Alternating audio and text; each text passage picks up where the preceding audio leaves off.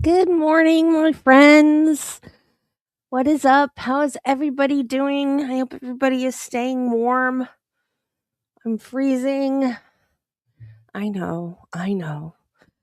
It's not cold in Florida. It's cold to Floridians.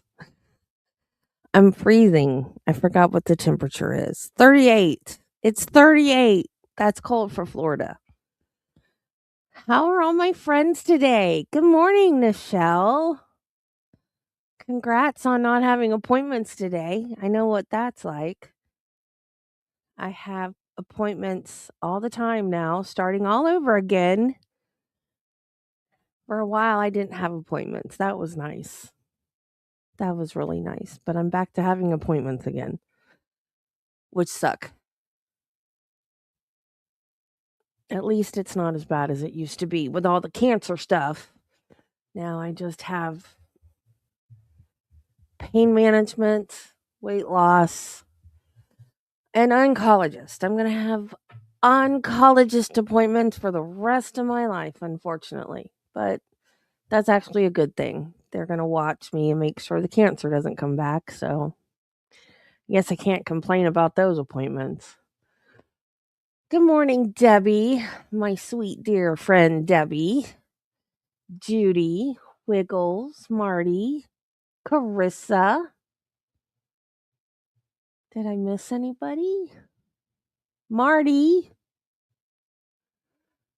We are starting the Depp v. Heard defamation civil trial today.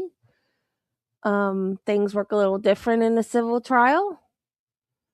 Johnny Depp is the plaintiff rather than the state. And why am I frozen? Oh, I'm unfrozen. Okay. Amber Heard is the defendant. However, she is countersuing him. He sued for 50 million, she sued for 100 million. Depp v. Heard was a trial held in Fairfax County, Virginia from 4/11 to 6/1/2022 that ruled on allegations of defamation between formerly married American actors Johnny Depp and Amber Heard. Depp filed a complaint of defamation against defendant Amber Heard claiming 50 million in damages. Heard filed counter claims against Depp claiming 100 million in damages. Now, if you've seen this before,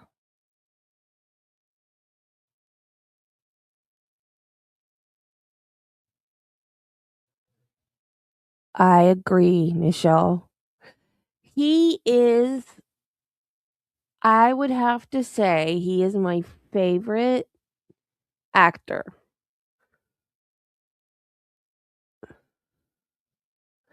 Oh, Deb, I didn't know that. Yeah, I have a type of cancer that is not curable. It could come back at any time, so I have to keep going for the rest of my life. Yeah, it's not fun, but I mean, it's like I don't mind going. I know I have to go because I don't want it to come back, and that's, my first line of defense. So if you've seen this trial before, you probably have an opinion. Um I know there are people out there that still believe Amber Heard. I do not. I did believe her at first, and I was saying, Johnny Depp is so stupid. He lost everything just because he hit his wife. And then my stepdaughters were like, he didn't hit her. She got her friends to lie. Hey, Tricia.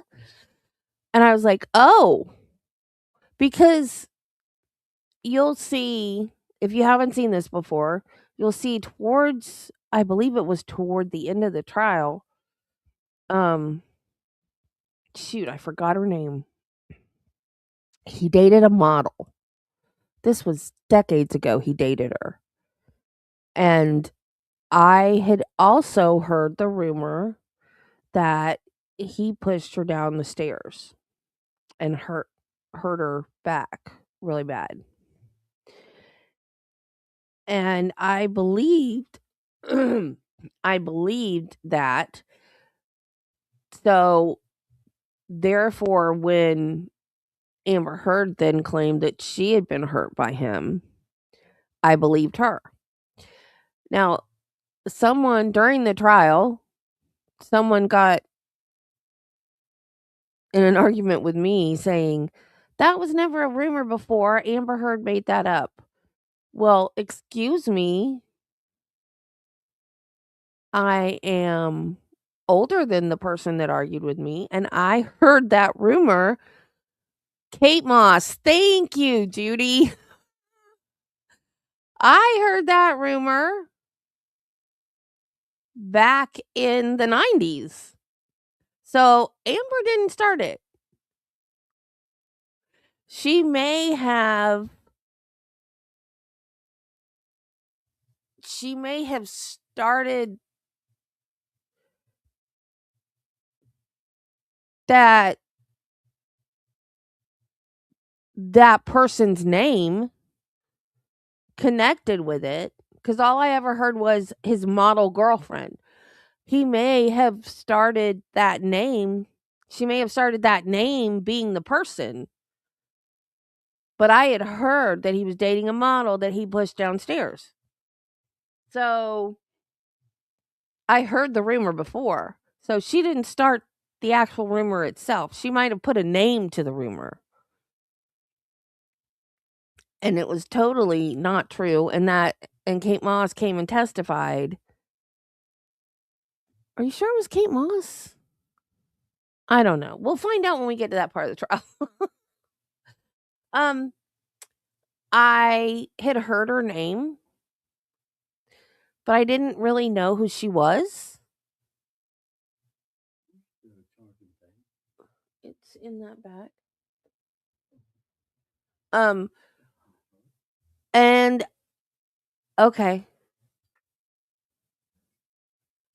I'm seeing young Kate Moss in my head, and it's not matching up with the Kate Moss I saw during the trial. So that's why. I'm having a brain fart. Can't match up the two images in my head right now. Anyway, so Travis derailed my train of thought. So I watched Aquaman, didn't even realize that was her. And then when they started talking about Aquaman during the trial, I was like, she was an Aquaman? And so then when I watched it again, then of course I realized it was her, and it irked me the entire movie. There is no chemistry whatsoever between her and Jason Momoa. Absolutely none. And I was just like, why did they cast her for this? Did they cast her for this because of Johnny? Like, which he claimed that's why she got the job. And throughout the whole trial, there was all these rumors about Aquaman 2. Is she going to be in it or not? They need to completely cut her out of Aquaman 2. Johnny lost 2 big jobs because of her allegations against him. And it's a good movie, Debbie. It's just that she shouldn't have been in it. They should have got somebody else. So in Aquaman 2, they kept saying, "Oh, they're going to kill her off. She's going to have their baby and then die during childbirth. That's all she's going to be in it." Which was a total lie, because she was in it. She still says that they cut her part back because she wasn't in it as much. But she was in it quite a bit. Although it wasn't as bad. Her part was not as bad as it was in the first movie, because she was in the first movie more. But there's still no chemistry between her and Jason Momoa. There's a scene where they're in their bedroom together, and I mean, they're not doing anything. Like, she's packing, I think, for something, and he's just sitting on the bed. it's like they're strangers. It's like there's no chemistry at all between the two of them, and they really should have cast a different person for her role, but I don't know. There she just doesn't. It's almost like herself. Like she doesn't act. It's just like she's herself. I can't even she's a bad actress. And stupid on the stand, she's like, everybody keeps saying that I'm such a bad actress, but everybody's accusing me of acting on the stand, that I'm giving the performance of my life. So which is it? Am I a bad actress or not? You're stupid is what you are. That's the whole point. That's why we're saying you're a bad actress, because you're acting on the stand and we're seeing right through it. Stupid. I was going to try to find some of the memes and stuff, but I don't know. I mean, I know the internet is forever, but this was what, like 4 years ago? So I don't know if I can find them all. I did find the TikTok of the Milani makeup palette thing. So that's an opening statement. So I might play that one for you guys. And I'm going to, excuse me, I'm going to try to find some of the other ones. I think some of them got taken down. But see, I don't do TikTok. A lot of them were TikToks that made their way over to YouTube.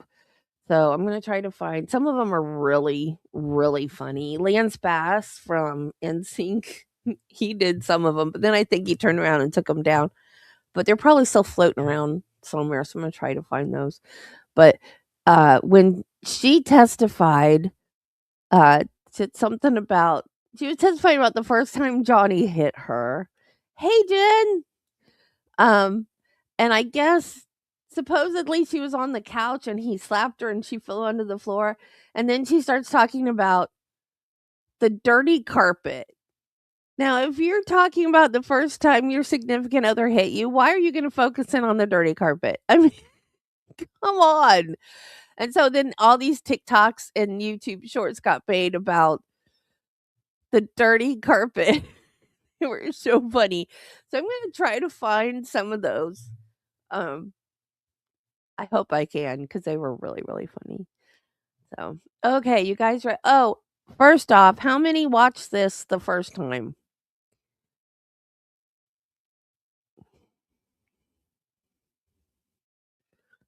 Yeah, I think Marty's lurking too. It's fine. He can lurk all he wants. Anybody can lurk. Anybody can lurk. I love my lurkers and my replay crew too. Yes, this is the trial that catapulted Law and Lumber. I'm a little jealous, I gotta say. he Oh, you didn't watch the whole thing?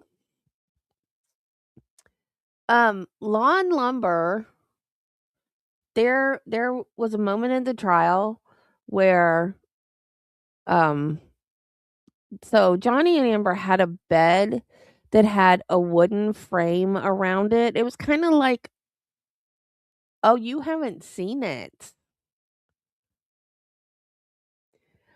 Oh, I should have worn my Johnny Depp shirt today. I'll have to wear it tomorrow if I can find it. Um I have a shirt with Johnny Depp on it, the way he was dressed for trial in the nice suit with his hair pulled back, and it has, like, all the funny things he said during the he was hilarious. Um, now I forgot what I was talking about.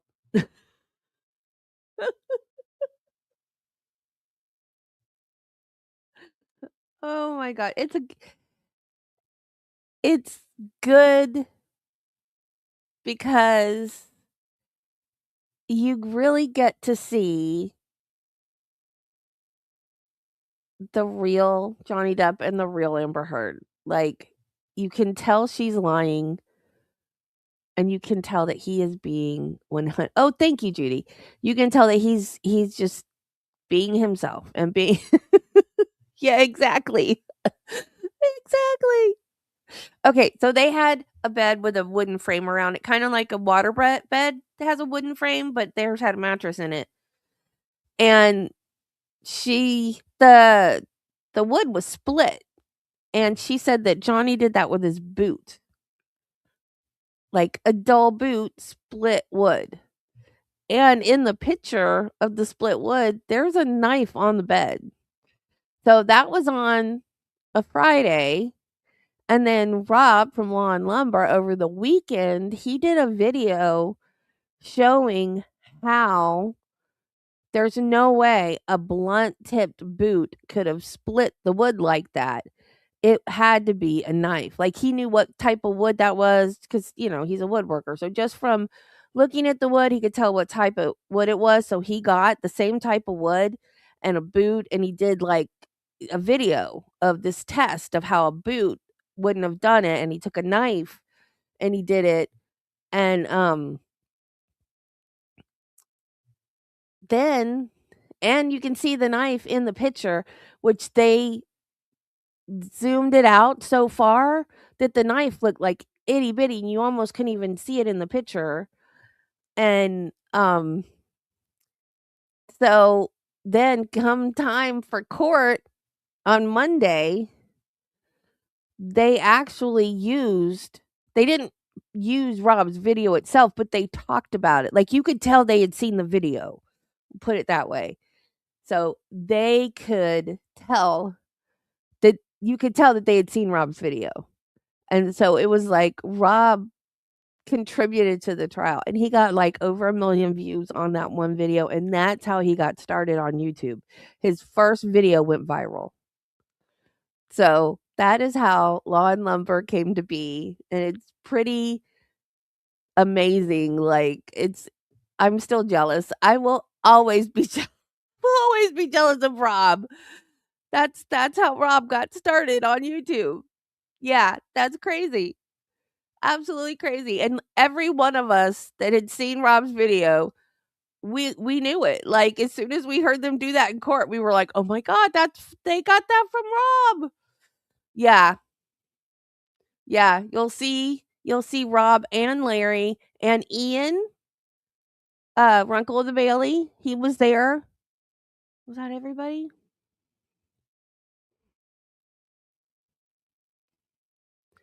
I used to have a waterbed. It kept bringing leaks though, so finally I had to get rid of it and get a regular bed. Um,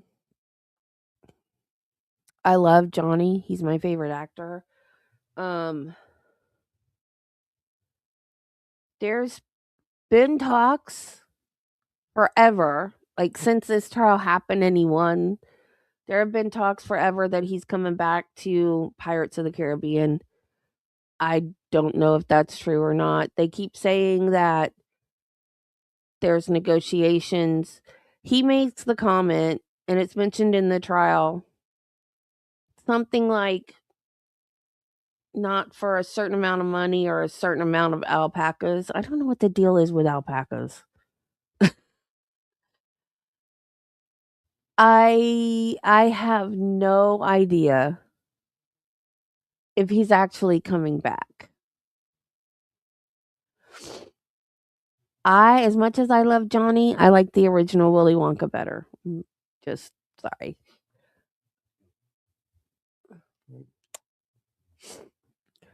So, but yeah, he's my favorite. I love Johnny.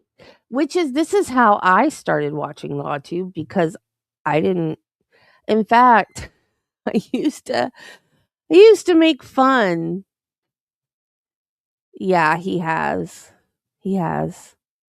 He was in one movie that was, I think it was done in France, and he got a standing ovation at a film festival or something. And Mads Mikkelsen, however you say his name, the guy that took his place in the Fantastic Beasts movie series, um, he was there, and I took a screenshot of the picture of them hugging each other. because I just thought that was so cool. Because Johnny's an amazing person. Like, um, there's no hard feelings at all between him and the guy that took his place. Like it's just the job. He's just an actor with an ego would have like held a grudge against him. But not Johnny. He's just like so. And that movie, the first two Fantastic Beasts with Johnny did really good, and there were supposed to be 5 movies total, and then the 3rd one without Johnny tanked. So, I guess we don't get the next 2 movies. But and another thing that pissed me off about that, Ezra Miller, the little butthead that plays the Flash, that kidnapped that girl and has stolen stuff and home invasions and all kinds of crap. He was in the Fantastic Beast movies too. And Johnny Depp is only in the first one towards the very end. He's got a lot of airtime in the second movie. And Ezra Miller was pissed off because he was brought back for the second movie and no one consulted the rest of the cast. He wasn't consulted about whether they wanted Johnny Depp back or not. Like, he's got room to complain about anybody being brought back. He's a little thief and whatever else, kidnapper, and ugh.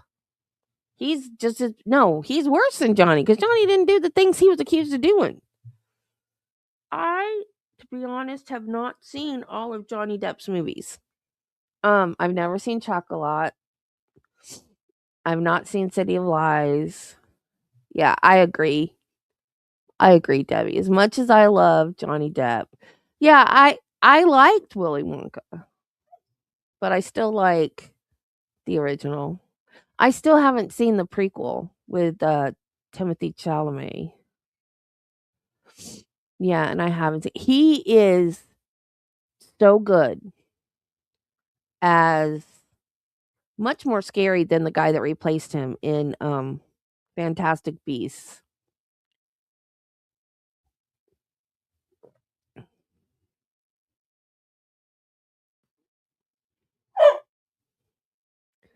Yeah, I haven't seen that one either, and I don't want to because that's the one that started all the crap.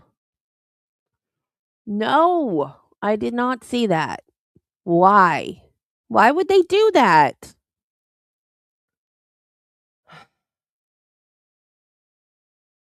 Great. That sucks.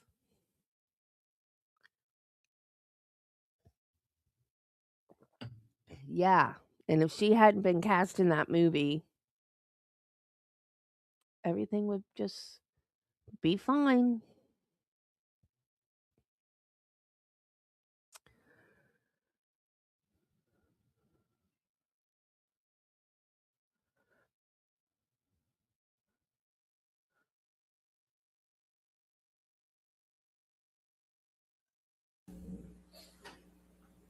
You can sit down. What?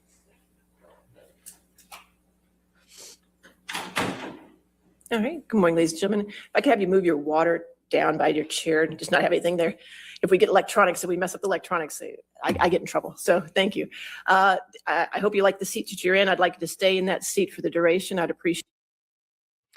My favorite Johnny Depp movie is an adaptation of a Stephen King story, and it's called Secret Window. It's I can't even tell you about it. It'll give it away. But just see it. It's good. And the one movie of his where he played a bad guy, I started watching and he was so bad I couldn't finish it. It was The Libertine, I think was the name of it. But yeah, he plays a good bad guy. Very convincing. Very good bad guy.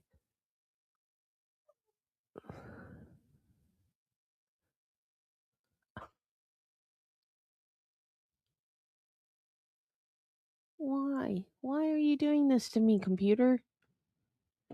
Stop doing that. Ugh. Crap. My windows got separated again. I hate when that happens. Appreciate it. I hope you had a good evening. All right. Thank you. And thank you for being punctual today. I appreciate it. You can have a seat. Johnny All right. Depp. Are we ready with opening statements? Yes, Ron. All right. Go ahead, sir. Johnny Depp plays himself in this.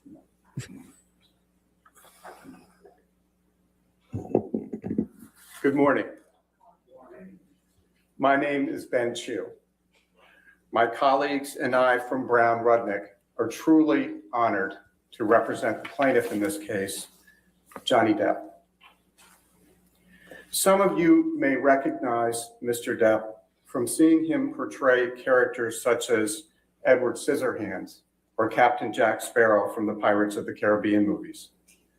For nearly 30 years, Mr. Depp built a reputation as one of the most talented actors in Hollywood, a respected artist whose name was associated with success at the box office. Today, his name is associated with a lie, a false statement uttered by his former wife, the defendant Amber Heard, that falsely cast Mr. Depp, falsely and unfairly cast Mr. Depp as a villain, a man who would violently abuse a woman. This is a defamation case. It's a case about how devastating words can be when they are false and uttered publicly. Under the law, a person who makes a false statement about someone else can be held responsible for the harm that results from that falsehood. That's because words matter. They paint a picture in our mind based on what we have experienced and what we know, or what we think we know. And because of that, words can evoke strong emotions in the listener and cause irreparable harm to a person's reputation. And when, like Mr. Depp, your career depends upon your image and your reputation, or whether movie producers want their films associated with you, that harm can be particularly devastating. This is a case about the impact of Amber Heard's words on Johnny Depp, specifically the words that she used in an op-ed published in the Washington Post in December 2018, which is shown on the screens. And the op-ed was published, and this is no accident, the evidence will show, on the eve of her first major acting role in the movie Aquaman. The evidence will show that's no coincidence. The evidence will show the words that Ms. Heard used, which are the subject of Mr. Depp's defamation suit against her. And there are three statements that we respectfully ask each of you to focus on. Statement number one, quote, Amber was also in Zombieland. Did you guys see Zombieland? So near the beginning of the movie, I forgot his name. The younger guy. He was in his apartment and he had like a hot neighbor that he had a crush on, and she came over to his apartment and she turned into a zombie and he had to kill her. That's Amber Heard. So she's only in the movie for a few seconds and she turned into a zombie and he killed her. I don't know. I have no idea what she did. Oh, she also killed one of her friends in a drunk driving accident when she was a teenager.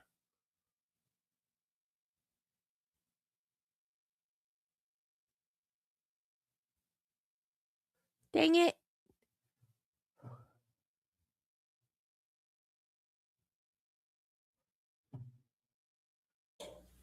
I spoke up against sexual violence and faced our culture's wrath.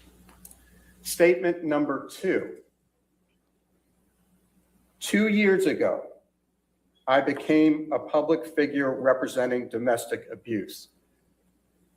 And I want to repeat that because you're going to hear that throughout the case, because the timing here is critical. 2 years ago, I became a public figure representing domestic abuse. Statement number 3, quote, I had the rare vantage point of seeing in real time how institutions protect men accused of abuse, unquote. Ms. Heard did not use Mr. Depp's name in the op-ed. She didn't have to. She didn't have to because the evidence will show that everyone in Hollywood, where Mr. Depp and Ms. Heard both have their careers, and many others outside Hollywood, knew exactly what she was talking about when she used the word 2 years ago. I became a public figure representing domestic abuse. That's because, as the evidence will show, and you will hear, 2 years earlier, on May 27th, 2016, Ms. Heard had publicly accused Johnny Depp, her husband at the time, of domestic abuse. You will learn during the trial that Ms. Heard's actions were prompted by Mr. Depp's request for a divorce. He wanted out, which drove her to make up a story that was, at first, designed to keep him. And then, when he made it clear that finally, after all he had endured, he was done, was designed to recast herself as an abuse survivor, with Mr. Depp as the alleged abuser.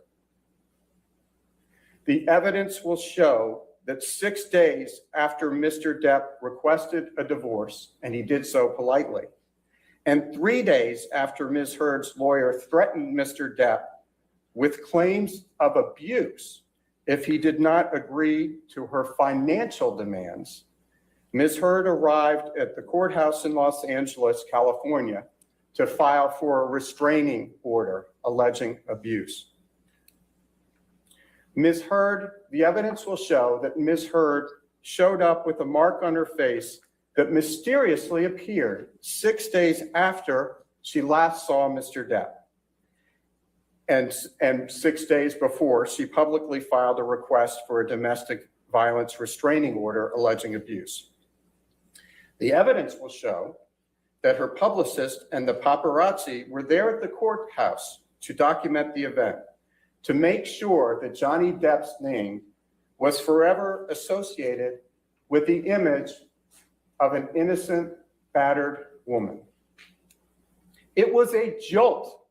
It was a shocking story, splashed across front pages across the country. No one had ever, in 5 decades, accused Johnny Depp of being violent with a woman. No one had ever accused Mr. Depp of being violent with a woman. He had been in other long-term relationships. He had children. Objection, Your Honor. Excuse me. May we approach?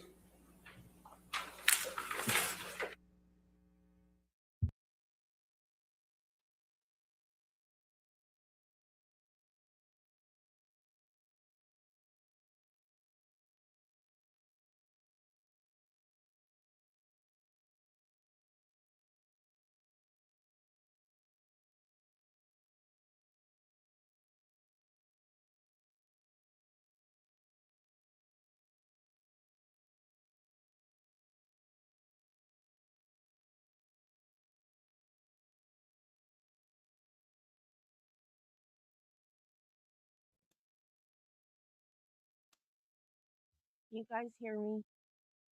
It just said my mic was unplugged, but it wasn't unplugged.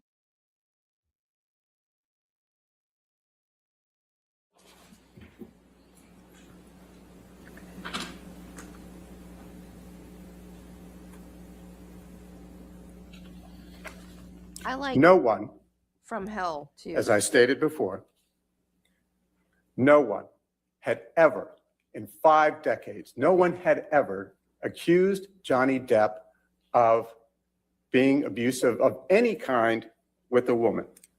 That's why it was such a jolt. He had been in other long-term relationships, as I said. He had 2 children. And no one had even suggested ever that he was capable of something like this. By choosing to lie about her husband for her own personal benefit, Amber Heard forever changed Mr. Depp's life and reputation. And you will hear him tell you the dreadful impact that it has had on his life. The evidence you will hear at this trial contradicts the story Ms. Heard presented to the world in May 2016 and again in December 2018. The evidence will show that the last time Mr. Depp and Ms. Heard saw each other before Ms. Heard showed up in court on May 27th, 2016, was May 21st. And that's a very important date. And I will ask you, please, to remember that through the trial.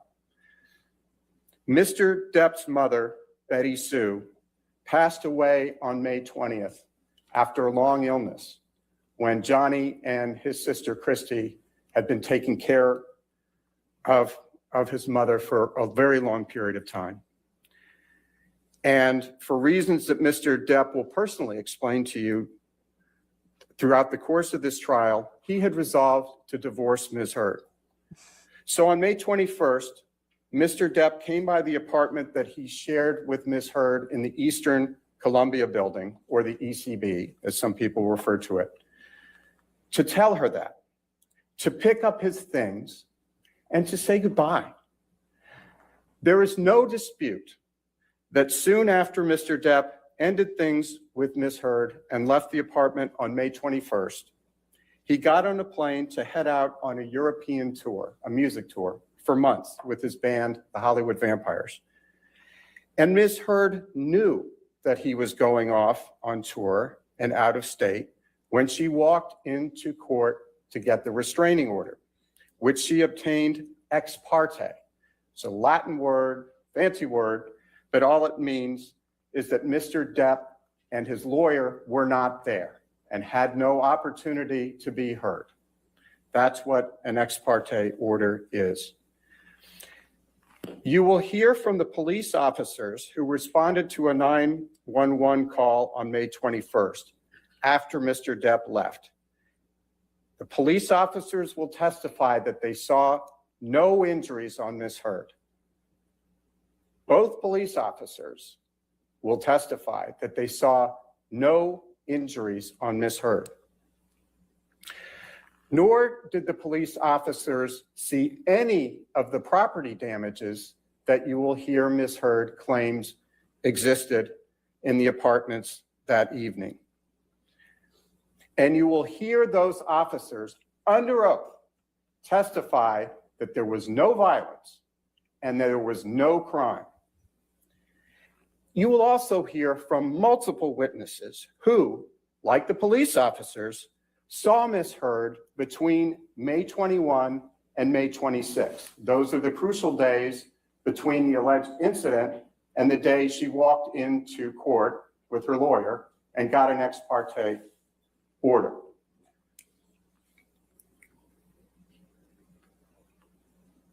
And those witnesses will testify that they saw her without any marks, any signs of injury on her face.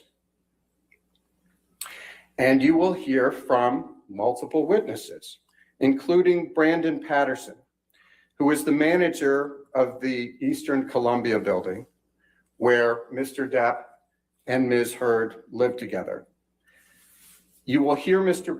Patterson say that he saw, and others will say as well, that they saw a surveillance video from the week of May 21st that showed Ms. Heard's sister, Whitney, throw a fake punch at Ms. Heard's face.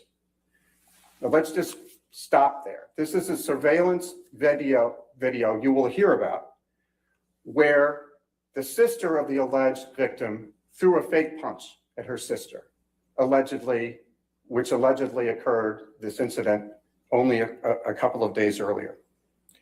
Ms. Heard acting out being punched, responding to the fake punch, and the two laughing about it.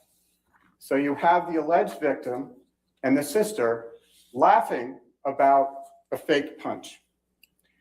And you will have to decide for yourself, or we ask that you please decide for yourself, would anyone ever joke about that if there had been actual abuse? Much less ask yourself, would a sister ever joke with an alleged victim about being punched by her husband? Of course, none of this contradicting evidence was publicly available when Ms. Heard walked into court on May 27th and got her restraining order. Instead, as you can imagine, the media storm was instantaneous. You will hear about and see some of that media coverage, which published pictures of Ms. Heard walking into court and other pictures supposedly showing injuries supposedly caused by Mr. Depp, a man who had never been accused of abuse of a woman. The evidence will show that Mr. Depp and Ms. Heard eventually settled their divorce out of court.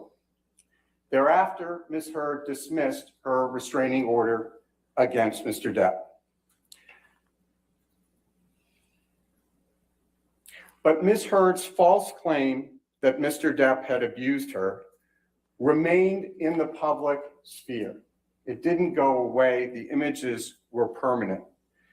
And the evidence will show that 2 years later, which is why we're pointing to that reference in the op-ed, in the wake of the Me Too movement, and just before the release of Ms. Heard's role in the movie Aquaman, Ms. Heard chose to remind the world about the festering allegations, this time under the banner of a international newspaper, the Washington Post. In the op-ed, in her op-ed, Ms. Heard again painted herself as the innocent victim of abuse, but this time with a wider audience primed to take action against industry powerhouses accused of abuse. The evidence will show that the clear implication in Ms. Heard's op-ed that you have in front of you was that she was the victim of domestic abuse perpetrated by Mr. Depp.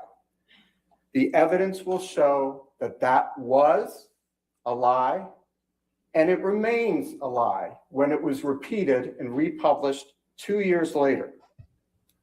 Hollywood studios don't want to deal with the public backlash from hiring someone accused of abuse, even someone with the incredible body of work and record that Mr. Depp can be proud of. A false allegation can devastate a career. And it can devastate a family. And the evidence will show that Ms. Heard's false allegations had a significant impact on Mr. Depp's family and his ability to work in the profession he loved and loved to bring joy to everyone. Ultimately, this trial is about clearing Mr. Depp's name of a terrible and false allegation. We ask you in the next several weeks to please carefully consider the evidence, assess the reliability and credibility of that evidence, and to make your own determination about what actually happened between Mr. Depp and Ms. Heard. And to tell you more about that, I am going to turn it over to my colleague, Camille Vasquez, who you had the pleasure of meeting yesterday. Thank you all for your attention. Ms. Vasquez.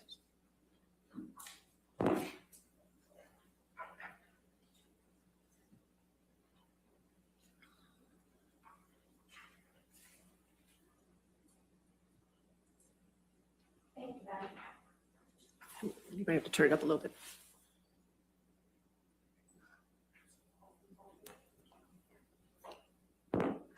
Some of her hairstyles during this trial is just like, oh my God, why did she do her hair that way? Honor, may I approach? Sure. There we go. Just heard myself. Thank you. Thank you, Ben. And good morning. Morning. Over the course of this trial, you're going to have an opportunity to get to know Johnny Depp. Not the characters he's portrayed, but the man himself. You will hear from Mr. Depp directly, but you will also hear from his friends, his family, and employees. You will hear from people who have known him for decades. They have seen him at his best, and they have seen him at his worst. And they will tell you, each of them, that he is a kind soul who has never and would never raise a hand to a woman.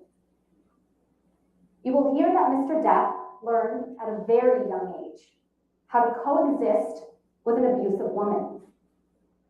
You will learn from Mr. Depp's sister, Christy, and from Mr. Depp that their mother, Betty Sue, lived in a constant state of anger that would boil over daily in vicious words and violence directed at her husband and their children. And you will hear how Mr. Depp, who had the personality of his father, coped with that abuse in the same way his father did. He just took it. The evidence will show that Mr. Depp learned that the best way to deal with violence was to leave, to get away from it. Give her time to cool down. But he never turned his back on his mother. Mr. Depp loved his mother, and he cared for her until the day she died. You will hear how Mr. Depp came to Los Angeles as a teenager. He first planned to be a musician, then became an actor, and eventually, thanks to his talent, his dedication, and a lot of hard work, grew into one of the biggest movie stars in the world. He had relationships with major figures in Hollywood and elsewhere, like Winona Ryder, Kate Moss. And before he met Amber Heard, he was with the same woman, Vanessa Paradis, for 14 years. He had 2 children with her. And even though he was a megastar, they had a quiet Carla? domestic life. In fact, you'll hear, as Mr. Chu already told you, that in Mr. Depp's 58 years, not a single woman has ever accused him of violence. And nobody in Hollywood or the world had any reason to believe he was an abuser until Ms. Heard publicly accused him in 2016. You're also going to hear evidence about Ms. Heard. You're going to learn that she's a profoundly troubled person who manipulates the people around her just like she manipulated Mr. Depp. Ms. Heard came to Los Angeles and sought a career in acting after Mr. Depp was well established as a movie star. Mr. Depp and Ms. Heard first met in 2009 on the set of the film The Rum Diaries. There was a significant age difference between them, and at first he avoided her advances, but she pursued him. She wooed him. The evidence will show that Ms. Heard went to great lengths to win him over by playing the doting girlfriend, and it worked. He fell head over heels in love with her. Those who watched this relationship develop saw red flags all over the place. You will hear from them in this trial. And over time, the real Ms. Heard began to emerge. She would berate him, scream at him. He would try to appease her, and sometimes, just sometimes, things would get better. But it would always happen again. The evidence will show that Mr. Depp started coping with Ms. Heard in the same way he did as a child. He would try to get away, avoid the conflict. But his trying to leave enraged Ms. Heard.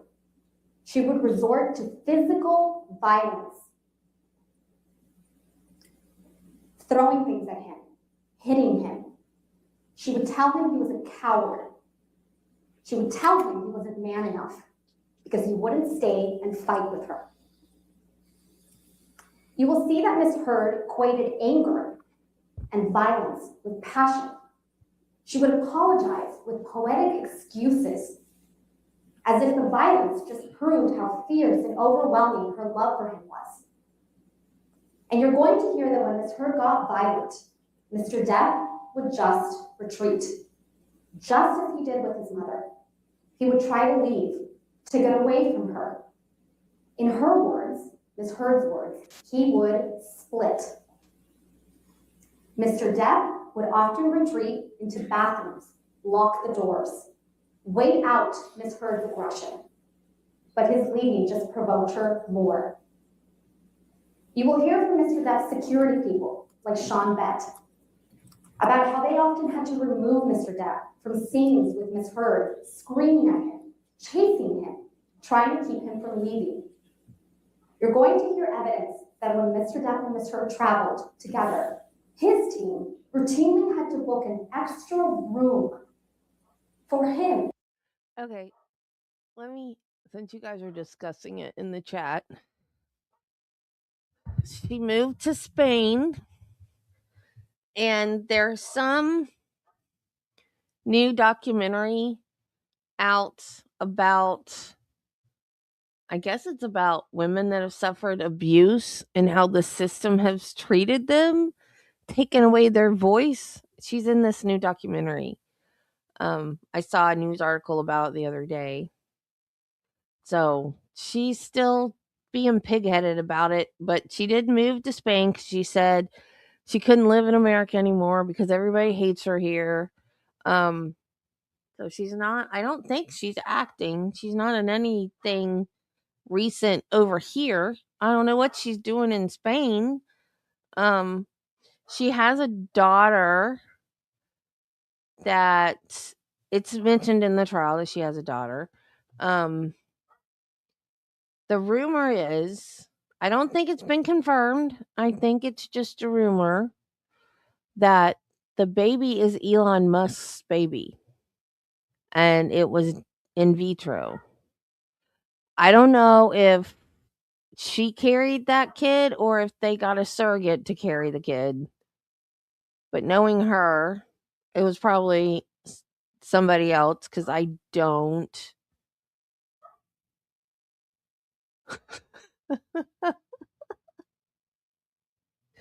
I know, right? We don't need you over here. Go away. Yeah, so I don't know, but knowing her, she probably wouldn't want to go through all that. So she probably hired a surrogate. I don't know.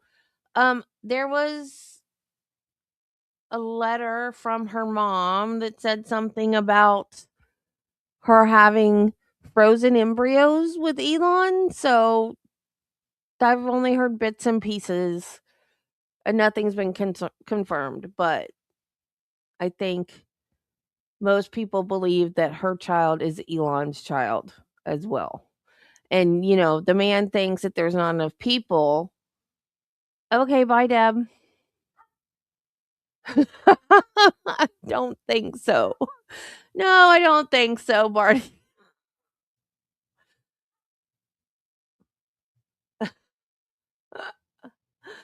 Yeah, I don't know if like he claims the kid or not. Like I don't know. I don't know if it's supposed to be a secret or if he's in her life or what. I don't know. But they did have an affair. And I can't remember if that's mentioned in the trial or not. He was supposed to testify, but he didn't. Who was the other guy? He's mentioned in the trial too.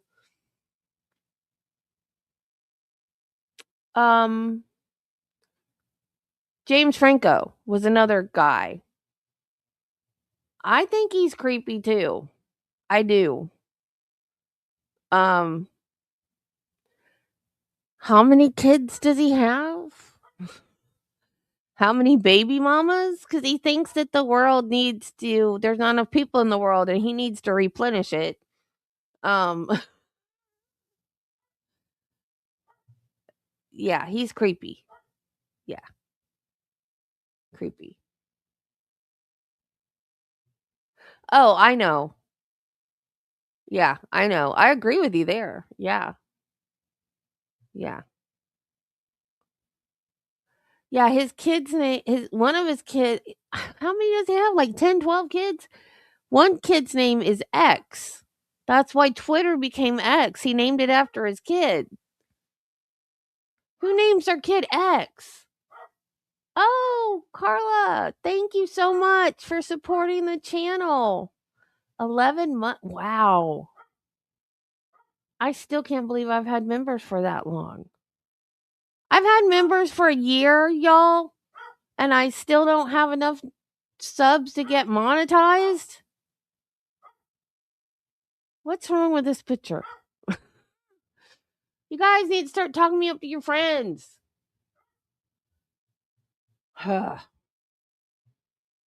Well, I know that you guys love me. That's enough. I guess that's enough.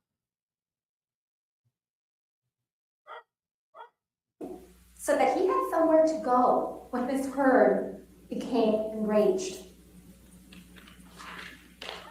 You'll hear from other witnesses, including Mr. Depp and Miss Heard's marriage counselor. Her name is Dr. Laurel Anderson, who perceived Miss Heard as the aggressor in the relationship. Miss Heard as the aggressor in the relationship. I am. Until recently, I got sick. Try to keep him from leaving. You'll hear from medical professionals who were with Mr. Depp and Miss Heard, often on a daily basis, for years, including their doctor, David Kipper, and Miss Heard's personal nurse, her personal assigned nurse, Erin Barem Filati, who did not see any signs of injuries that Miss Heard later testified to in graphic detail. Ms. Heard wants you to ignore the testimony of these medical professionals who saw her in real time, just as she wants you to ignore the testimony of the police officers who testified under oath who saw her on May 21st, 2016, without any injuries. But it is up to you, ladies and gentlemen of this jury, to judge the credibility of these witnesses and that of Ms. Heard. In this trial, Ms. Heard will undoubtedly present photos that supposedly show injuries she sustained as a result of the claimed abuse by Mr. Depp. Here's what you should keep in mind when you see these photographs. First, the evidence and expert testimony from a forensic pathologist, a doctor, will show that the injuries reflected in these photographs are not consistent with the brutal allegations of abuse Ms. Heard has alleged. Second, there are multiple witnesses, including medical professionals and police officers, who will testify that they did not observe the injuries supposedly reflected in these photographs. And you may be wondering, how can that be? Well, you will hear expert testimony that none of these photographs are the originals, not one. And many are stored in an editing program. So they could have been manipulated and cannot be confirmed as authentic. Importantly, you will not see a single photograph of the vast majority of the abuse alleged by Ms. Heard, not one. And there is not a single photograph or video showing Mr. Depp becoming physically violent towards Ms. Heard.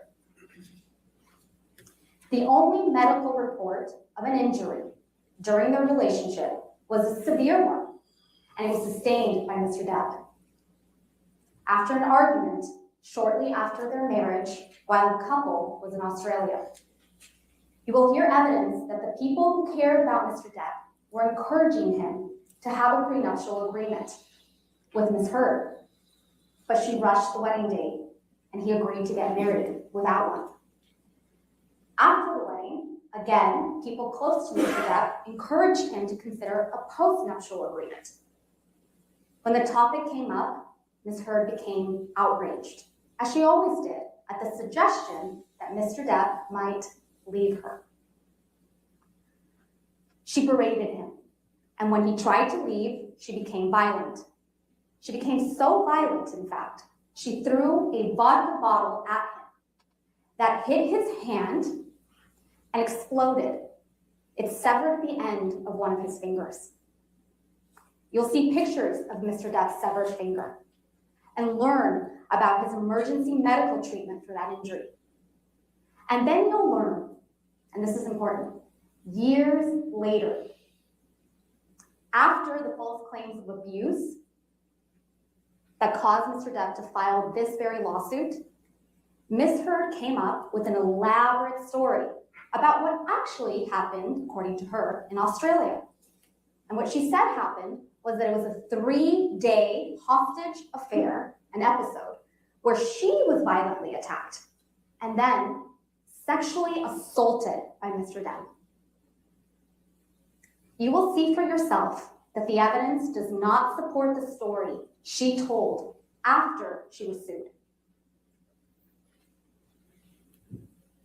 You will learn that there came a time when Mr. Depp was done, and you'll learn from him, and he will tell you why.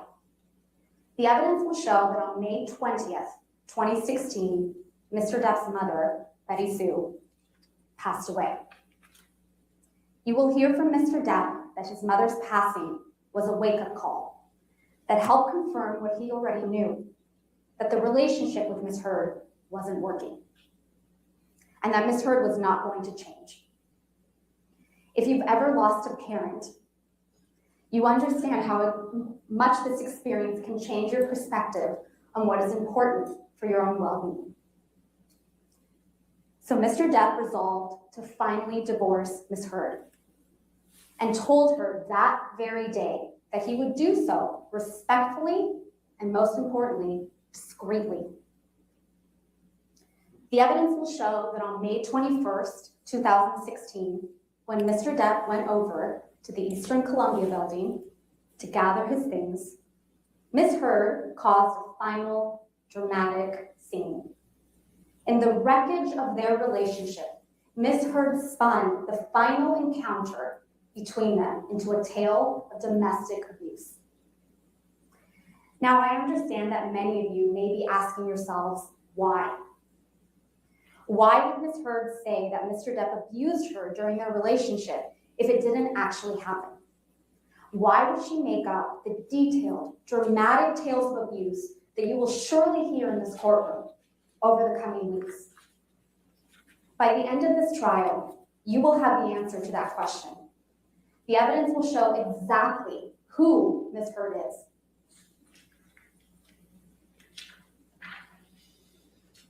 You will hear from Mr. Depp and other witnesses, including their marriage counselor, Dr. Laurel Anderson, that Ms. Heard would go to great lengths and even resort to physical violence to stop Mr. Depp from leaving her. But once Mr. Depp did leave, Ms. Heard tried to avoid public humiliation and present herself as a noble survivor and representative of the Me Too movement. You will hear evidence, including the testimony of Ms. Heard's former personal assistant, Kate James, that Ms. Heard is obsessed with her public image. It's her #1 priority. And you will see evidence that after she received a $7 million divorce settlement from Mr. Depp, Ms. Heard released a public statement claiming she wanted nothing from him and would donate the entire settlement to 2 charities: the Children's Hospital of Los Angeles in California and the American Civil Liberties Union, also known as the ACLU. But then she did not make the donations. Quite simply, Ms. Heard had publicly cast herself in the role of a domestic abuse survivor. There was no going back. When Mr. Depp finally stood up and fought for his good name in court by filing this lawsuit, Ms. Heard, because she couldn't back down, went all in. After this lawsuit was filed, and it's important, the timeline here, after this lawsuit was filed, Ms. Heard started making up more and more alleged incidents of abuse. And if you'll recall, ladies and gentlemen, the headline of the op-ed references sexual violence. But Ms. Heard had never made that accusation against Mr. Depp. It was never part of her allegations of abuse. So what changed? What changed between 2016 and 2018? We submit to you, and the evidence will show, when she realized the seriousness of what she had alleged, she panicked and she alleged sexual assault. Ms. Heard and her lawyers are going to tell you some truly horrific tales of abuse before this trial is over. But the horrific details are designed. They're designed to shock you and to overwhelm you. They are designed to be explosive. And they are designed to distract you from the evidence and, most importantly, from common sense. That tells you, the common sense and the evidence will tell you that it is all a lie. That none of this, not one single alleged incident of abuse, could have happened as Ms. Heard claims. Ms. Heard's pattern is consistent. She tells a lie, then covers up that lie with still more lies in a constantly changing, evolving, ever more dramatic story. You're going to hear a lot about Mr. Depp during this trial. Ms. Heard is going to tell you a lot of things about him. That he abused drugs and alcohol. That he used bad and offensive language. And it's true that Mr. Depp has had real struggles with substance abuse in his life.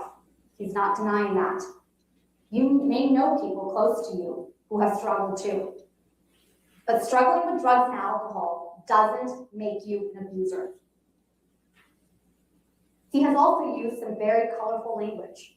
He uses words that I don't use, and you probably don't use. And he uses them frequently. Mr. Depp, like all of us, is not perfect, but he did not abuse Ms. Heard. All of this is just meant to distract you from what this case is about. This case is about what Ms. Heard said in her op-ed. The evidence will show that Ms. Heard painted a picture of herself as a heroic, innocent survivor of abuse by Mr. Depp, a beaten woman who finally stood up to her tormentor. The evidence will show that Ms. Heard used her allegations against Mr. Depp to raise her own profile and to advance her own career.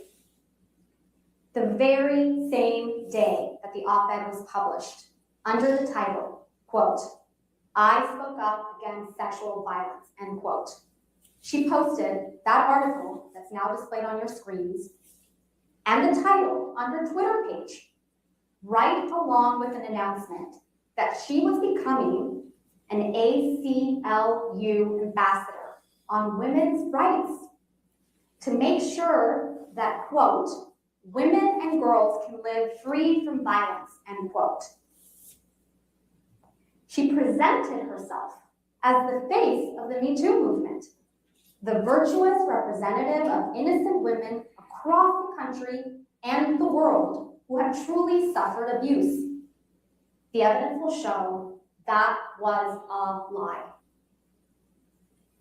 And the evidence will show that Ms. Heard portrayed Mr. Depp as a representative of abusers everywhere, the agent of her suffering, the villain in her heroic journey. That was a lie too. And more than just a lie, it was an act of cruelty. Mr. Depp will go to his grave knowing that whatever he does, there are people out there in this world who will always believe that he abused a woman. This is a case about what Ms. Heard said. It's also a case about what a man named Adam Waldman said. Adam Waldman is a lawyer who has worked for Mr. Depp. After again, the timeline, after Mr. Depp filed this case against her, Ms. Heard filed her own claim against Mr. Depp, which is also the subject of this trial.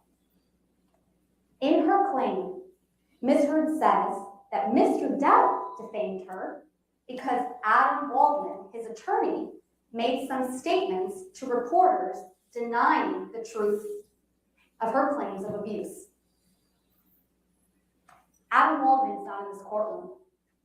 Ms. Heard chose not to name him in her claim. And I won't take up too much of your time with a discussion of her claim against Mr. Depp, except to say a few things. The evidence will show that those statements weren't even made by Mr. Depp. They were made by Adam Waldman. And Mr. Waldman, the evidence will show, is not under Mr. Depp's control. The statements were merely Mr. Waldman's opinions, made in justified defense of his client and friend, Mr. Depp. Mr. Waldman believed those statements. And finally, at the end of the day, Mr. Waldman's statements merely reflected the reality that we intend to prove in this trial, that Ms. Heard's portrayal of herself as a victim of domestic violence at the hands of Mr. Depp is a lie. Ms. Heard, as you know, is an actress. When she accused Mr. Depp of abuse and painted herself before the world as a representative of abuse victims everywhere, Ms. Heard took on the role of a lifetime. She can't back down. She has been living and breathing this lie for years now.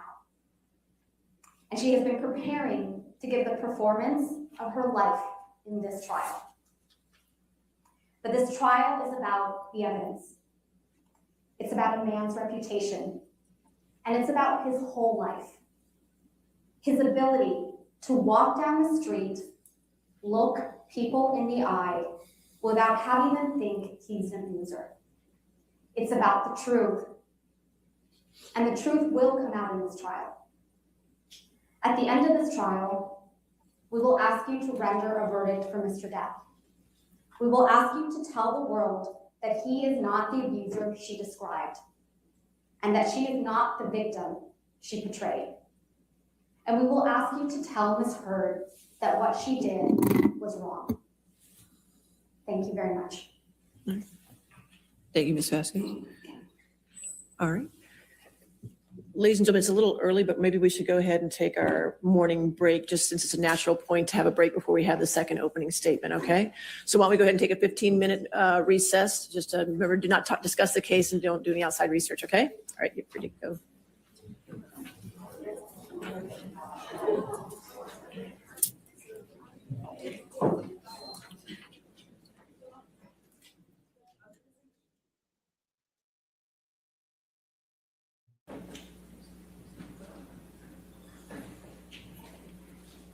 All right. Thank you. All right. Opening statements. Yes, ma'am. Mr. Rottenborn.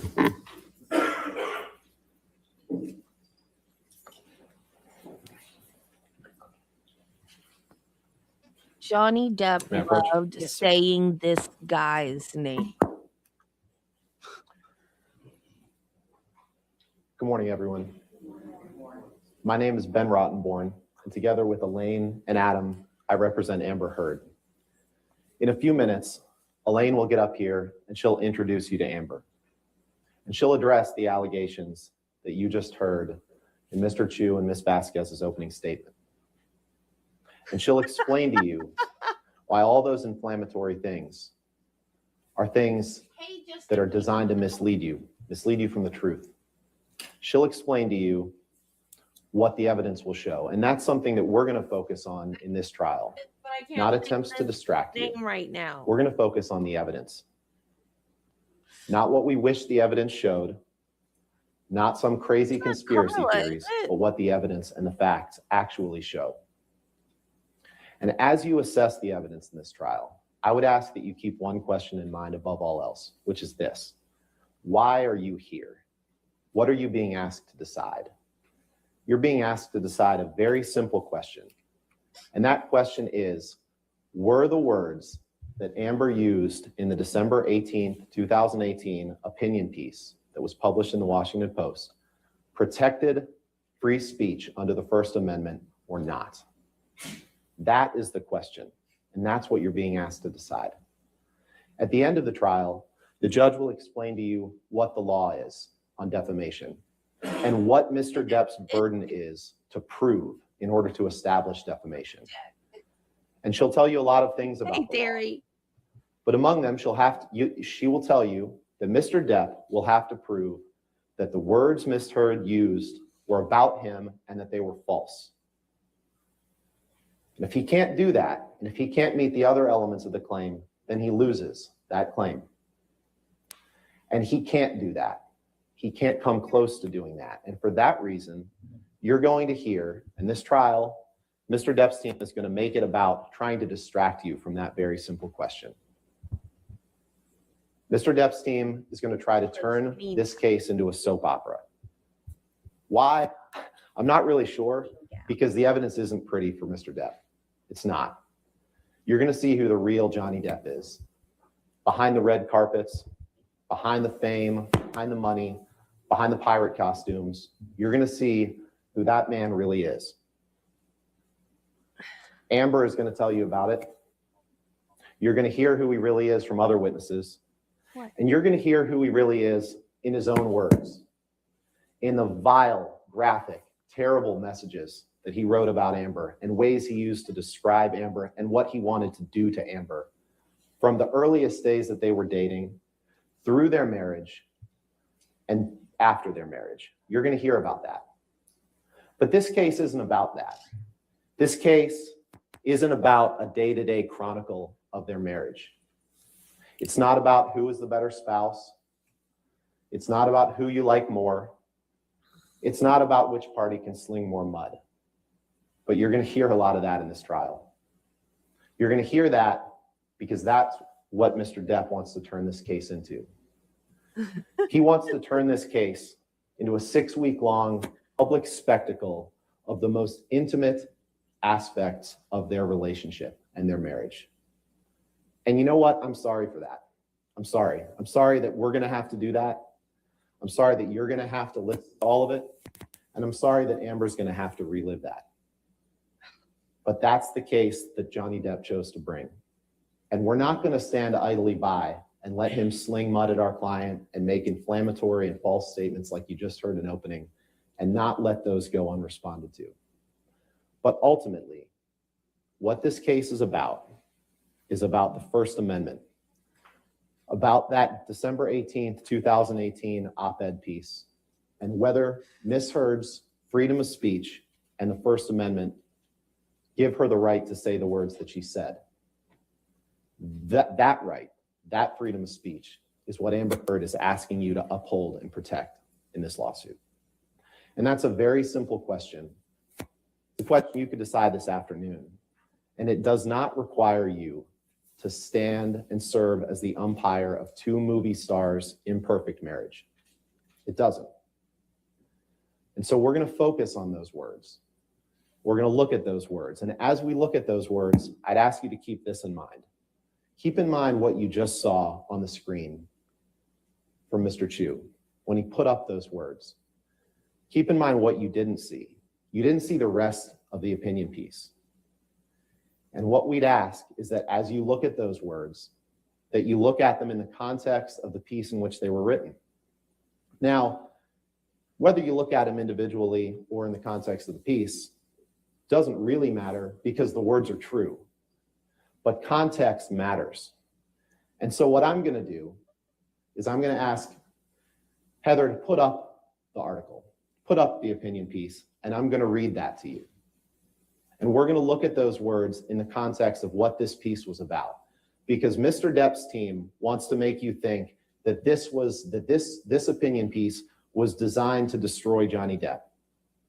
That this was designed to maliciously talk about him and their life together. And it wasn't. So let's take a moment to look at this. And I'm going to read it to you, and I'd ask that you follow along if you can. But either way, let's take a look at what the piece as a whole says.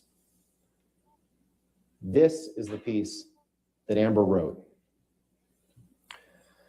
I was exposed to abuse at a very young age. I knew certain things early on without ever having to be told. I knew that men have the power, physically, socially, and financially, and that a lot of institutions support that arrangement. I knew this long before I had the words to articulate it, and I bet you learned it young too. Like many women, I had been harassed and sexually assaulted by the time I was of college age, but I kept quiet. I did not expect filing complaints to bring justice, and I didn't see myself as a victim. Then, 2 years ago, I became a public figure representing domestic abuse, and I felt the full force of our culture's wrath for women who speak out. Friends and advisors told me I would never again work as an actress, that I would be blacklisted. A movie I was attached to recast my role. I had just shot a 2-year campaign as the face of a global fashion brand, and the company dropped me. Questions arose as to whether I would be able to keep my role of Mira in the movies Justice League and Aquaman. I had the rare vantage point of seeing, real time, how institutions protect men accused of abuse. Imagine a powerful man as a ship, like the Titanic. That ship is a huge enterprise. When it strikes an iceberg, there are a lot of people on board desperate to patch up holes, not because they believe in or even care about the ship, but because their own fates depend on the enterprise. In recent years, the Me Too movement has taught us about how power like this works, not just in Hollywood, but in all kinds of institutions, workplaces, places of worship, or simply in particular communities. In every walk of life, women are confronting these men who are buoyed by social, economic, and cultural power, and these institutions are beginning to change. We are in a transformative political moment. The president of our country has been accused by more than a dozen women of sexual misconduct, including assault and harassment. Outrage over his statements and behavior has energized a female-led opposition. Me Too started a conversation about just how profoundly sexual violence affects women in every area of our lives. And last month, more women were elected to Congress than ever in our history, with a mandate to take women's issues seriously. Women's rage and determination to end sexual violence are turning into a political force. We have an opening now to bolster and build institutions protective of women. For starters, Congress can reauthorize and strengthen the Violence Against Women Act. First passed in 1994, the act is one of the most effective pieces of legislation enacted to fight domestic violence and sexual assault. It creates support systems for people who report abuse and provides funding for rape crisis centers, legal assistance programs, and other critical services. It improves responses by law enforcement, and it prohibits discrimination against LGBTQ survivors.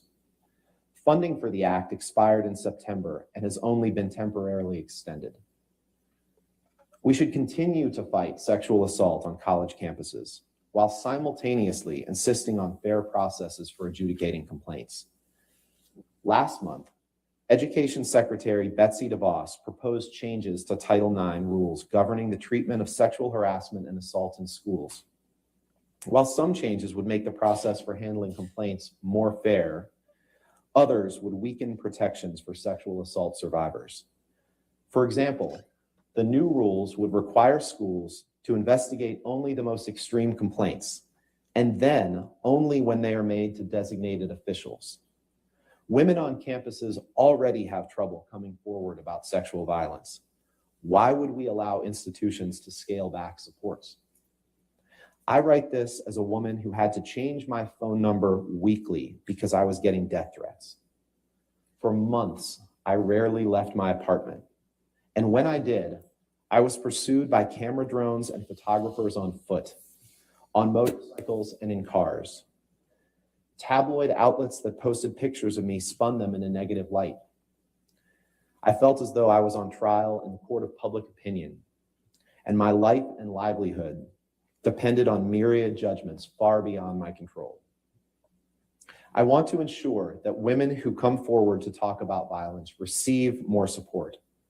We are electing representatives who know how deeply we care about these issues. We can work together to demand changes to laws and rules and social norms and to right the imbalances that have shaped our lives. Hey, Matthew. I know that was a lot, but that is the central issue in this case. Are those words that Amber wrote, are those protected by the First Amendment? And the answer is very clearly yes. So let's talk about that article for a minute. First of all, the article doesn't mention Depp by name. It never once contains his name in that article. It is not about Amber's relationship with Mr. Depp. There are no details of any abuse in that article. The article is about proposed legislation and strengthening of government laws and policies designed to protect abuse victims and people who report abuse. That's what the article's about. And it was written in the midst of a social movement in which the American Civil Liberties Union, the ACLU, asked Amber to use her platform to speak on these important issues. And that's what she did. To do so, she drew on her experiences as someone who had reported domestic abuse. And there's no question, there is no dispute that she did in fact report domestic abuse in 2016. Depp's side admits that. She talked about her negative personal experiences and her reactions and opinions after being someone in Hollywood who reported abuse and the consequences that flowed from that. She talked about what she experienced in the days and months following reporting that abuse. That's what the article is about. The article isn't about Johnny Depp. The article is about the social change for which she is advocating and that the First Amendment protects. And so I hope you remember, as this case goes on, that you saw from Mr. Chu only the 3 statements in isolation, because they want you to forget that. They don't want you to pay attention to what the article is about. Now, if it had been Amber's intention to use this article to detail the abuse that she suffered and that you'll hear about over the course of this trial, believe me, the article would have looked very, very different. She could fill a book with those details. She probably would have started out by calling out Mr. Depp by name. She probably wouldn't have published it in the Washington Post. She would have described in great detail the man who has described himself, the violent side of himself, as the monster. That's what she would have done. The monster. She would have told you about the monster. But she didn't. That wasn't the point of this article. And she was careful to avoid that, even having her lawyer review the article to make sure that it was okay. And she relied on that lawyer's advice, and you'll hear testimony on that during the trial. But because Johnny Depp brought this case and asked for it, all of that is going to come out. Just know that Amber Heard never wanted to unearth for the public who the real Johnny Depp is. But that's going to come out over the course of this trial. I'd like you to also take into consideration who isn't here today. You don't see the Washington Post sitting here as a defendant in this courtroom. Depp didn't sue the Washington Post. He had no interest in doing that. He only sued Amber. He could have sued the Washington Post. They published the article, but he didn't. And he chose to bring Amber to court here in Virginia, where she has no ties, has never lived, he's never lived, where they never spent any time, because he wanted to make her life hard. He wanted to ruin her life. He wanted to destroy her. That's what he did. And I wish I could say that that's surprising. It's certainly disturbing, but it's not surprising, because the evidence will show that for years, all Mr. Depp has wanted to do is humiliate Amber, to haunt her, to wreck her career. That's what the evidence will show in his words. That's what he wanted. But he made a mistake bringing this case in Virginia, because you're the people who are going to hear this case, a qualified, prepared jury who respects the First Amendment. And with that, even though we've looked at the article as a whole, I'd like to spend a few minutes looking at the individual statements that were made, just as Depp's side showed you, because I think it's important to do that as well. Can we pull up slide 1, please?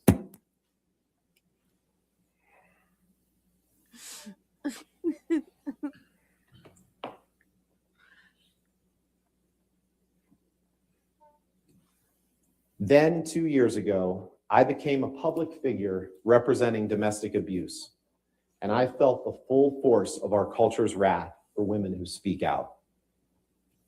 There's absolutely nothing false about that statement. First of all, the evidence will show that Amber did suffer domestic abuse at the hands of Johnny Depp. And it took many forms. Physical, sure, but also emotional, verbal, psychological abuse.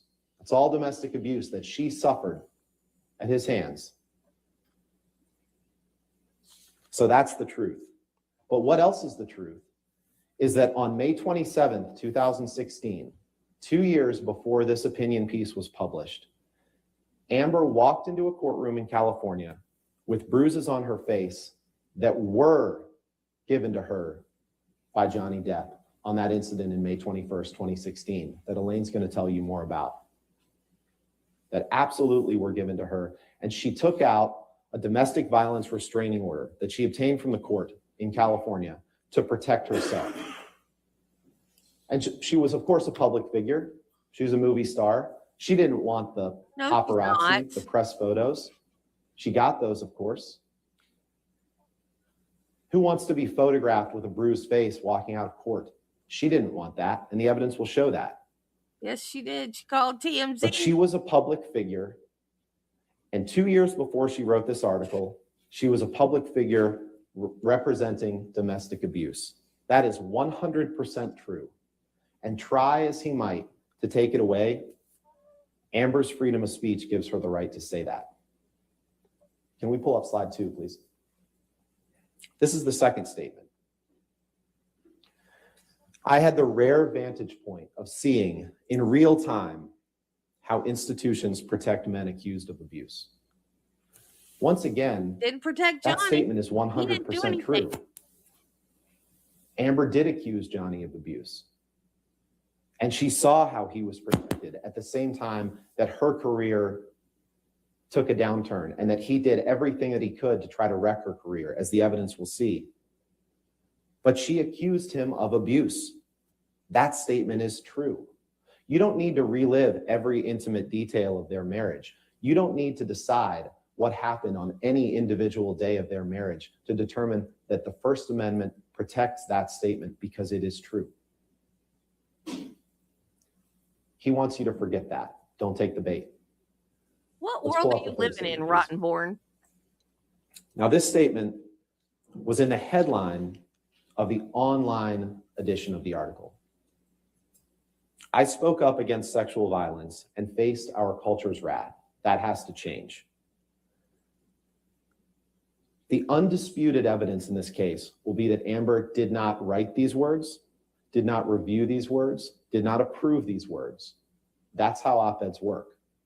She wrote the article. She didn't write this headline. And for that reason alone, it's not defamatory. But here's the thing. Like the first two statements, tragically, it's true. Amber did suffer sexual violence at the hands of Depp. And Ms. Vasquez tried to minimize that and tried to make you think that it's all made up. But it's not. You will hear in the most graphic and horrifying terms about the violence that she suffered. You'll hear that straight from her. She will get on the stand and she will tell you that. It happened. And by taking out that domestic violence restraining order, by obtaining that from the court, she did speak out against it and all the other abuse that she suffered. And she said, enough is enough. I need to protect myself. She didn't want to do that. She didn't want to be forced to get that restraining order, but she did. She spoke out against the abuse by doing that. And the evidence will show that she did face her culture's wrath, perhaps illustrated no more clearly by the fact that she's here to. I don't know what world Rottenborn is in. It didn't affect her career. She went on to be an Aquaman too. After everybody wanted her cut from the movie and they kept saying they were cutting down her role, she was going to die in childbirth, blah, blah, blah. That didn't happen. She was in that movie quite a bit. They might have cut it down. I don't know, but she was in it. Excuse me. Good gravy Marie. I keep burping. She was in it quite a bit. And Johnny lost not one, but two huge franchises. Pirates of the Caribbean and Fantastic Beasts. Which Fantastic Beasts he did the first two movies. It had 3 more movies. Like I said, the third movie flopped because they switched a different actor in to his role. I think if he'd been in the third movie, we would be having the next 2 movies. I think it flopped because he wasn't in it. Now, the next Pirates movie that they keep talking about, they still have not done yet. They keep saying that they were going to go a different direction anyway and not have Captain Jack Sparrow in it, which I think would be an idiotic move on Disney's part. So they keep saying, well, he's not fired. We just wanted to go a different direction. I don't see them making another Pirates movie, no matter how many times they say that.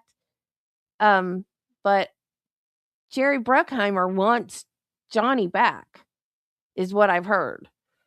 But I've not seen any movement toward a film, period. So I don't know what Disney's doing with that. But if you count up, like, she may have lost roles too, but she didn't lose giant franchises like nobody wants to touch her anymore. Yeah. But I don't think that has anything whatsoever. It doesn't rival what Johnny's lost, I guess is what I'm trying to say. Like, he was this huge movie star and she was just starting out. I don't know what she thought this was going to gain her in the career department. Her vengeance, she just wanted vengeance against Johnny. She's crazy. She didn't think this through, apparently, because all she did was wreck herself. She didn't really wreck Johnny, because now everybody knows the truth and they feel bad for Johnny. Today, facing this lawsuit brought by an obsessed ex-husband hell-bent on revenge. That's why she's here. That's why she's facing our culture's wrath. And as you consider whether these statements are true, I'd ask you to keep this in mind as well. The evidence will show that in May of 2016, when she obtained the restraining order, Mr. Depp never denied the allegations. And in fact, he signed a statement that Amber hadn't made any false statements for financial gain. He signed a statement saying she hadn't made any false statements. And you'll see that in evidence in this trial. And it was only 2 years later, as his career was in free fall and her career was taking off, that he pounced, that he chose to bring this lawsuit after saying that she hadn't made any false statements. And one thing that you'll be instructed at the end of the trial, but that Mr. Depp's side will try to distract you from, is that any damages that he suffered and any defamation has to flow from that 2018 opinion piece. This case isn't about the statements made in 2016, even though they're true. This case is about the December 2018 opinion piece. That's what the case is about. And I have to say, it's pretty ironic. It's pretty ironic that a piece that briefly discussed Amber moving on from Johnny Depp, that briefly discussed her life experiences after Johnny Depp, is the very vehicle that he uses to try to keep her from moving on, to try to keep her from living that life. Rather than give her her life back, rather than take personal responsibility for his own actions, it's ironic that he uses that piece to do that. But like I said, it's not surprising because you will see clear and graphic evidence of his intent. The reason he did this, it was not to save his career or to get money from her or even for the fans. And he'll say it on the stand. He did it for his kids because this was all over the tabloids. And his kids were going to school and they were like, yeah, your old man's a wife beater. He did this for his kids because he wanted to be vindicated for his kids. He didn't care what we thought about him, but he cared about what his kids thought about him. And that right there tells you what kind of man Johnny Depp is, in my opinion.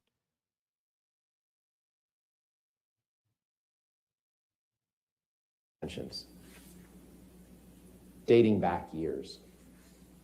Now, in 5 or 6 weeks, Elaine or I will get up here at closing argument and we'll remind you what this case is about. We'll remind you that this case is about one piece of paper. Amber's words in this article that wasn't about Depp, wasn't about her marriage, wasn't about her relationship, but it was about life after that. It's about the freedom of speech.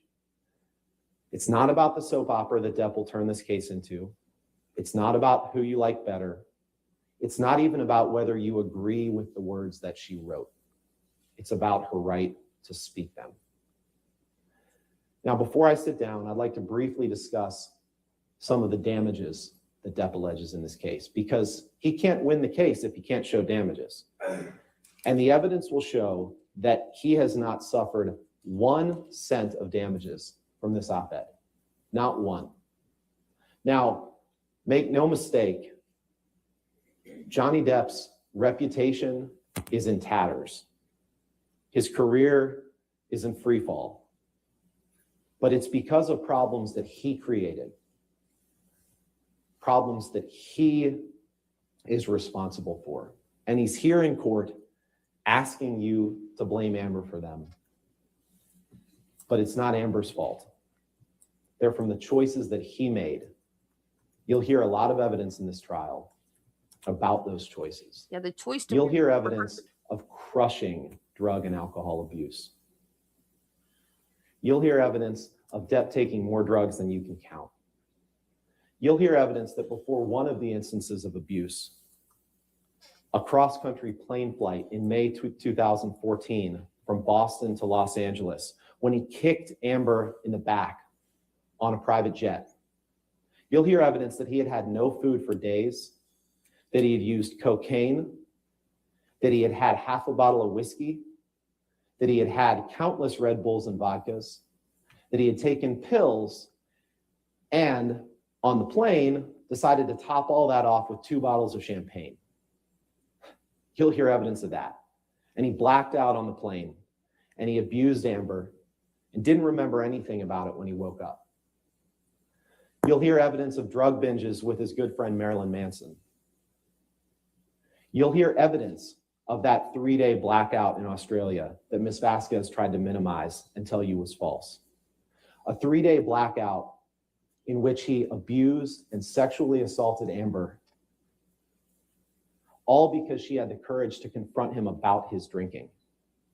Imagine that. A concerned spouse confronts her husband about his drinking and gets rewarded with that. That is what the evidence will show. That is what happened to my client. That 3-day blackout that led her to be so in fear for her life that she barricaded herself in her room. That same 3-day blackout that kept him from being able to do what he was in Australia to do, which was to film Pirates of the Caribbean 5. His behavior on that trip, both before the blackout and during it, kept him from being a reliable actor. He showed up late to the set. And after that blackout, He was gone from the set for a long time. Now, he did cut off his finger, but the evidence will show my client did not do it. And just imagine this, what Ms. Vasquez is trying to get you to buy is that Amber Heard somehow developed a major league level fastball and cut off his finger with a bottle. You'll see the evidence. You'll see that that doesn't make any sense. And you'll hear from Ms. Heard's experts who testify, including orthopedic hand specialists who testified there was no way that that happened. You'll also see pictures of what Mr. Depp did after he cut off his finger, when he dipped it in blood and paint and wrote graffiti all around the house. That's what you're going to see he did.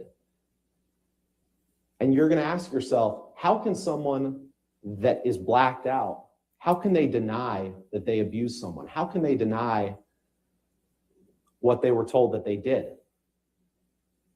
He has no credibility when he gets up here now in this court and tells you he didn't do this or do that when he was blacked out. So just remember that. Those were problems that he created. You'll hear evidence that the same addictions that led him to abuse Amber also led to the demise of his career as an actor. Like I said, as you saw with Disney, the evidence will show with Disney, he was unreliable as an actor. And those same self-destructive tendencies led to financial distress. Quite simply, he was running out of money. And that distress fueled his abusive tendencies toward Amber. And it led the public to think less and less of him. And you will see a parade of witnesses who testify in Johnny's case that all have one thing in common. They all rely on him. They're all on his payroll for the most part, or they rely on him for some sort of luxury in their life. And you'll see that of these witnesses. So in a lot of ways, Amber previewed the parade of witnesses when she said in her op-ed, and I'm going to read from it and quote it here. She said, you remember when I said this, imagine a powerful man as a ship, like the Titanic. That ship is a huge enterprise. When it strikes an iceberg, there are a lot of people on board desperate to patch up holes, not because they believe in or even care about the ship, but because their own fates depend on the enterprise.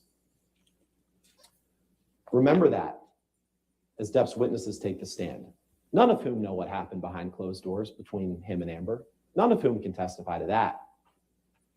But remember that these are people who care about their own financial well-being, just as Amber previewed in that article.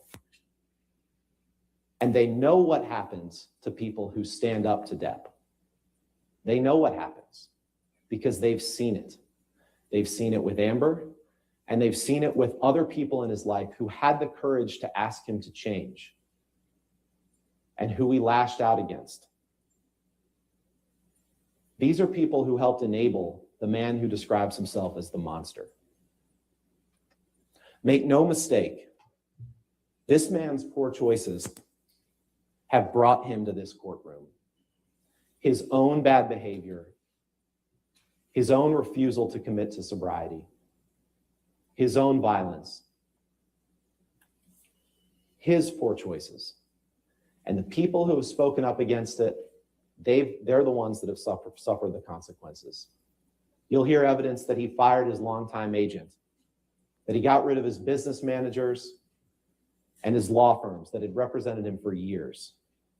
And no one has suffered from his refusal to take accountability more than Amber Heard. You'll hear evidence that 2 years before the op-ed, 2 years before that, Mr. Depp brought someone else into his life who helped convince him to blame other people. That man, Adam Waldman, who Ms. Vasquez introduced you to, had never met Mr. Depp while he was in a relationship with Ms. Heard, or while he was represented by his agents or his former business managers. But he convinced him that all these bad things that are happening in his life, he helped convince him of this, were other people's faults. And you'll hear evidence of that. Rather than take responsibility for cleaning himself up, Depp chose to blame other people. That's why we're here. And the evidence will show you crystal clearly that the op-ed had nothing to do with damages that he suffered. He's going to try to make it sound like this caused him to lose Pirates of the Caribbean 6, which is a movie that hasn't been made, but that Disney wasn't going to cast him in it because of Inker's article. But there's no evidence of that. The evidence will actually show that months before the op-ed, it was reported that Disney was considering dropping him from Pirate 6. The evidence will show that Disney had a dossier on him that had articles from the press, had other information about Mr. Depp, and they didn't have this article at all in their files. It didn't register with them. Just as it didn't register with the public. The public had known since 2016 what Amber had to say about Johnny Depp. This didn't change any of that. The evidence will also show that he said he would not make Pirate 6 even if Disney paid him far more money than he'd ever made on a film. That's what the evidence will show. So any damages that he suffered in his career are not because of this op-ed. And it's time to make Johnny take responsibility, to tell him, Mr. Depp, stop blaming other people for your self-created problems, to take responsibility for your own life. And it's up to you, ladies and gentlemen, to make him do that. It's up to you, because you are uniquely qualified to do that. No one else has the power to do that. Only you, to tell him enough is enough, to stand up for the First Amendment, to stand up for the truth, and Amber's right to speak it. Thank you. Thank you, Mr. Rottenborn. Ms. Bretterhoff? Okay.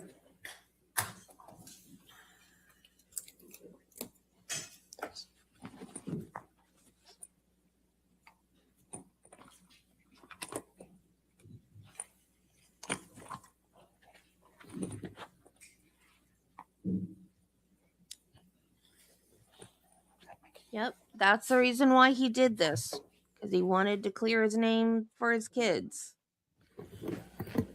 Good morning still. It's good to see you all again, and thank you again very much. Ben told you we will be relying on the evidence rather than the hyperbole and the personal attacks, and he was right. The evidence in this case, simply put, is overwhelming and compelling. In the 6 weeks, we're going to try to show you as much as we possibly can. There are many, many, many photographs. Now, you heard Ms. Vasquez try to say, you can't trust those, it's not the originals. She's got that wrong. It's not from the original devices. Ms. Heard took all kinds of photographs, and her friends took photographs, and all of those remained on the cloud, and all of them have been imaged, and all of them have been examined by their IT experts, and they cannot discredit one photograph. Then she says, and it's got a photo editing thing. Well, all iPhones have the photo editing. It's where you can make it a little lighter or darker. You can move it to the center or not. That doesn't discredit the photographs. And we will have an IT expert who will testify that all of these are legitimate, authentic photographs. Not only that, but Ms. Heard produced all of her different devices over the years, including her most recent laptop, and they were pulled from many, many sources, and all of them are identical. So if she was going to go in and try to manipulate, she would have had to do it everywhere. And Ms. Heard will tell you she doesn't have that level of talent. There may be a couple of you on the jury who have that talent. She does not have that talent. They're all very legitimate photographs, and listen carefully to the evidence from the experts, and you will find every single piece is authenticated and is true. And they show bruises, and they show cut lips. They show hair pulled out of her hair. They show all kinds of, they show two black eyes when he headbutted her. Those are all going to be there. We also are going to show you a video, and I'll talk about the time frame of it. Ms. Heard took that on her iPad. And it was one day when she was in the kitchen with Mr. Depp. And it was February 10th, 2016. And he's on a tear.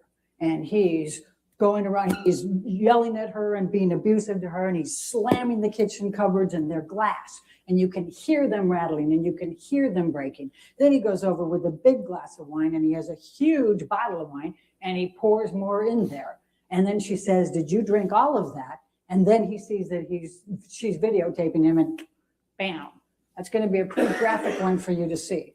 Then you're going to hear audio tapes, which are pretty significant too. Ben told you about the May 2014 Boston plane incident, we call it, where he kicked her, where he was so drunk and he blacked out.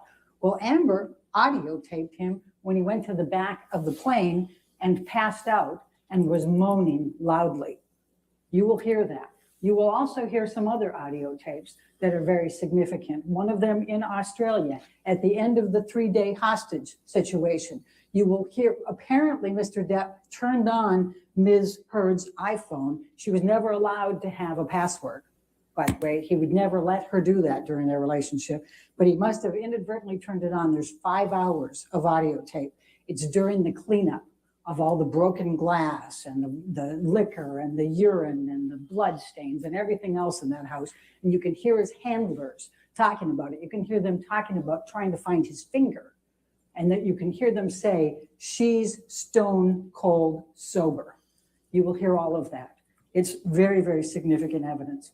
What this is going to tell you is the story of a very different Johnny Depp. It's one who is always, well, I can't say always, because he has the charismatic side that Amber fell in love with, but he has an enormous amount of rage. You will see the medical records and hear from the psychiatrist that talked to him for a while in 2014, where he admits that he has rage, that he's like a demon, that he views his wife, Amber, like his mother and his sister that he hates. That's what you will see. You will see that. And it'll be fueled by the alcohol and the drugs. Ben told you a little bit about that. You're going to see a list of his prescription drugs that his concierge doctor and team, who charge him $100,000 a month and have since 2014, and they are still his concierge doctors. That's the list of medications he takes in one day that they prescribe. That doesn't include the cocaine. It doesn't include the ecstasy, the MDMA, the mushrooms, and all of the others. Now, it's during these rages that Mr. Depp engaged in verbal, emotional, physical, and sexual abuse of Amber. Let me introduce you to Amber, the lesser known person here. And I know when we were doing the voir dire, none of you had even watched as much as 3 of her movies. So I'm going to tell you a little bit about Amber. She's 35 years old. She's from Austin, Texas. She grew up outside of Austin, Texas. She has a daughter, Una, who turned 1 last week. Amber grew up in an area. Her father was a construction worker, primarily a painter, but he would break horses as part-time. They lived out on a ranch area. Her mother, Paige, who died 2 years ago at age 63, dropped out of medical school to marry Amber's father. She worked for the state of Texas in internet communications. They grew up very poor. Amber has a sister, Whitney, who's 16 months younger than her. And you will see and hear from Whitney later, because unfortunately she also witnessed some of the abuse. Amber rode horses with her father. She tried to work with him to help him break the horses. She remembers having a broken arm at least 4 times, being in casts during that time. But there were some things she learned from breaking those horses that was very significant. Her father taught her she couldn't show fear, she couldn't show pain, and she couldn't show emotion. That's how she could break those horses. It's significant for you to know that, so you can understand how Amber could have remained in this relationship with Mr. Depp for as long as she could, and the dynamics of some of the abuse you're going to hear about, because that's what would be her instinct, is to stand up and not let him show that he's caused the pain, that he's caused the fear, that he's caused the humiliation. You'll hear about a long line of jobs that Amber started from back, age 12, as soon as she could, working in a soup kitchen. Well, that was volunteer, but then she took all kinds of miscellaneous jobs, lifeguards, everything else, trying to improve herself. She's not somebody who had a great break. What happened was she got recognized by a Hollywood agent who expressed some interest in her. She took her $180 that she'd saved up and she went to LA. That's all she had to her name. The testimony will be she worked all kinds of different jobs when she was in LA, anything that she could get. And she would go on, but she didn't have a vehicle. So she would go on buses and she'd go up to six different auditions in one day. She'd have a map and she'd have the bus, and then she would just go around. She had a big sweater so she could change underneath it to whatever the role was so that she could get things. And she wasn't going for, famous actor roles. She was taking one-liners. She was taking extras. She was doing anything she could to make money to survive. And then you know what she did with it? She gave a bunch of it back to her parents. She started helping support them. Then when Whitney graduated from high school, she brought her out to LA and put a roof over her house and put her through community college. She took care of her family with what she made. When she met Johnny Depp in 2009, when he hired her for Rum Diaries to star across from him, she felt like she was pretty successful. She'd starred in some roles. She had an apartment. She had a vehicle, a Mustang. She could go to Starbucks. She could afford Starbucks. She viewed herself as doing pretty well at that point.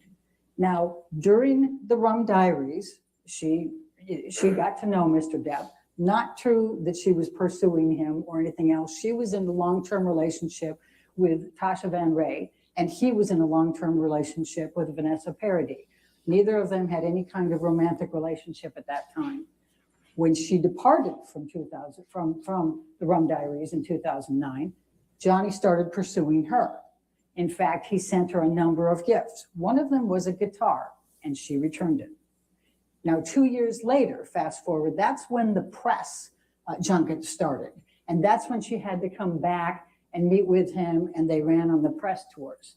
At that point, she had ended the relationship with Tasha Van Ray, and he said he had ended his relationship with Vanessa Paradis. So during the press trips, that's when they started dating, and by both accounts, fell madly in love. She loved the side of Johnny that we see in the movies, the charismatic one, the charming one, the generous one. That's the man she fell in love with. But sadly, the monster came in the way. And that monster would come out when he was drinking and when he would take the drugs. Amber will never forget the first event of abuse. She was sitting in his house in Sweetser on the sofa, and he was across from her. And they were talking about a tattoo that he had that had Winona Ryder over her house. forever. He had altered that to Wine Forever after he broke up with Winona Ryder. Just an aside, he had Slim, which was his nickname for Amber. When they broke up, he turned it to Scum. But in any event, he had that on there. And Amber thought he was making a joke when he was talking about it. And she laughed. And he up and slapped her. Now you see the rings that Mr. Depp has on him hurts when he slaps. And she was stunned. She had no idea what to think. And she kind of laughed thinking, well, maybe that was a joke. What just happened? And he slapped her again. And then she just froze and just looked.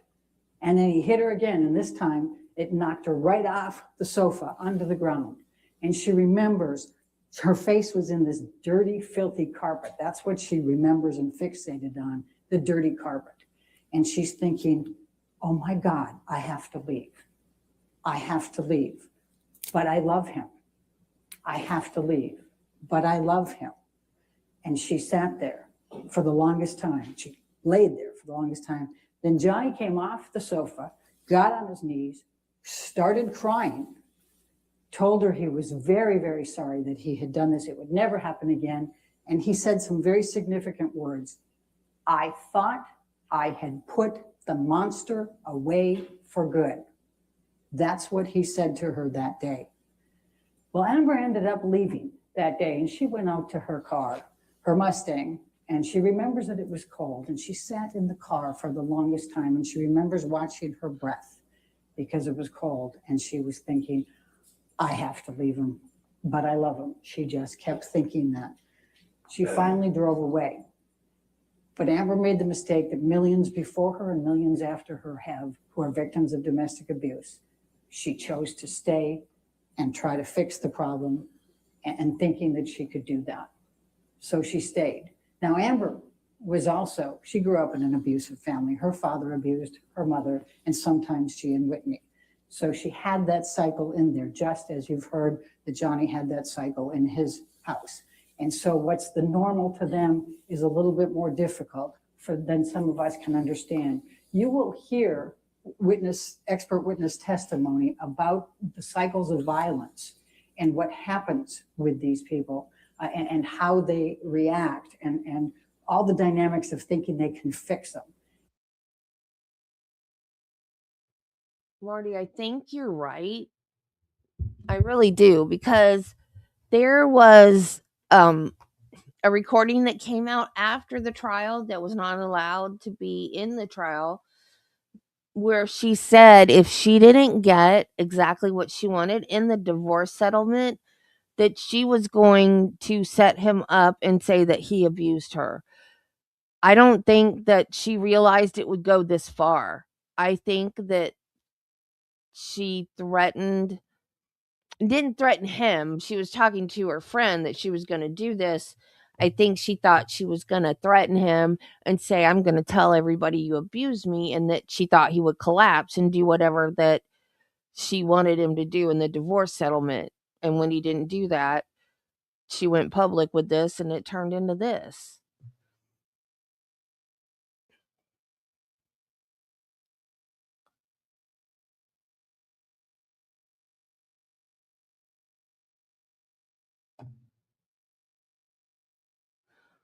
Yeah.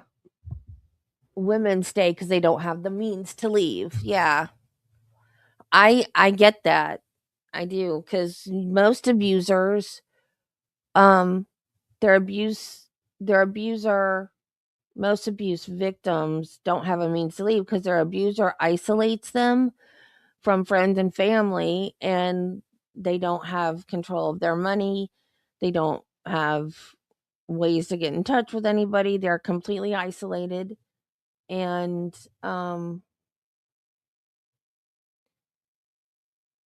they can't leave. They have no means to leave.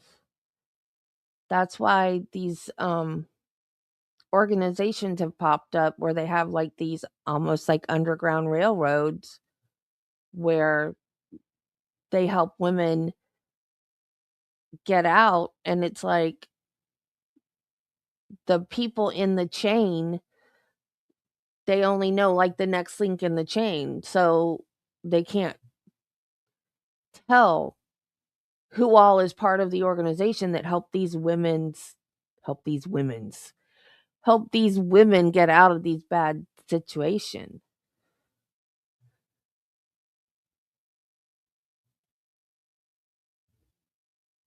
What are you talking about?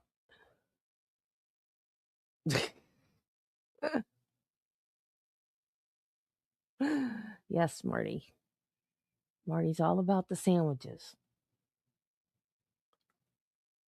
She thought all the way through she could fix him. If she can just get him sober and clean, then everything was going to be that wonderful side that she fell madly in love with. And she kept trying and she kept trying. She went to Al-Anon meetings. She went to therapists. She tried to do couples therapy. Right. You'll hear about their tape recording sessions to try to resolve fights or de-escalate them so he wouldn't get mad at her for anything. But you'll hear that he gets mad at her for all kinds of things. But he didn't want her to work. Here she's a budding actor who wants to be out there and succeed, and he doesn't want her to take roles. He starts controlling what she wears. He starts looking at her lines when she tries out for places. He nixes any romance scenes, sex scenes. He gets mad and accuses her of sleeping with every single one of her co-stars. It became a cycle of that, a control as well, emotional abuse as you go. But what's also significant in that is the property damage. And that's a hard one for Mr. Depp to be able to escape when he's claiming that he's such a docile thing and that it's all misheard. You're going to see pictures. He writes on mirrors, horrible things to her, writes on lampshades, on clothing, on countertops. In Australia, when you heard Ben talk about Australia, he wrote the third day, as Amber comes out after she's barricaded herself and gone through a lot, and I'll back up on that in a minute. She comes out, he's got mashed potatoes spread across the top. He's written along the wall of the staircase going down all kinds of nasty things about her, and Billy Bob Thornton, the last one she was in a co-star with, and fucking ambition and all kinds of things like that. And then he's written on the lampshades downstairs, and then he's got more on the mirrors, and then on top of it, you've got all the broken glass everywhere, and you've got the liquor everywhere, and it's just, and then he's tried to urinate messages to her. That's the Johnny Depp. That's the other side. Now you're going to hear that Amber tried to protect him all the way through. She didn't want the public to know this. She didn't want his kids to know this. And so she didn't tell people about it. So let's go back. The first event that I told you about was 2011. And how do we know that it was in 2011? Because Amber was going to her therapist, Bonnie Jacobs. And Bonnie Jacobs has therapy notes of her sessions with Amber. And in those therapy notes, she chronicles the first time that Amber tells her that Johnny hit her. And it goes through into 2012, 2013, 2014. And you will see, and you will hear from Bonnie Jacobs, her saying, this is a cycle of violence. This is a cycle of abuse. You can't enable him. You need to stand up for yourself. Amber will testify about how Johnny would get so drunk and so drugged out that he would vomit all over himself, and worse, lose control of his bowels. She would clean him up. And you'll see Bonnie Jacobs in these notes saying, don't do that. You're enabling him. Don't do it. Leave him there. But what would happen was his handlers would then take care of him if she left him. So that's the story you're going to hear on that. Let me just tell you about a few of the events. And I'm going to start in Australia. That's the 3-day hostage. She gets there. Now, you will hear Mr. Depp testify under oath that for 15 to 18 months before the March 2015 Australia event, when he's there filming, that he's been sober, clean and sober. Then you'll see all the text messages for the last 18 months in which he's scoring drugs, in which you'll hear testimony from people in which he's gotten drunk and taken all kinds of different drugs. The whole time, he doesn't get clean and sober. But he claims that he was clean and sober, that she came there. This is a month after they just got married. She flew in from filming The Danish Girls. She's there, and he claims that he was just sitting there calmly, and she was haranguing him. So he took a shot glass of vodka. And when he did that, she got mad, took the bottle of vodka, was 8 to 10 feet, about where I am from you, and hurled it at him, and it happened to just take off the bottom part of his finger. And then he says she came and burned a hole in his cheek. The testimony is going to be that he self-mutilated on a number of occasions and burned himself in the cheek and also cut himself. But Amber never did that. And you're going to hear from the experts testifying about this finger injury and how fantastic this version is. But the other part of it was he was with Marilyn Manson for the week before, scoring on cocaine. You'll see text messages of him getting it from his handlers, the cocaine and the liquor. And you'll hear so much before that. But Amber gets there, and instead what he does is he takes 8 to 10 tablets of ecstasy almost immediately. And the next 3 days are just a cycle of very, very, very violent activity by him. Amber keeps trying to calm him down. She tries to get him to eat. She tries to get him to sleep. She tries to do these things. And he would just, he was, at times delusional, paranoid. He would be, mad at somebody else. Then he'd be mad at her. And by the way, we'll talk about the prenup, but he called her lawyer, who she had because she wanted to give him a prenup, and then they got married too quickly, so she was going to give him a postnup. He called the lawyer from Australia, called her a bitch, and fired her. You'll hear the testimony from the lawyer on that. That's the type of Johnny Depp that was there. And he didn't want the postnup. He didn't want the prenup. But now they're going to tell you that's. Okay.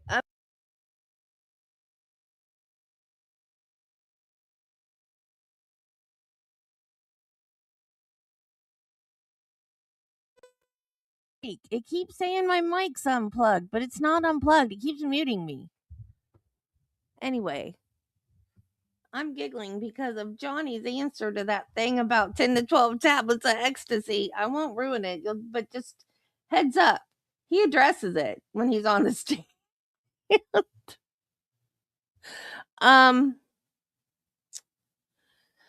The most horrible thing, well, maybe not the most horrible thing, the most ridiculous thing that she said. This is what an ungrateful, unappreciative little skank that she is.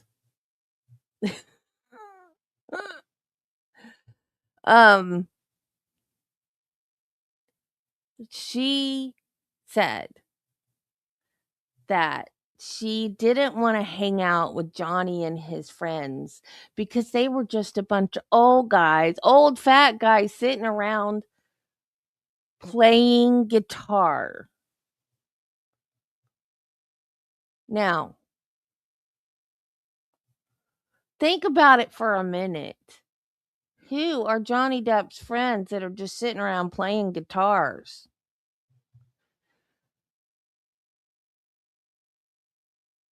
Alice Cooper, Marilyn Manson.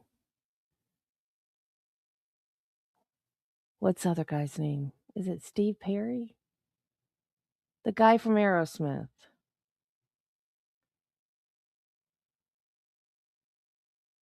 The Hollywood vampires.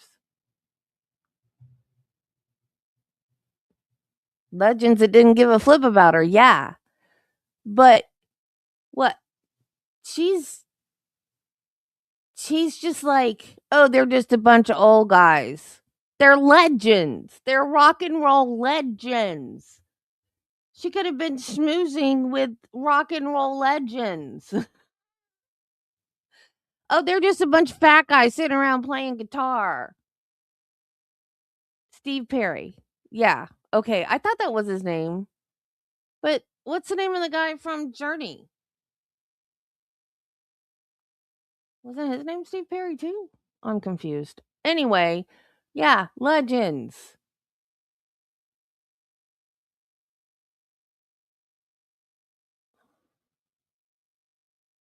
Legends. And they're just a bunch of fat guys sitting around playing guitar. That shows you what a creep of a person she is right there, in my opinion. Because heck yeah. No. The second guy, not Steven Tyler was the lead, and then it was the other guy. His last name's Perry.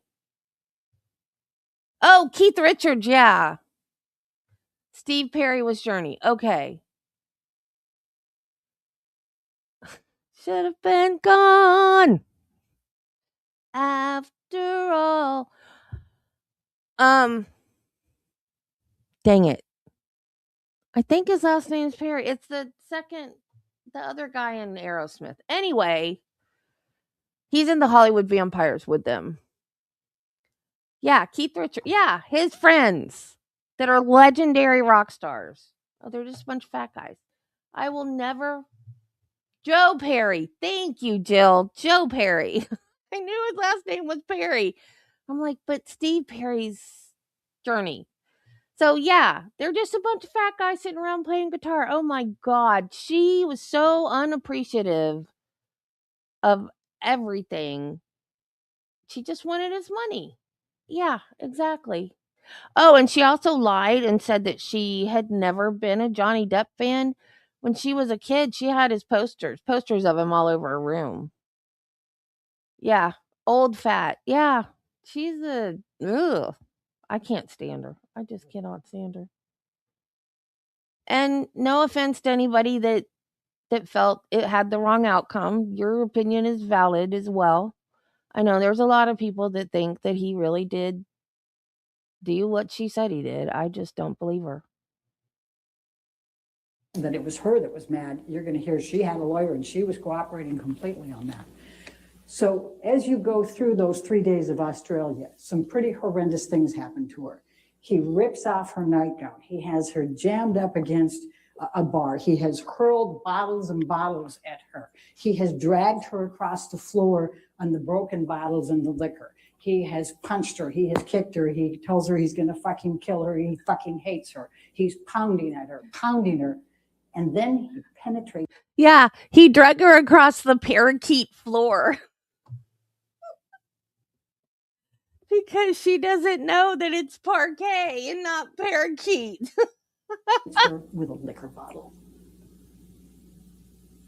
That's the Johnny Depp that you're going to hear about in this case. Now, after that, Amber goes to the airport, and what does she do? She buys a book by a psychiatrist who's talking about couples therapy. She's already trying to figure out a way to fix it again, fix this marriage that's only a month old, and her husband has just done these horrible things to her. Now they go back to LA. He's got to get his finger fixed, so he has to stop filming Pirates 5. They get there, and there's another fight in just 2 weeks from there. He's still using at this point. He's still drunk, but Amber finds on a TV screen, his monitor, she finds pictures of another woman, naked pictures of a woman, and text messages which show that he's clearly having an affair. She gets extremely mad. Amber can be jealous too. She can get angry. You know, she's half his age, and you know she's defiant. And we're not going to say she's perfect. She was mad as can be when she saw that, and she confronted him. The two of them were screaming at each other. Now her sister Whitney happened to be in the house. She was summoned. She literally was awakened to come and try to resolve this fight between the two of them. While she's there, Johnny starts hitting Amber, and Whitney ends up getting in between them. And Amber thinks that Johnny's going to throw her down, push her down the stairs because he's in that position. So Amber actually gets up and punches Johnny in the face. She'll tell you that's the only time she has ever laid one on him, you know, in an aggressive manner. But it's after he's already been hitting her, and it's in defense of her sister. And she'll admit she got him that time, and she actually did have an impact on him. She'll testify about how many times they were in their fights. And she said, you know, she's almost half his size. So he, you know, she said, if I pushed him, he doesn't move. He pushes me, I go flying across the room. There isn't any, you know, ability on her part to be the abuser. What she'll also tell you is it took her a while to ever fight back. That many times before that, she would do what she did when she was breaking the horses. She wouldn't show fear. She wouldn't show pain. She would look at him. She would just be defiant. And all it would do was piss him off more. She'll tell you that she tried everything. She tried everything, you know, from trying to be nice, trying to get away from him. You know, she would throw things in his way to get him from running after her. She would try to, you know, flail back. She would use her hands and legs, and she would go and try to fight him. She'd run into a room and try to barricade and push his hands and everything out of there. She'd try all those things, but she couldn't figure out what could get him to calm down. I'm going to fast forward now to the next one, and that is I'm going to jump you up to after the stair incident, and Johnny had to get surgery on his finger. That's the longest period of time he stayed sober. It was almost 3 months. You're going to hear that he has never been through rehab, even though he has been a lifelong drug addict and alcoholic. Never has he gone through a rehab plan. Instead, there's twice that he went to some New York hospital and did a cleansing. One time it was for 3 days, and one time it was for 5 days, and that's it. He's never made any effort whatsoever to get sober or stop the drugs. But this particular time he did for almost 3 months. And you'll see the text messages. We're going to take you through this whole story and all the text messages and all the emails and all the testimony that you're going to get. So fast forward to December 2015. That was one of the worst. Australia was pretty bad, but this one was even worse. In this particular occasion, he gets angry for some reason, and he starts dragging her by her hair through the apartment, kicking her, punching her, tearing her hair out. At one point, she gets up and looks at him, and he headbutts her, and she gets 2 black eyes from it. Then he goes and drags her up the stairs, puts her on the bed, puts his foot and knee in the back of her, and he continues to punch her, telling her he's fucking hating her and he's fucking going to kill her. And he's got his boot stuck in the bed frame. as he's doing it. And the force of what he's doing to her causes the bed frame to splinter. That's how much force. She is suffocating in the pillow, and she believes truly she's going to die on this one. She wakes up to her friend being there. She doesn't know how long that she was unconscious or subconscious. She doesn't know. But Johnny was gone at that point, and her friend saying, "Are you okay? Are you okay?" You'll see the pictures of all of this. You'll see the pictures of the hair. Imagine how much that must hurt. The hair that's out on the ground. And you'll see the pictures of Amber. Now, here's the ironic thing. The next day, she's got to be on the James Corden show. And you can see the text messages. She's not sure if she can go. She's worried. She's got 2 black eyes. She's got a split lip. She's got bruising. She's got her hair missing. But her friends rally with her. She's got a makeup artist. You're going to hear from Melanie Iglesias, who does the best job of makeup you could imagine to get her through the James Corden show. And she does it. But you'll see the pictures, the before, and you'll see them then. And that's the resilient Amber who says, "I'm going to go do this anyway." Now, her friends, she tells Io, you're going to hear about Io Tillett Wright. He was in New York. She texted him and said, "Johnny beat me up really good this time. Can you help?" And he says, I was filming something. I stopped. I got the first flight out of there. I'm flying from New York back to LA.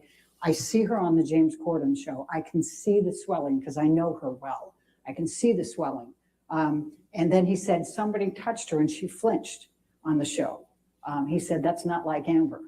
He got there. They hadn't cleaned up all the mess. He sees the hair. He sees the splintered. He sees all of the other things. And he is so upset. He was a good friend of Johnny's as well. He'll testify about all of his friendship with Johnny. But he put his foot down on that one and said, "You need to have consequences. You cannot do this to Amber anymore. I am not your friend anymore." Now, there were several people that were supposed to go to Johnny's island, Bahamas Island, in December for Christmas. He was going to bring his 2 kids. He'd invited Amber's parents, who loved Johnny. And unfortunately, her father used to drink and do drugs with Johnny a lot. And he was also going to take Rocky, her friend who lived next door in a penthouse, and her fiance, and Rocky's parents. Imagine being able to go to a Bahamas island for Christmas. What a cool thing to do. But they all were so upset what he did to Amber on December 15. They said, "No, we're not going. We're not gonna condone this. We're not going." But he talked Amber into going. He guilted her into going. "I'm going to be with my kids. Please come. I'll be better. I'm going to get better." Amber went. And then he ends up assaulting her even there and sexually assaults her even there. Now, you'll see a video from them of the Bahamas, the place that they stayed in on his island. And the video just conveniently leaves out the wardrobe in the bathroom where he committed the assault. It just goes around and makes it look like it's a one room and his kids were there and there's no way they could have done that. But you'll hear the testimony and you'll see the pictures. Then from then on, things really were bad for Amber, and she was really considering leaving him at this point. And she was talking to her friends and confiding. You'll see, the medical records. And in February 2016, I told you you'll see that video. That same night before the video, he called Io Tillett Wright and left him a voicemail message that he said was just absolutely delusional. It was crazy. He was pretending like he was the property management. It was just an insane call. And then the next day we have the picture of the video. Then we get to April 30th, or April 21st, 2016, Amber's 30th birthday party. She was going to turn 30 the next day. Pretty big event. Her friends had a tape that they put together of everybody giving her tributes. Johnny doesn't participate. They have a dinner and a party for her that night. Johnny says, "Oh, I have a business meeting at 7 p.m. I'll be there after that." What kind of business meeting do you need to have at 7 p.m. when your wife turns 30? But that's Johnny, right? And he can't say that it was an important financial one because he'd fired his financial manager the month before when, as you heard from Ben, it was blaming him for all his financial problems. So he's the problem. So he shows up late, drunk, drugs. And after everybody, and he's even drinking while he's there, and he's telling the other friends, and you'll hear from one of them that he's saying, hide the bottle from Amber, hide the bottle from Amber.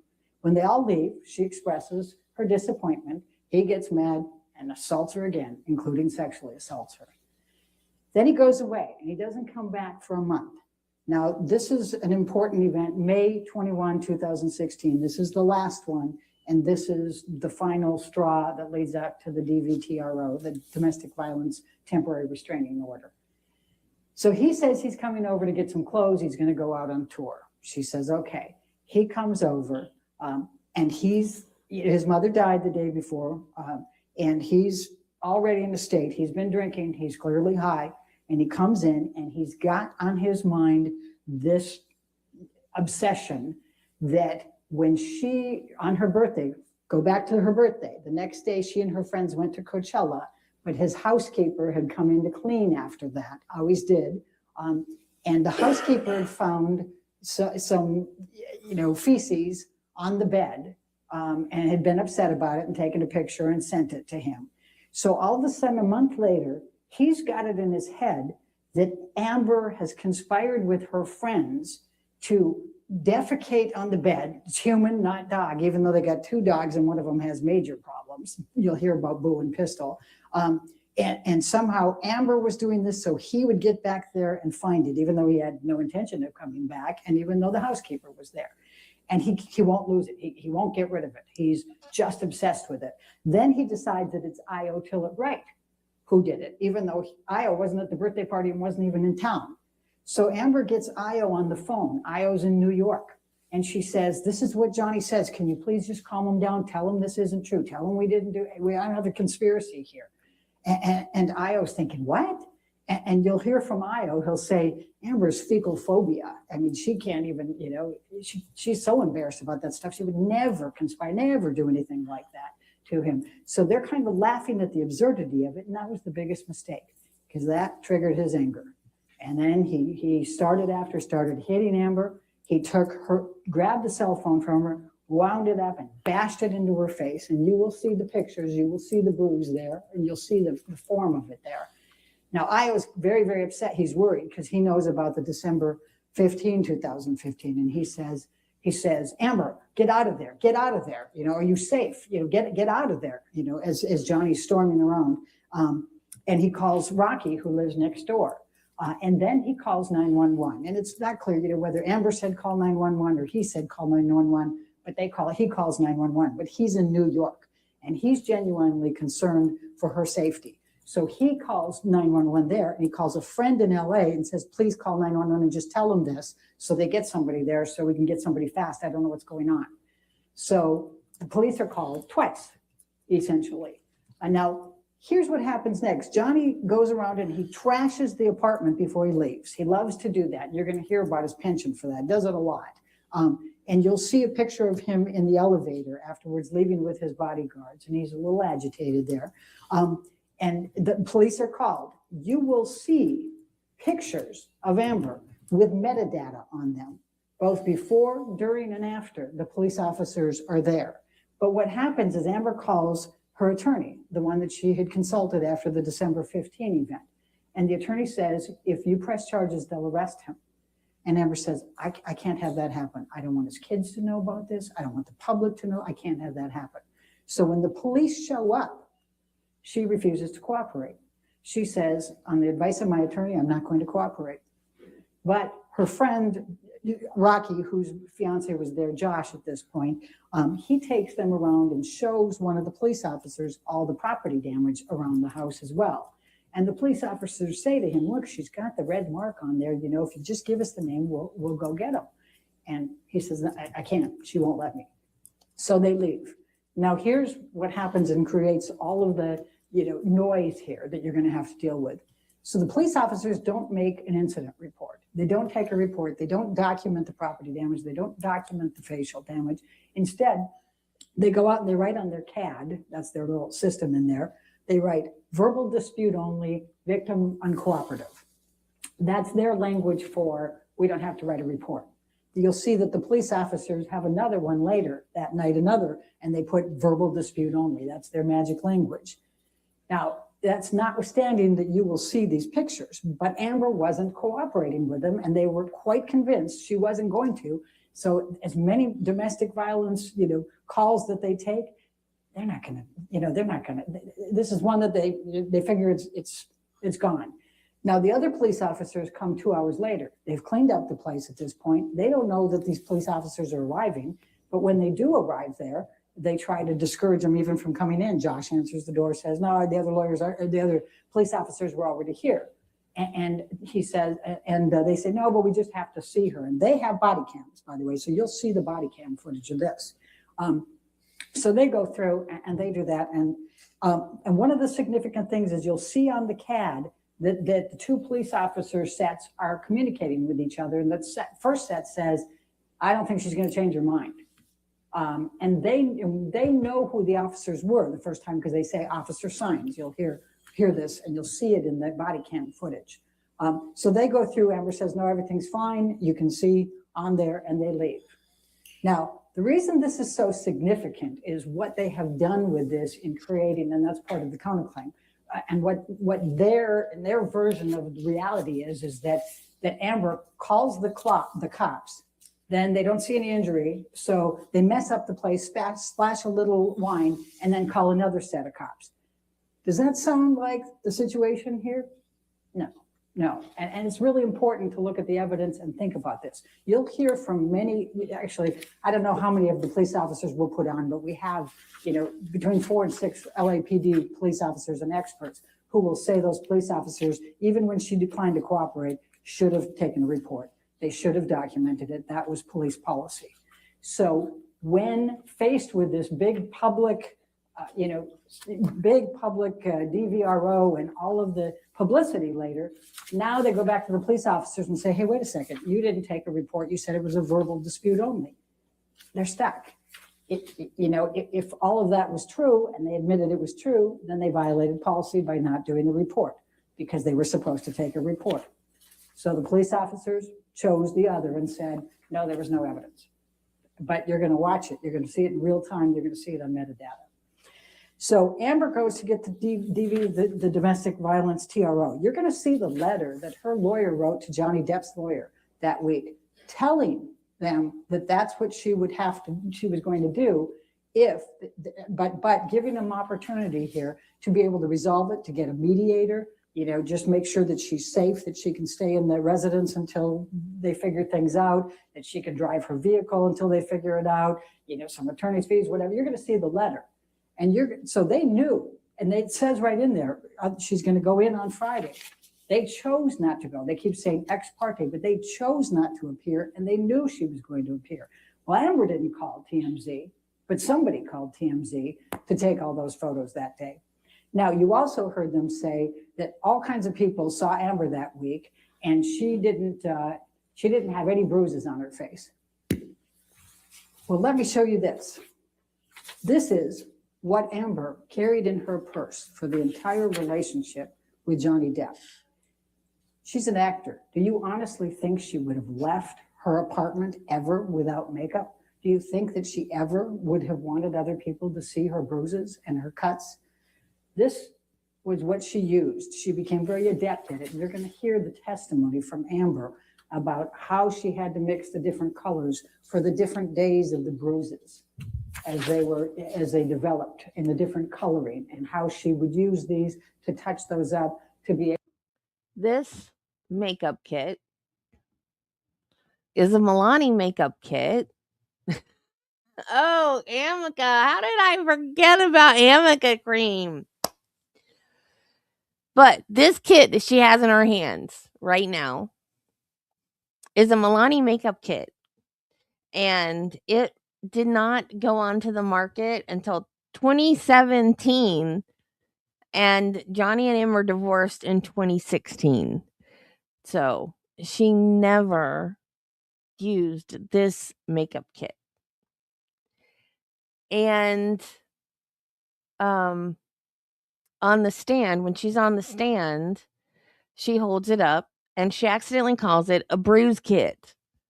So apparently she used this kit to make bruises, not this specific kit. And she does say when she holds it up, it's not this specific kit, but one like it.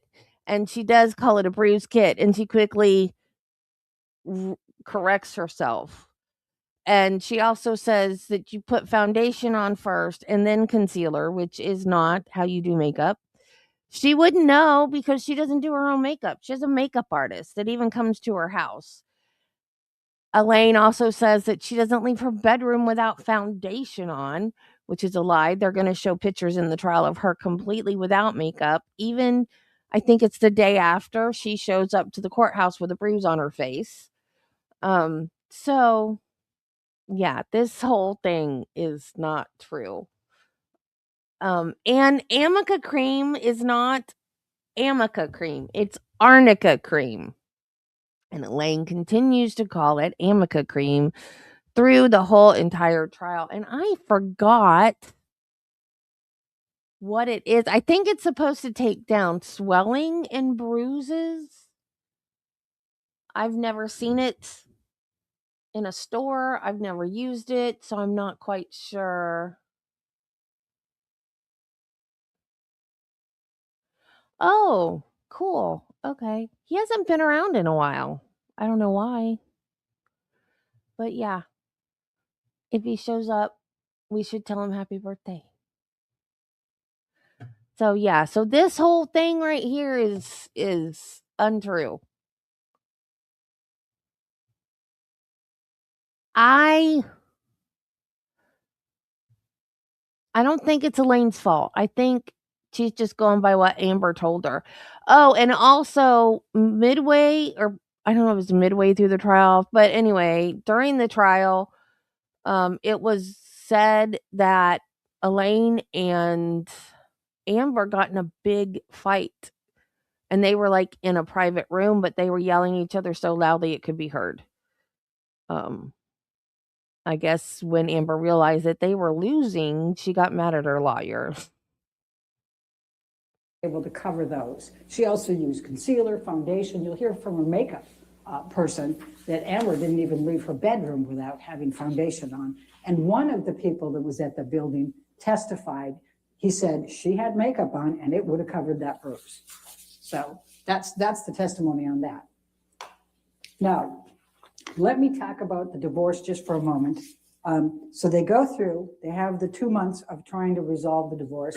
Ben already told you that they signed a joint statement in which Mr. Depp admits that she did not make any of these allegations falsely and not for financial gain. But they brought up the donations, so I want to talk to you about the donations for a moment. Now, here's the story. Amber didn't have a prenup. She didn't have a postnup.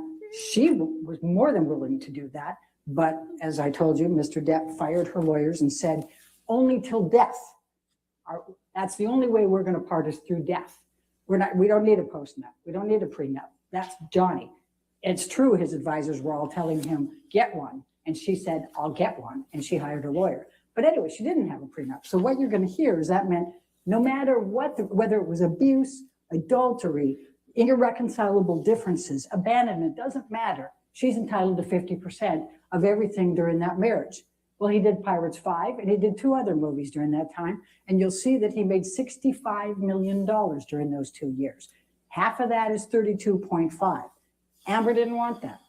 You'll see a letter, you'll see an email from her lawyer that she forwarded on to her agent, who became Johnny's agent later, saying, I want you to sign this because you're entitled to a whole lot more than $7 million. And I don't want you to come, basically, I don't want you to come back and sue me for malpractice. That's what her lawyer tells her. And then her lawyer says, I offered them even less than I demanded less than they offered. In other words, the $7 million was less than Mr. Depp's team was even offering to her. And she said, I just want to be left alone. I just want to get out of this marriage. I don't want it. I'm not doing this for financial gain. So she didn't take the money. So she said, I'm going to donate all $7 million of this to charity, half to the ACLU, half to Children's Hospital. And then what happened was the first, and by the way, the $7 million was paid out over time. It's installments. It was over, and you'll see the documents, but it's over a couple of years, right?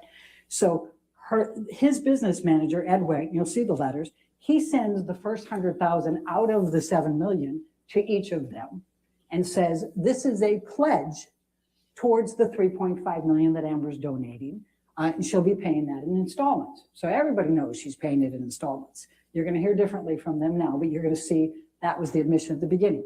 You're going to hear from Children's Hospital and the ACLU that they assumed this was a pledge paid over a period of time because that's what they do because of tax deductions and things of that nature.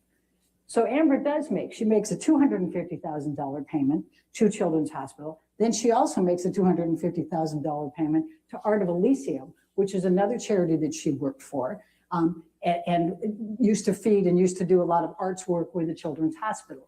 She pays $350,000 to the ACLU. Now, in addition to that, she also was dating Elon Musk by this time.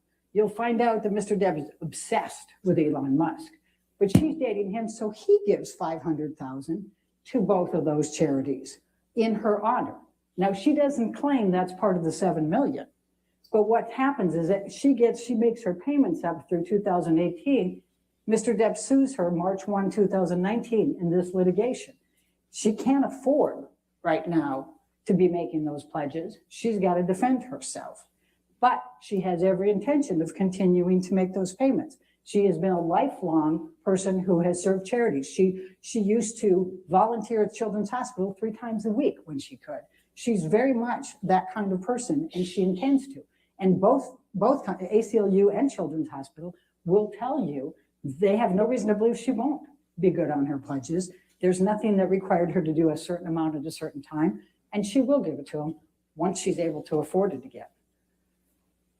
Now, let me talk about the counterclaim for a minute. And then I have to promise to let you go at some point, don't I?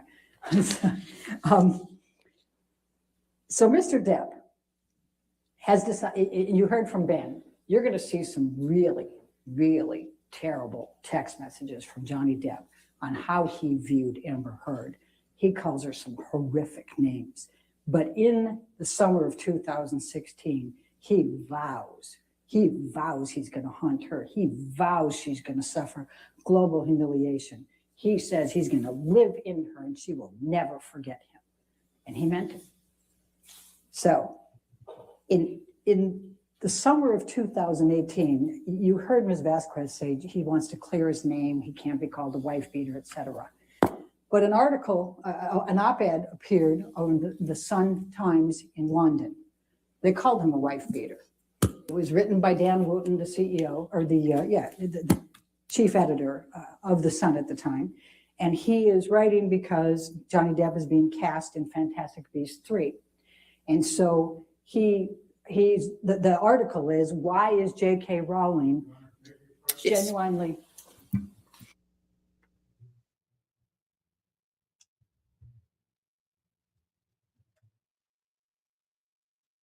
That should not be allowed.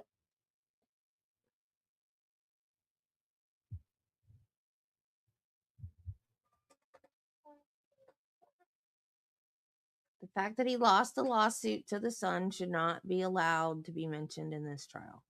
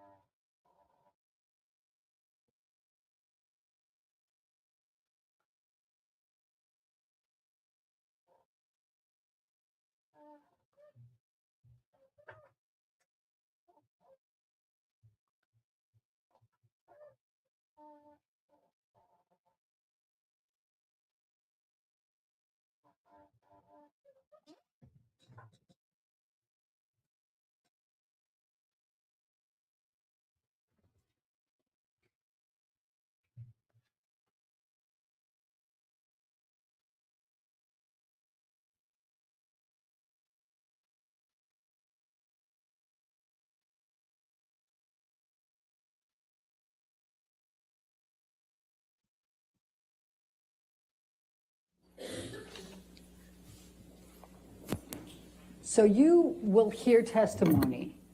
Let me back up a little bit. So you have heard from Mr. Depp's team that they are going to claim that Amber Heard abused Johnny Depp. You also are hearing from them that he says that she cut off his finger.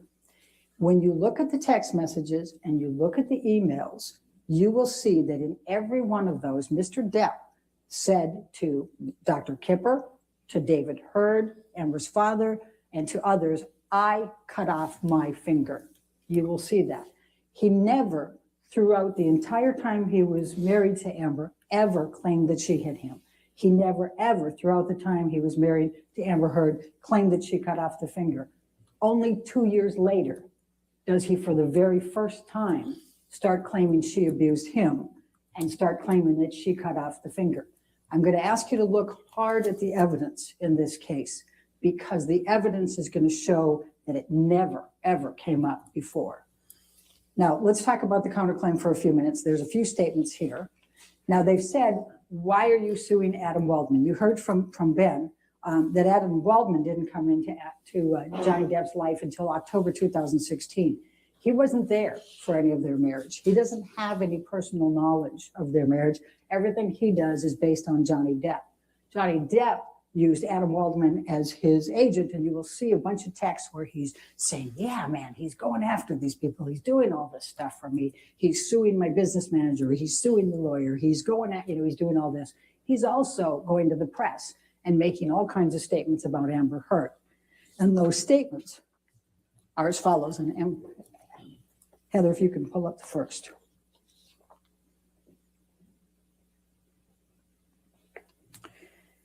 The first one is Adam Waldman, Depp's lawyer, said afterwards, Amber Heard and her friends in the media use fake sexual violence allegations as both a sword and a shield, depending on their needs. They have selected some of her sexual violence hoax facts as the sword, inflicting them on the public and Mr. Depp. Now, there isn't any sexual violence hoax. There isn't any hoax at all. But he's out there affirmatively stating that she's got this conspiracy with her friends and she's making these things up. Hey, Nancy. And it's very, very damaging and harmful to her. The testimony will be that these Depp fans take and run with these things. And you're going to hear from an expert who talks about computer-wise, when you search the hoax and you see that it just spreads out into the internet and the social media and generates a lot of negative publicity for Amber. Statement 2, please. This was made in April of 2020. Depp's lawyer, Adam Waldman, said the various discrepancies prove that nothing Heard and her friends said about the events of May 21, 2016 could be considered credible. Quite simply, this was an ambush, a hoax. They set Mr. Depp up by calling the cops, but the first attempt didn't do the trick, he told dailymail.com. The officers came to the penthouses, thoroughly searched and interviewed, and left after seeing no damage to face or property. So Amber and her friends spilled a little wine, roughed the place up, and got their story straight under the direction of a lawyer and publicist, and then placed a second call to 911. Now, I've already told you all about the events of May 21, but you're also going to hear from the second set of officers. There's no way that Amber was trying with her friends to now get charges pressed against Johnny. They'd cleaned everything up. They didn't want him in there. The absolute opposite of what he says there. The third statement, if you may. Depp's attorney, Adam Waldman, said, when Amanda Day Cadenet, that's a friend of Amber's, Amber Heard's best friend and Me Too activist, recants her support for Ms. Heard and testifies against her, you know we have reached the beginning of the end of Ms. Heard's abuse hoax against Johnny Depp. Amanda Day Cadenet never testified against her, but that's not the part that we're claiming is the defamation. It's abuse hoax against Johnny Depp. In other words, in all of these articles, he's saying that she created an abuse hoax, and you're going to make those determinations of whether that's true or not. But what we're going to show you is that not only was tremendously damaging to Amber emotionally, and you're going to hear from an expert on domestic violence and intimate partner violence, IPV, about how those triggers happen when you have somebody who's gone through all of this and she's trying to heal and she's trying to get past this, and then bam, you come in there and you inflict this and put this out in the public and everybody runs with. There's over 1 million, we're going to tell you about 1 million different searches on the Twitter from these different hits, how that impacts her emotionally every time somebody calls her a liar for what she went through and how hard she tried to protect Johnny Depp so that his children and the public never found out about that Johnny Depp, and how much that has harmed her and how much emotionally that's impacted her and re-triggered. But we're also going to talk to you about the reputational damages for that. Amber made it through the divorce. Then she got cast in Aquaman. A few of you saw that. That was a blockbuster. It was the highest grossing movie in DC Films history ever. Because up of to this Jason point. Momoa. It hit over $1 billion in a very short period of time. It was a mega hit. She was moving forward. Then she gets hit with these defamatory statements and all of the Depp followings and the computer and Twitter and everything else. Nobody wants to touch her. Well, and you're going to hear from an expert who's going to say, look at Jason Momoa, look at Gal Gadot, look at other people who started coming up in those tracks from she was Justice League and then Aquaman. Look what they're getting. They're getting commercials. They're getting all kinds of different film opportunities. These are the things that she would have gotten. Nobody will touch her. She's a pariah. And we're going to ask you, as Ben said, to hold Mr. Depp responsible. Enough is enough. But we're also going to ask you to hold him responsible and try to fully and fairly compensate Amber for what he has done to her. Thank you very much. Thank you, Ms. Bretterhaw. Based on the time, ladies and gentlemen, I think I'm going to release you for lunch a little early so we can just start with the first witness when we get back from lunch. I think it's just a natural break. So if you want to go ahead and go with the deputy, just remember, don't talk to anybody about the case and don't do any outside research, okay? And we'll be back here let's get back I'll give you a little extra time to 1:45, okay? Just to give you some extra time downstairs, okay? All right, thank you. If you would go with Deputy Luce.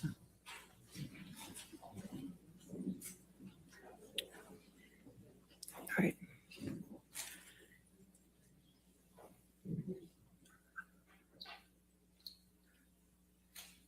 No, we can't.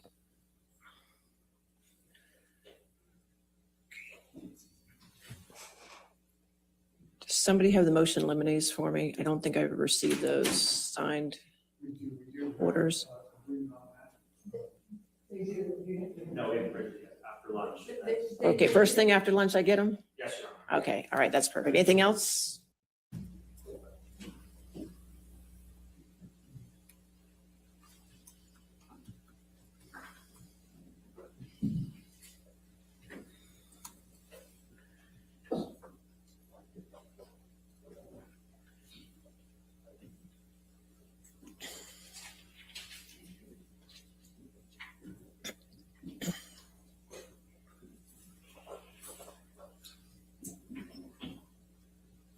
Thank you, ladies and gentlemen. All right, your first witness? We call Kristen Dombrowski. Kristen Dombrowski? All right, Kristen Dombrowski. This is Johnny's sister. She outside? She is. Okay, Kristen Dombrowski.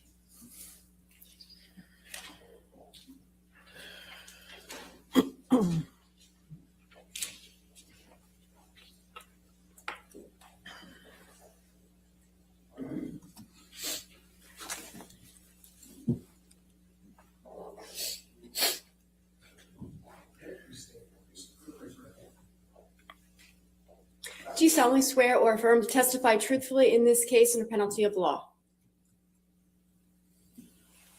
You have to verbally answer, ma'am. Yes. Okay, thank you.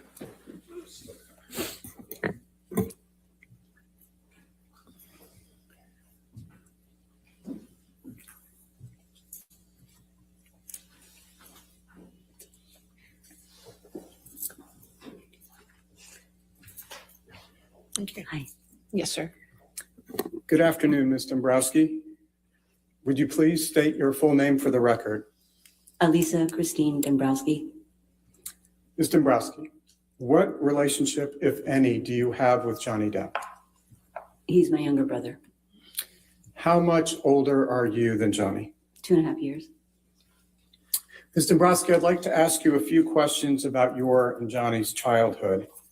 Where did you all grow up? We were born in Kentucky and we moved to Florida when we were kids. Who lived in your household with you and Johnny? Our mom, our dad, we have an older brother and older sister, and Johnny and I. Who was the youngest child in your family? Johnny. Would you please tell the jurors what your relationship with Johnny was like when you were growing up? Johnny and I were very close. with having the older brother and older sister, we were the two younger ones. So we were really close and we basically were together all the time. We played together. We played Hot Wheels. We, played Batman and Robin, where we each had a role in that. And he's probably going to be embarrassed if I say any of this, but, we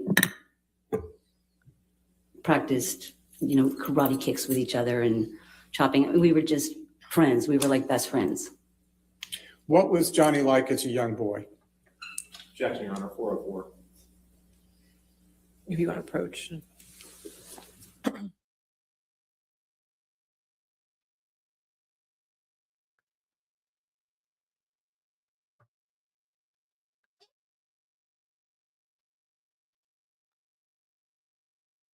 Why can't they talk about their childhood?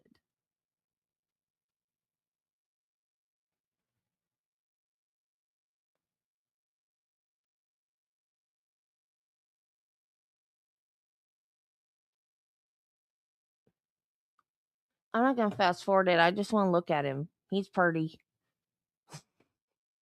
He's pretty. I'm just gonna look at him.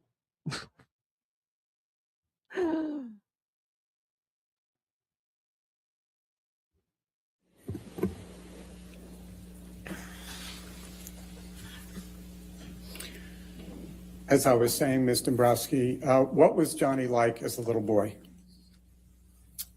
He was a shy, sweet little boy. He had a very caring personality, but also he was a little bit of a clown. He loved to, play tricks on us or try to scare us. He was a very typical happy little boy. Objection, Your Honor, move to strike 404. Your Honor, I'm going exactly where I said I was going. All right, I'll stay in the last part of her answer, and we'll go forward from there. Thank you very much, Your Honor. Ms. Dombrowski, how would you describe your parents' relationship? That was complicated. Would you please explain to the jury what you mean when you say your parents' relationship was complicated? Our parents they had two completely different personalities, and where our father was also a very kind, patient, loving, gentle man. And our mom was the opposite. She was very high-strung, very nervous, anxiety, angry. So they were completely opposite people.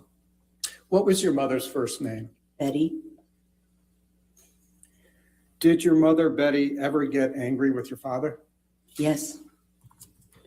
How would your mother express her anger toward your father? She would scream, she would yell at him, she would hit him, call him names, that kind of thing. Did your father ever hit your mother back? No, Dad never reacted when Mom would hit him or scream at him. If he didn't hit her back, how, if at all, did he react? Basically, he would let her scream and get it out or hit and be done. And the way that you dealt with my mom, the way that he dealt with my mom was he always tried to keep the peace. So he never wanted to, he didn't want to engage in anything. So he was very, he would step back, and whatever it was that she was angry about, he would try to go ahead and make sure that he took care of whatever she was insisting that he do. Is it fair to say he did what she wanted? Yes, it's very fair to say he did. What, if anything, did you and Johnny do while your mother was hitting or attacking your father? We would leave the area. We would run and hide. We would go to our room, either we would go to our room together or, depending on where we lived, if our room was close, we would sort of run off and get away from it. How did your mother treat you and your brothers and sisters? Well, there's a similarity, in how she treated Dad. Again, she was very anxious, high-strung. She screamed, she yelled, she hit, she threw things. She called us names. We each had our own little special set of names. Some we wouldn't repeat, but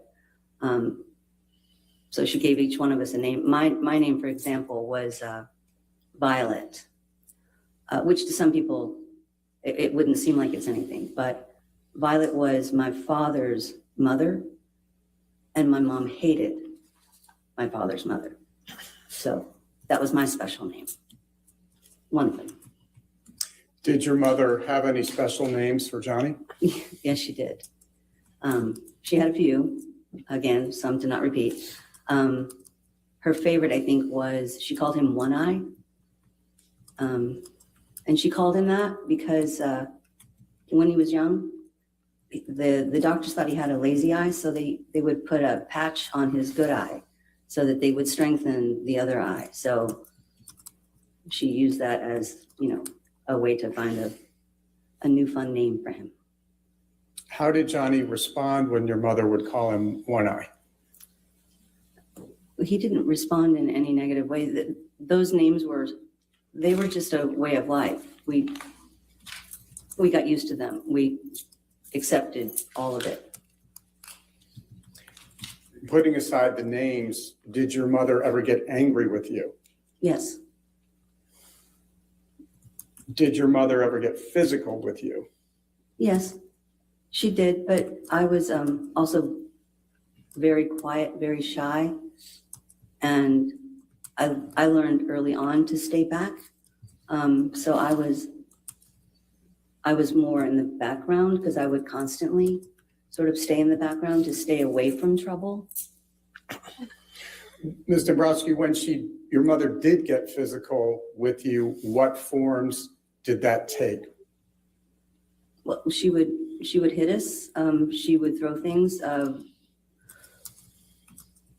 She would have us go pick a switch, off of a tree, so that would be what she could hit us with, and make sure that we got one that was nice and green. So I'm sorry, I don't mean to interrupt. Why did it? I wonder if he negotiated that in his contract. Okay, I'll play a pirate, but I will not wear an eye patch. It'd have to be nice and green. Well, if it wasn't a nice green twig, it would snap. Those didn't break. If you got a dry one, they snap. They don't work the same. Did your mother ever get angry at Johnny? Yes. Did you ever observe your mother hitting Johnny? Yes. How, if at all, did Johnny react when his mother would hit him? He was a typical little boy where if it hurt, he would cry. Well, that's not right. That was it. I mean, for the most part, he just wanted to get away from it. Oh, Lordy, Debbie. Did Johnny ever hit his mother back? So No. gone. What about when he got to be an older boy? Did he ever resist or hit her No. back? No. No. When he was older, even if she hit or threw things, he never went to that place. He would get away. He would, leave the area, go to his room. Ms. Dombrowski, did there come a time when you left the family household? Yes. When did you leave the household? I left when I was 17. I was pregnant and got married and moved out into my own place. How did it feel when you left the family to go out and go to your own place? I think there's a bittersweetness to it. I was really young. I had just turned 17. But I was so looking forward to this new life that I could create that was different from what we had at home. And so it was a part of me that was really happy to be able to do this, really excited. And there was another part that was sad because I left behind my little brother and my dad. If you could explain that a bit, how did, if at all, did your experience with your mother affect your ideas about what you intended to do with your own family? Well, really early on, as a young child, none of what was happening in our home felt good. And so as I got older, you know, both Johnny and I actually, we decided that once we had our own home, that we were never going to repeat ever anything similar in any way to our childhood. We were gonna do it different. So Johnny felt the same way? Absolutely. When you left the home to start your own family, who among the original 4 children were left at home with your mother? Johnny. Did there come a time when your parents separated? Yes. Would you please tell the jury what happened? There was our father one morning decided to pack up everything and leave early in the morning. We didn't know it at the time. I don't think, but I didn't live there. I was at work. And then I got a call from my mom in the afternoon, right after she got off work. She called me and it was hard to understand her voice. She sounded faint and kind of groggy, but she kept saying, "He's gone, he's gone, he's gone." And I was trying to get out of her, "Was it Dad?" And she said, "Yes, your daddy." And I said, "Mom, are you okay? What's going on? You know, did you take your pills?" Because she took what she called nerve pills. And she said she had.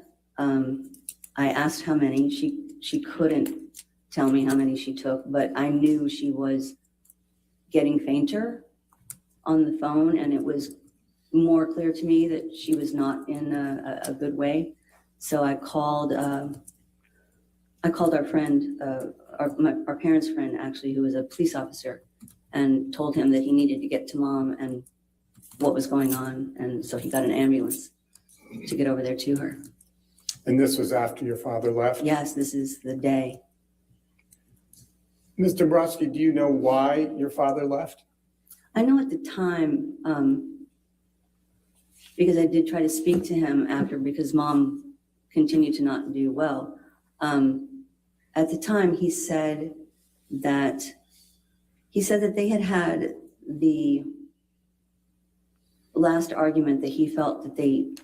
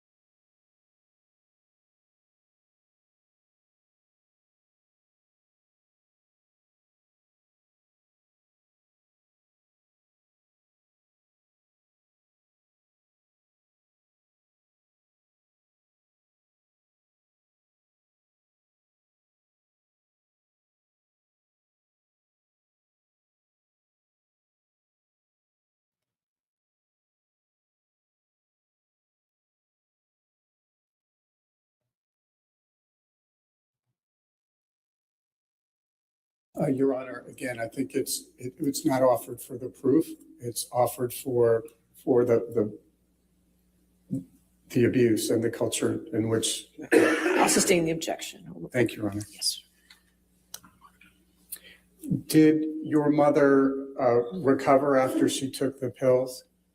Yes. She continued to not be well, but she recovered.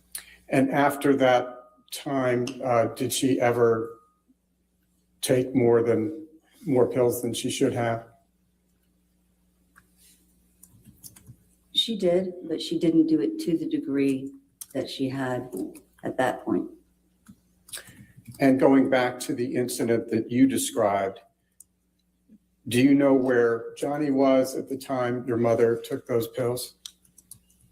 Johnny was home. Did there come a time? Oh, excuse me. I'm sorry. I think he was sleeping at the time. I think he woke up when Mom came out and the ambulance came. So he saw all of that. Yes. Objection, foundation. Did he see that? She said she testified he was in the home. He was in the home, but was she in the home? I guess, how did she know? So I'll sustain to foundation. Thank you. Did there come a time when Johnny left his mother's house? Yes. And after Johnny, what did Johnny do when he left the house? Objection, foundation. All right, I'll sustain his foundation if you want to lay a foundation. Were you in communication with your brother at the time? Yes. He came and lived with me for part of the time. So I think that. So what did your brother do after he left your mother's house? He lived in different places. He lived with me and he lived with another family. Did you and Johnny continue to communicate with your mother, Betty, after you both left the home? Yes. Yes, we did. And after what you have described, why did you and Johnny continue to communicate with your mother? Objection, foundation is to Johnny. I think she's already laid the foundation. They're very close. She was in communication. I'll sustain the objection if you want for this particular question. Why did you continue to communicate with your mother? Because she was our mom and we loved her. I mean, we knew, even when we were younger that things weren't, they didn't feel right, but what we understood was that, Mom had her own upbringing, so she had her own past and the way she was raised would affect the way she lived. And so in our mind, she was doing the best she could do. We sort of treated it like she did the best that she could do with the tools that she was given, from her life in the past. And what we decided to do was we just decided to get new tools. We chose different tools from that. And when you say we, to whom are you referring? I'm referring to Johnny. Objection, foundation is to Johnny. I'll overrule that objection. All right, next question. Thank you, Rona. Did you ever live with your mother again after you and Johnny had left the house? I did live with her briefly. She had gotten diagnosed with asthma when we lived in Florida, and she needed to move to a drier climate. So Johnny moved her to California, to Palm Springs for the drier weather. And I moved also so that she wouldn't be alone. So I lived with her for a period then. And if you could just please elaborate on what role, if any, Johnny played in your mother's move to Palm Springs. He was the only reason the move could happen. He purchased her a home and paid to have everything moved out there. Did there come a time when your mother ever left Palm Springs? She moved from Palm Springs to be a bit closer to where Johnny and I lived in the LA area. She lived there for a bit, and then ultimately she went back to Kentucky. She had her siblings were still there, and a couple of them weren't doing well, so she wanted to be closer to them while she could. And after she moved back to Kentucky from Palm Springs, did there come a time when your mother became chronically ill? Yes, When was that? 2011. Would you please describe briefly what her health condition was as of 2011? Well, in 2011, she was living in Kentucky, and we received a call that she had been diagnosed with the final stages of Parkinson's. But then when another doctor looked at her scans, they felt it was something different. So we had the scans brought to a doctor in California, and they suggested that she come out and see a neurologist right away. So Johnny got a plane, a private plane, and he and we flew to go pick her up and bring her back to California to start seeing the doctors. And when she moved back in 2011 to California, was that a permanent move? It became basically a permanent move. She still had her house in Kentucky in the hopes of, her being able to go back and forth. But her health basically kept her in California. So she lived here or there. And by that time, 2011, when she's moved out to Los Angeles, had her treatment of you and Johnny changed in any way? Yes, mom softened as she aged. She totally softened. And once your mother moved to Los Angeles permanently in 2011, what role, if any, did your brother Johnny play in her caretaking? Objection, foundation. All right, I'll sustain as a foundation. To what extent, if any, did your brother play any role in her caretaking? I think that's still a foundation objection. Do you have knowledge of whether your brother had any role in her caretaking? Yes. Would you please explain to the jury, because I think Her Honor needs to hear whether there's a foundation. Okay, I'm sorry. Yes. When we brought mom out, over time, she had multiple other illnesses that came up, and Johnny he dealt directly with the doctors like we did. Hired private nurses so that we could make sure that mom was taken care of. He basically, Johnny was he took all financial responsibility for anything and everything that mom could need or want during this time. All medical care, doctors, hospitals, nurses. How do you know that? I was directly involved. Is it fair to say you saw Johnny do those things and have those interactions? Yes, I was there. I was directly involved in all of that. Did you witness your brother having any interactions with the doctors relating to your mother's care? Yes. How often, if at all, did your brother visit your mother, Betty, after she came to live in Los Angeles in 2011? Objection, foundation. Were you ever present with your brother and your mother when you all were visiting? Yes. Mom lived in a house that was basically across the street from Johnny. It was a house that he has on his street. And I was there, quite a bit. Johnny was pretty much down there every day, a couple times a day. Mom, like, she would see them all the time. One of her favorite things was watching Johnny take the kids to school and waving at them, because she never got to do that before. So, who were your brother's kids?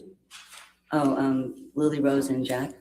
We'll get to that in a little bit. Did there come a time when the family was considering putting your mother in a hospice? There was. There were conversations with the doctors that we should start to consider that, since we weren't 100% sure with the variety of conditions that she had, what we needed to do. The idea of hospice was something that felt like, since we didn't know a time frame, the idea of introducing,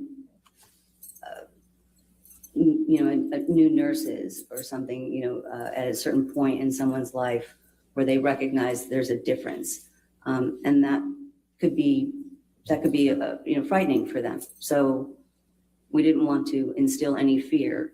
Johnny's big on mom not having fear. So instead, that's when we hired nurses, so that the nurses could be there 24/7. And, and she would have people continuously throughout her life that she knew that they were friendly and, cared for. Did you actually have a conversation with your brother about the possibility of your mother going into hospice?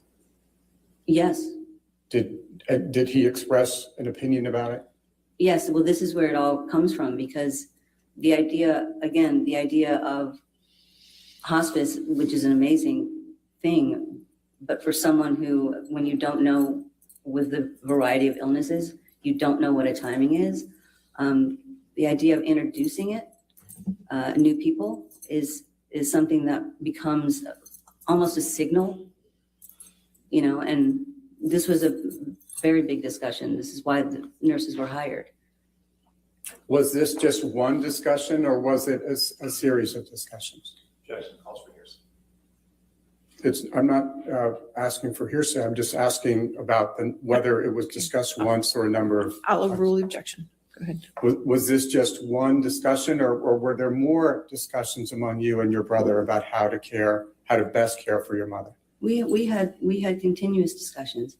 As a matter of fact, there were daily updates. He knew every day everything that was happening with mom, whether he was in town, out of town because he was working or traveling. I made sure, because it's hard when you know that someone wants to be there and they can't. So I made sure to fill him in on everything. It's not offered for the truth of it. No, I'll overrule the objection. Go ahead. Did you ever see Johnny's children, Jack and Lily Rose, over at your mother's house across the street from Mr. Depp? Yes. Ms. Dabrowski, I'd like to change subjects right now, if that's all right, and ask you to please tell us a little bit about your work life. Did there come a time when you worked in the entertainment industry? Yes. I started working when we moved from Florida to Palm Springs. This is why I lived for a short period with my mom. I got a job at one of the studios in Los Angeles. Which studio was that? It was Columbia Pictures. My title was, I was an executive assistant to the executive vice president of comedy development. And what were your job responsibilities when you started there? I handled my executives' daily schedule, meetings, budgets, scripts, phone calls. And then in addition to that, we had, there were 4 other executives and they had assistants. So my desk was also to oversee those assistants. And when we had writers come in, I oversaw those assistants as well. It sounds like a big job. It was a good job. How long did you work at Columbia Pictures Television in that role? I think it was about 1.5 years. Why did you leave after 1.5 years? Columbia itself started folding different departments, and our comedy development being one of them. And so some of the employees that worked there went to work for Sony or TriStar, other sort of arms of the corporation. And I was the last one there, sort of wrapping up the department to go on to my next job. So after you wrapped up the transition, the closing up of the department, what did you do in terms of your work life? I went to work with my brother. In what capacity? When you say your brother, to whom are you referring? I'm sorry? I'm sorry, when you say your brother, to whom are you specifically referring? I went to work with my brother, Johnny. What type of things did you do for your brother, Johnny? Similar things to what I was doing with the other boss that I worked for before, but with Johnny, he was, I was helping him anyway as a sister, bits and pieces before I started working with him. So there were things like travel and, you know, meetings, setting meetings, making sure he had his, you know, the scripts that were coming in and he knew, you know, all the information about them. And, you know, any kind of publicity stuff that he had to do. Because I really started to do this job with him because there was one time that I had gone to his house and I was helping him get ready to go on a trip, and his ticket, I read it out loud and it said standby. And I said, why are you on standby? He had no one looking out for that kind of stuff, you know, so I did all of that. How, if at all, did your work for your brother change over time? Well, over time, it sort of grew. Well, not sort of, it did grow. His agent, I worked sort of hand in hand with his agent, and, you know, as she got to know me more and I got to know her more, there were other parts of her job actually that she would give to me. So, you know, instead of just doing scheduling meetings and calendars and travel, now I've become a person who's talking to producers or, you know, as it expands, you know, all the executives at the studios and studio heads, and I've, you know, become a part of contract negotiation, et cetera. It just grew. What role, if any, did you play in dealing with Johnny's movie contracts? Movie contracts, because I know the history and because there's a certain amount of parts of life that are important, you know, to a human being, not just to an actor, but to a human being. And I know the human being.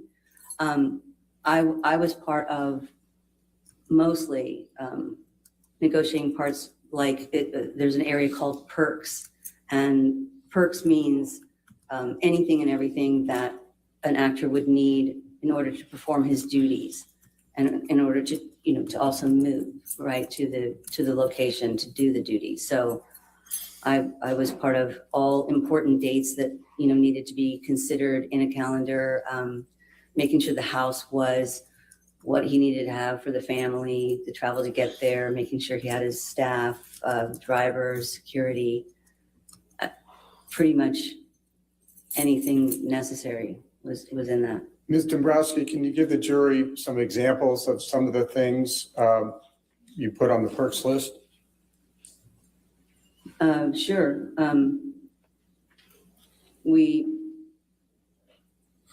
It was really important, you know, as Johnny had a family, it was really important to be able to make sure that we were given the opportunity to find the right accommodations and the accommodations for the children, you know, a house that, you know, could, you know, give them a home away from home with a garden, all the travel to make sure that they all get there. There were really important dates that we carved out in every contract. For Johnny's kids, for their birthday, he never wanted to miss their birthday. So if he wasn't able to be with them because of filming, it was built into the contract that he had their birthday off, and he would have the day before and the day after so that he'd be able to travel to get to them and then get back to working. So in addition to that, I mean, there's quite a bit. We also had it built in that if he was to be away from his kids filming, if the kids couldn't travel and family couldn't travel to be there, we had in his contract that he would be able to fly back to them from wherever he is every 2 weeks. So he didn't go beyond every 2 weeks not seeing his children. You know, it's that kind of stuff that, you know, it was important. Ms. Dombrowski, do you know what a personal manager is in the context of the entertainment world? I do. What is it, if you could explain it to the jury, because I just learned it myself. Well, I believe it's basically what a lot of what I was doing. They work with their client on maintaining different items in their personal life, as well as projects coming in, production, all of the representatives. It's sort of a big scope of duties. Has anyone ever referred to you as Johnny's personal manager? I have been called that before, yes. Do you perform the responsibilities of being Johnny's personal manager? I did. Do you still work with Johnny? Yes. Do you also work with any of Johnny's companies? Or strike that. Does your brother have any companies associated with him? He has a production company called Infinitum Nile. What type of company is Infinitum Nile? It's a production company. We develop, projects for films or television or, different things. And putting aside your responsibilities as your brother's personal managers, what role, if any, do you play in Infinitum Nile? I'm president of Infinitum Nile. When did you start working at Infinitum Nile?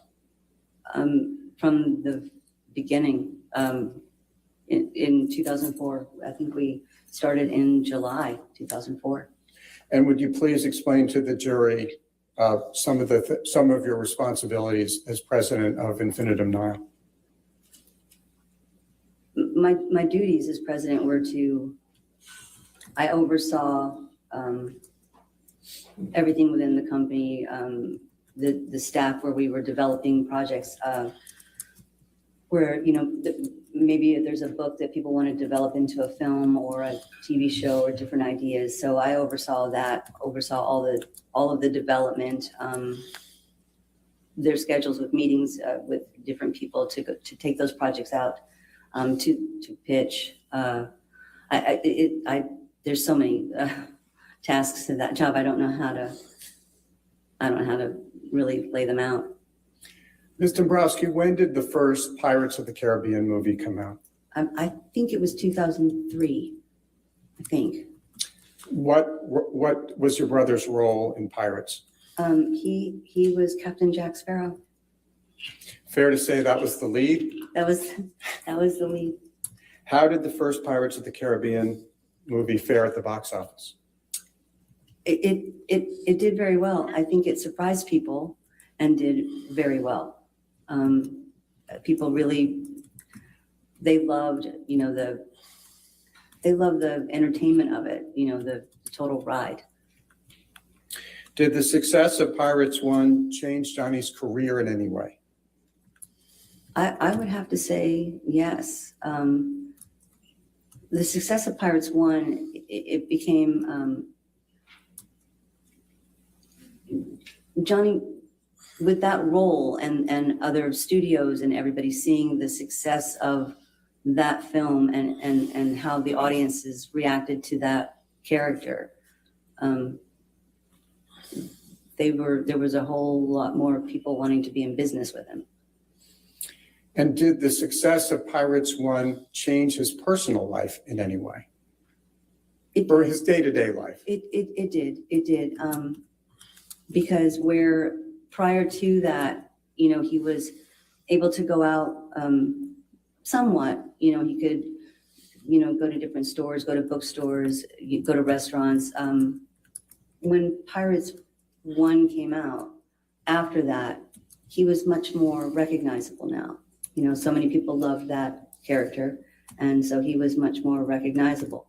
So it became harder for him to go out in public without having a lot of people come around that, rightfully so, wanted to meet him. And but then it also became really big. And so we had even people that were chasing in cars. So we had to, at that point, we had to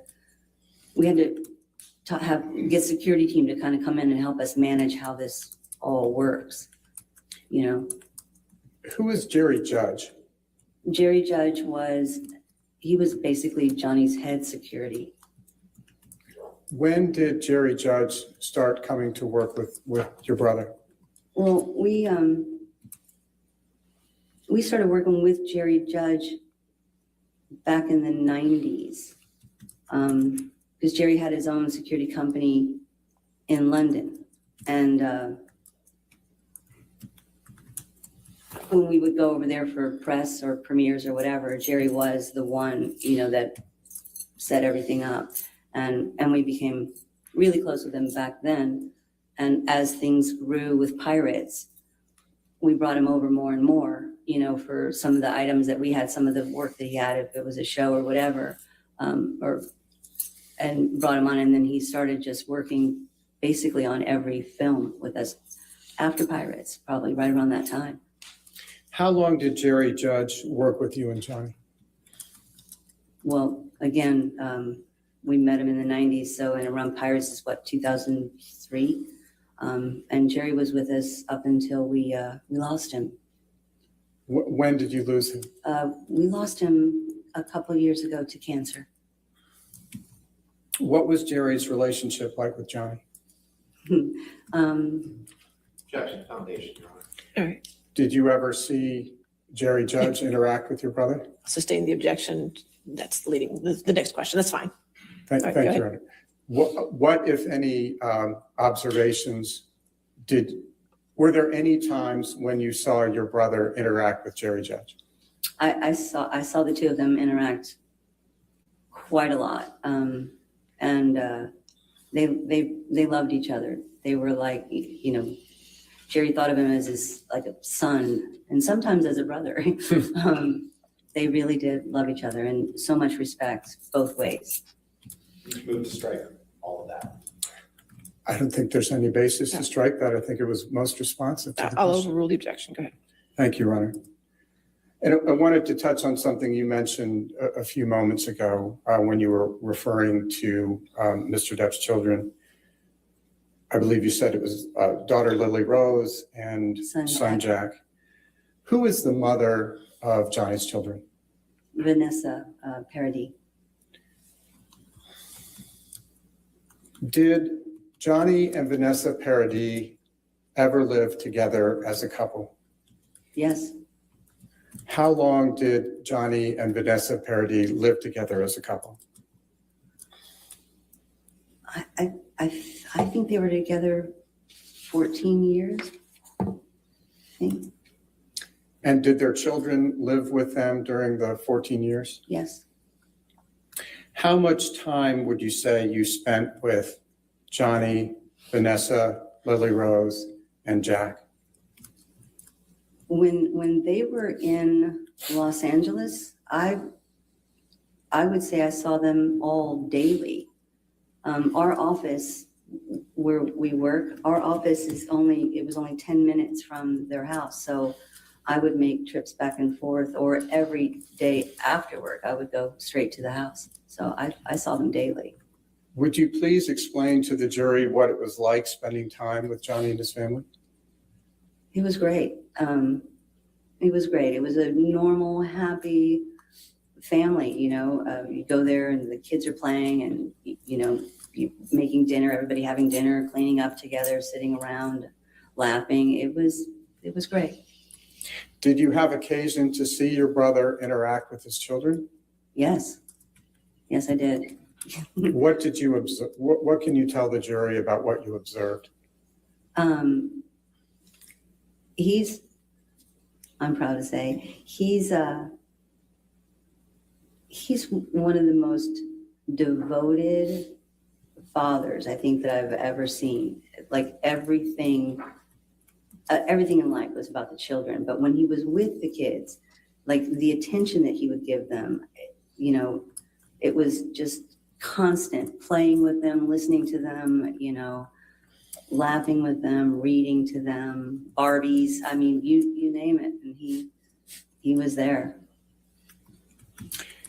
Did you ever observe Johnny treating his children the way you saw his mother treat him when No. he was young? No. Have you ever seen Johnny hit either of his children? No. Have you ever heard your brother raise his voice at his children? No. You may have touched on it earlier, and if so, I apologize.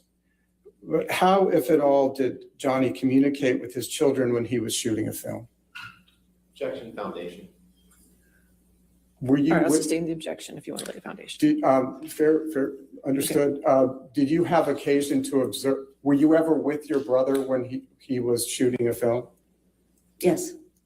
Did you have occasion to observe your brother communicating with his children while you both were there on set? Yes. Yes. So with that, I'm please sorry. please go ahead. Excuse me, when Johnny was filming, most of the time, the family was with him. The family would travel and go, it was like I said earlier, we would get a house and garden and all of that to make sure that there was a home. So his family was with him most of the time. What about when the children got older and they started going to school? Did that change in any way? It changed in that they didn't want to disrupt the children's lives when they were going to school. So if dad had to go off and go work and the children stayed home, this is where we get into, we still maintained a home for the family wherever he was filming, because they would, if they had the opportunity to come back and forth. But at the same time, Johnny would travel back every 2 weeks, to see his kids. And when you say he would travel back, who was it who made those travel arrangements? I made the travel arrangements. Did you have occasion to observe Johnny interact with the mother of his children, Vanessa Paradis, over the 14 years they were together? Yes, I did. Would you please tell the jury what you observed about the interactions between Mr. Depp and Vanessa? Or Your Honor. This is directly relevant. I'll allow observations. I'll overrule the objection. Thank you very much, Your Honor. What did you observe about Mr. Depp's interactions with the mother of his children? They were a great couple. I mean, first you could see that they were friends. They were happy together. They got along. You great. guys It was- know it was my a favorite happy food's meal. Chinese, right? I'll sustain the Stop objection it. at this point then. All right. Did you ever hear your brother yell at Vanessa? No. Objection. Yes, sir. It's not leading. Or To what extent, if any, Well, that wasn't the question, Mr. Chair. of force, the main objection. Okay, I'll sustain on that objection. Next question. what, if any, violence did you observe between, I'll go ahead, finish your question first. well, if I think you're going to sustain the objection, perhaps I should read. Maybe we should move on, yes. Okay, all Okay. right. Did Vanessa ever claim that Johnny ever physically abused her?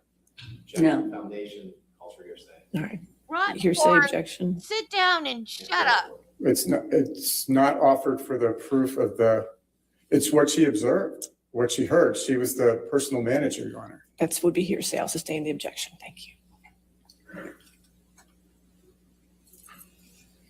Did there come a time when Johnny and Vanessa separated after 14 years? Yes. How would you describe their relationship today? Same objection, 4-4. All right. That's She- Calls for hearsay. observation. And foundation. I don't think it calls for hearsay, Your Honor. No, She's that's an observation. his I sister. understand, but it's a character evidence issue, so I'll sustain the objection. Who is Amber Heard? My brother's ex-wife. When did you first meet Amber Heard? I first met her when she came to the office for casting on Rum Diary, probably late 2008, I think, somewhere in there. Did you see Ms. Heard on set? Yes. What, if anything, did you observe?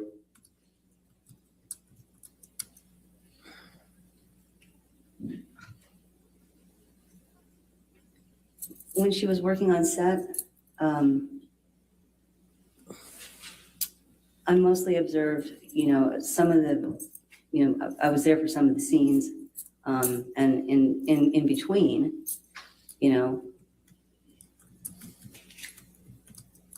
she was a bit sort of like, standoffish, had all, people, coming around her, but I don't really have that much time with her on set. When was Rum Diary actually released? 2011, Was Johnny in that movie? yes. What role, if any, did you have with respect to Rum Diary? I was one of the producers. And after seeing Ms. Heard on the set in 2009, 2010, when was the next time you saw Ms. Heard? I think the next time I saw her was we were promoting Rum Diary towards the end of 2011, I think. I was not able to go on the full promotional tour where we do screenings for people around the country. But I was able, because my mom was sick, but I was able to attend the one in Los Angeles. So I saw her at that event. What did you observe? So you attended the premiere? I attended the premiere and the dinner afterward, yes. Would you please describe for us what you observed at the premiere? At the dinner, At the dinner? because I sat outside at the premiere. I didn't actually watch the movie. I'd already seen it.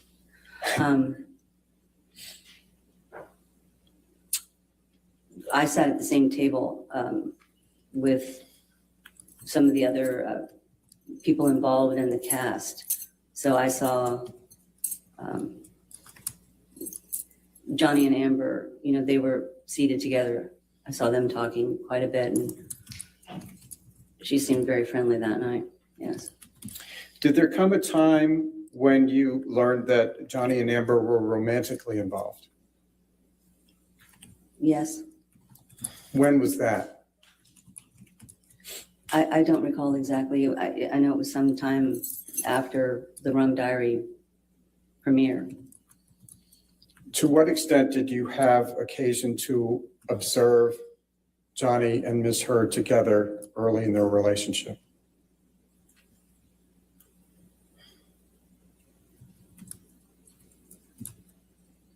I would see them.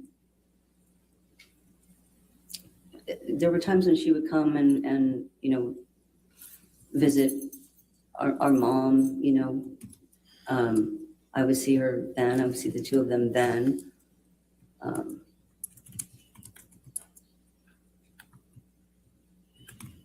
I didn't really spend a tremendous amount of time with her. Had you formed any impression of Ms. Heard at that time based on your observations?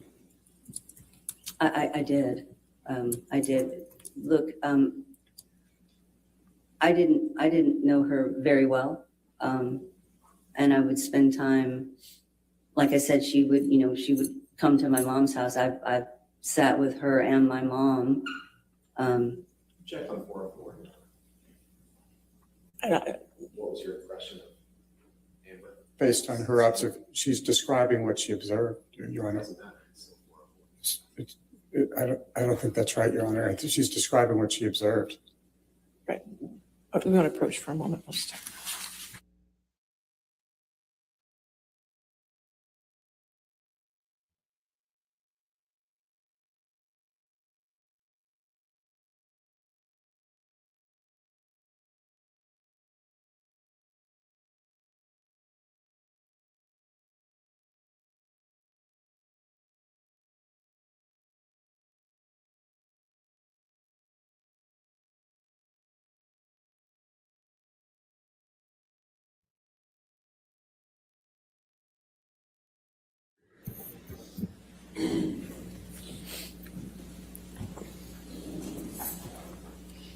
All right, y'all. I'm gonna start timing people out. Did there I come mean a it. time when Stop it. your, did there come a time when your brother and Ms. Heard started to live together?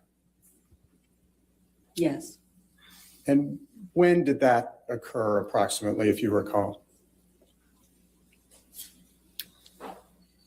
I don't recall the timing. I don't recall the time frame. I believe they had moved downtown to the Eastern Columbia building, but I don't remember exactly when that was. What type of structure was the Eastern Columbia building? Was that a freestanding house or was it apartments? It's apartments, and he had the penthouses on the top floor. How many penthouses did your brother own on the top floor of the Eastern Columbia building? I think it was 5 apartments. Do you know who lived in those 5 apartments when your brother and Ms. Heard went to live there? I know I know who lived down there. I know Isaac, a friend of Johnny's named Isaac lived down there. I know Amber's friend Rocky and her boyfriend lived in one of the penthouses. Amber's sister Whitney lived in one of the penthouses. When you say Rocky, are you referring to Rocky Pennington? Yes. And was her boyfriend Josh Drew? Josh Drew. Did Rocky Pennington and Josh Drew pay any rent to your brother? No. What about Ms. Heard's sister Whitney? Did she pay any rent to your brother? No. Do you know why your brother allowed them to live rent-free in his at the ECB? Because they were. Wait, hold on. I'm sorry, ma'am. I'm sorry. Foundation, we asked, do you know why? So if she knows, she can answer. Allow it all over. She was his personal manager. That's fine. Go ahead. Did you arrange for handling a lot of your brother's bills? I would give them to the business manager. Yeah. But I believe they were Amber's family and friends. That's why he let them live there.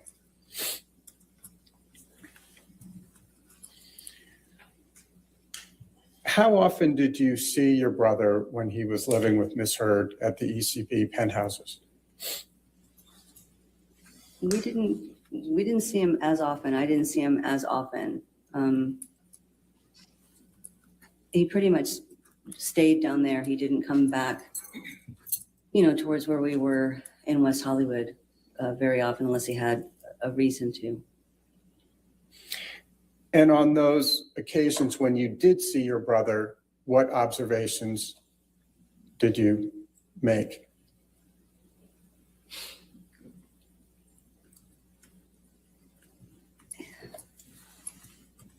He was always in a hurry when he was able to come back. He could never sit and spend the time, it felt like he was always trying to, get back downtown.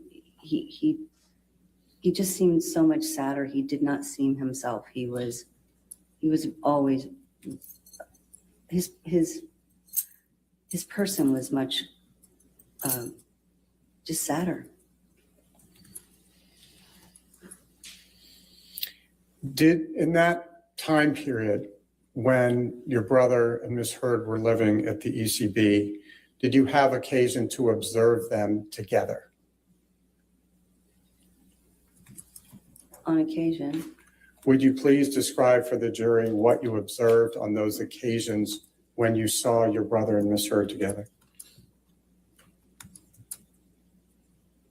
I mean, there's different occasions. I've seen them together when they've come into the office. I mean,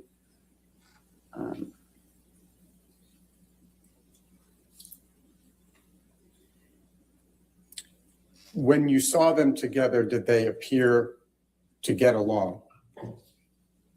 Objection, Your Honor. Vague and leading. All right, I'll sustain as to leading. All right, next question. Did you ever witness them arguing? Objection, leading. All right, I'll sustain as to leading. Did, in your capacity as Johnny's personal manager, do you know whether your brother and Amber ever traveled together? Yes, they did travel together. There were, there were times when, when Johnny had to go do press or film, they traveled together. What type of travel arrangements did you make for the two of them when they traveled together? We would get a private plane that took them to whatever the destination was, and make sure that we had, the hotel accommodations taken care of.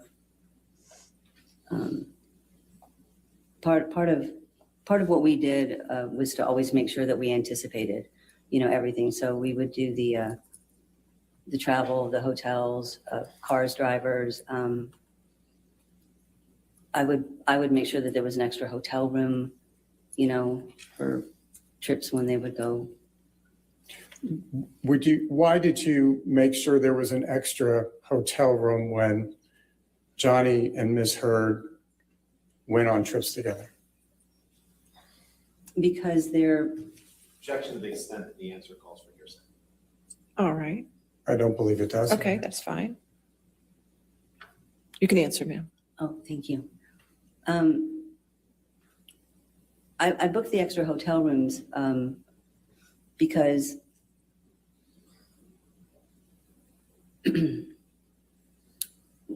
Johnny was at home or anywhere like that, he was able to, if they argued, he was able to leave the room, leave the argument, and go like he's always done and hide in a different room to get away from it.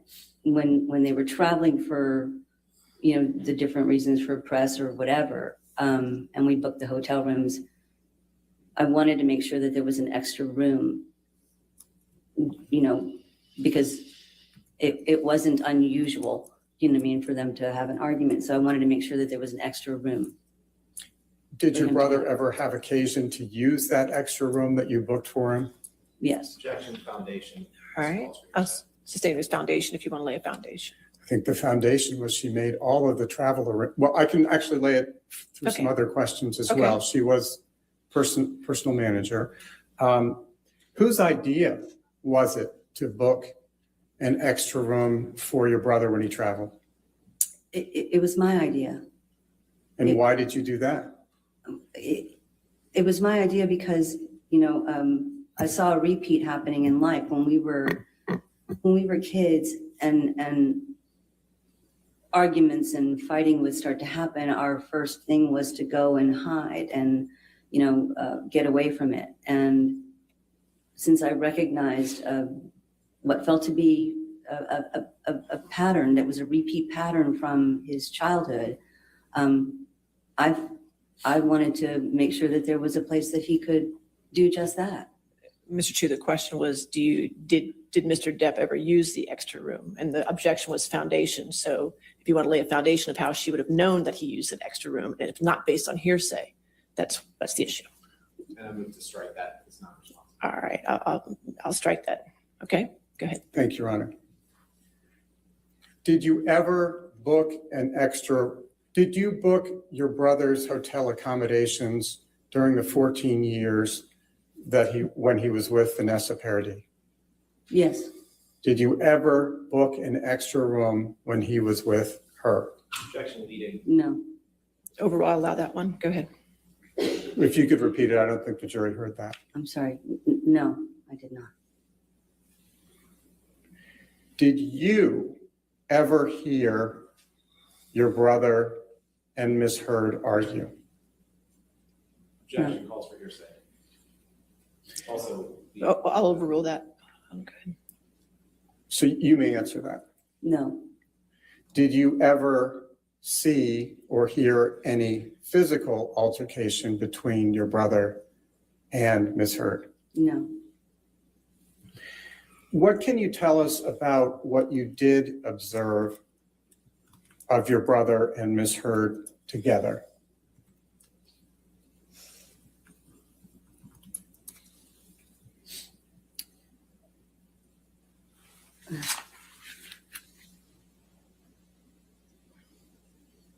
What, to me,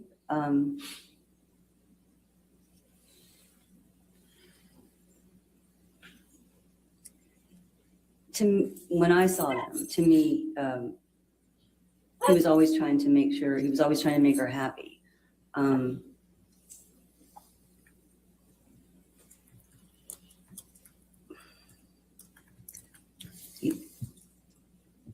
He always made effort to sort of make her happy. I think she had a very, she has a very strong personality. And my brother's personality came off much more soft at that point, to me.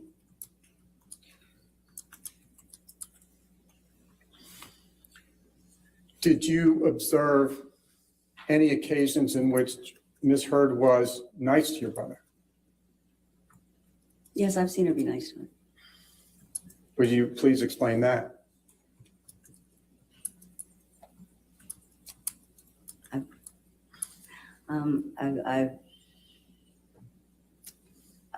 I've seen her be nice in offering to bring him a drink or get him whatever. I mean, just a typical nice. I've seen that. Have you witnessed any occasions on which Ms. Heard wasn't nice to your brother? I have, actually. Would you please describe those to the jury? Yeah.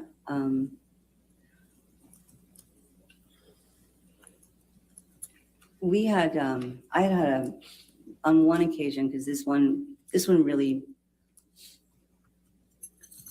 stayed with me. On one occasion, I was at the office and I'd had a meeting with Dior, who had wanted to sit with Johnny and talk about working together. And Amber had come in and asked if she was interrupting us, and we said no, and we weren't supposed to really talk about the meeting with anyone. But Johnny told Amber that I had just had a meeting with Dior, and that they were interested in him. Her reaction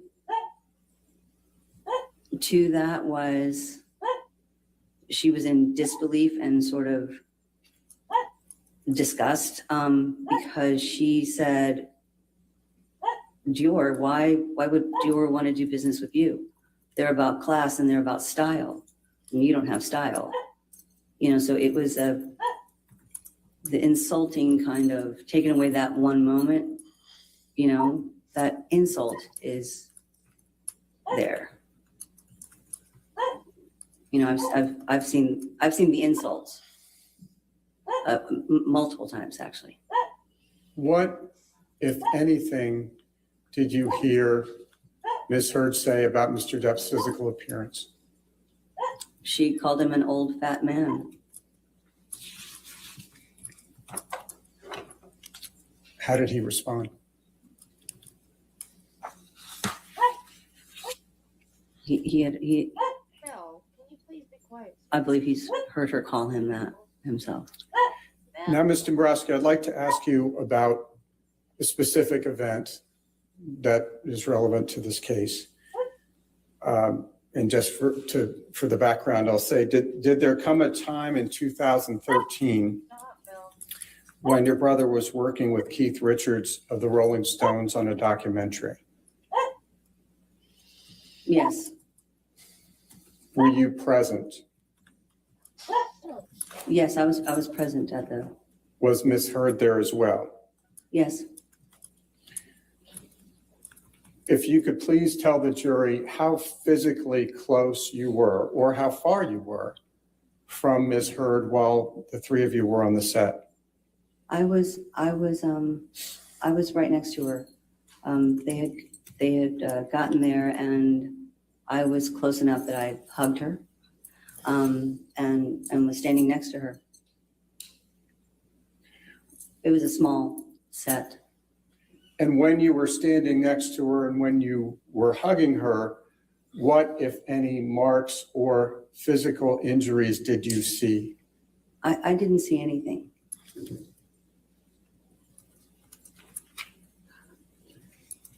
Did you observe your brother's interactions with Ms. Heard while the three of you were on the set? Yes. What, if anything, did you observe her doing? They were fine. She was laughing and happy and holding his hand and, leaning on him, hugging him. Did your brother hug him back or hug her back? Yes, but it was mostly her hugging. And switching subjects from that time on the set, did there come a time when you learned that Johnny was going to marry Miss Heard? Yes. And this is a little complicated, so I'm just going to ask you in a narrative form. I understand there was a wedding, and that there were a couple of ceremonies. If you could just please describe that to the jury. There was a wedding celebration that was put together on the island. So they had a wedding ceremony on the island. But prior to going to the island to do that, they actually got married in Los Angeles because they had to get married in Los Angeles because they couldn't get married, paperwork, etc. On the island. So they got married in LA. How did you learn that they were going to get married?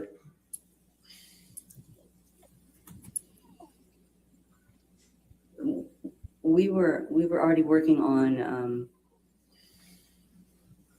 the celebration part, and I knew that the date was at some point they were going to pick a date to try to get married in Los Angeles. But I didn't know the actual date that had been decided until he called me, which was pretty much right before the date. What was your reaction upon hearing from your brother that he was going to marry Miss Heard?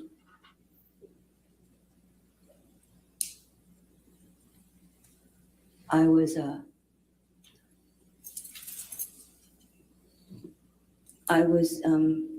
scared. I was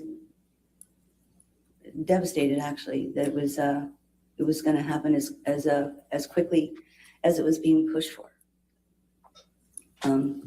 I actually tried to talk him into just waiting a little bit longer, just a little bit, and not rushing. Why did you want him to wait a little bit longer? There had been conversations about a prenuptial agreement that had been going on for a while. And as the date was approaching, for the island ceremony, there was no success in the prenuptial conversations. And I knew it was important. His representatives had explained the importance, and I knew it was important to him for his children. And we were rushing to do something without his children being protected. Specifically, if you could explain to the jury what involvement you had in those discussions about a prenuptial agreement. Objection to foundations, discussions with them. She's testified about her. I'll allow it. Go ahead. Thank you, Your Honor. I think, what was your involvement in the discussions involving the prenuptial agreement? Mostly it was, I spoke with the attorneys and the representatives so that they explained the importance of it and they explained the reasons behind it. Move to strike hearsay. I'll allow it. That means you can keep going. Okay, so I'm sorry. So that we could have further conversation and with Johnny and there was an attorney that they coordinated with for Amber. So that was where I was involved in the coordinating that part. Which side wanted a prenup? Johnny's side wanted a prenup. And I believe what you said may have gotten lost. Why did Johnny's side want a prenup? Well, the prenup was to make sure that his children were protected. That's Jack and Lily Rose? Jack and Lily Rose, yes. Did your brother and Ms. Heard ever sign a prenup? No. Why not?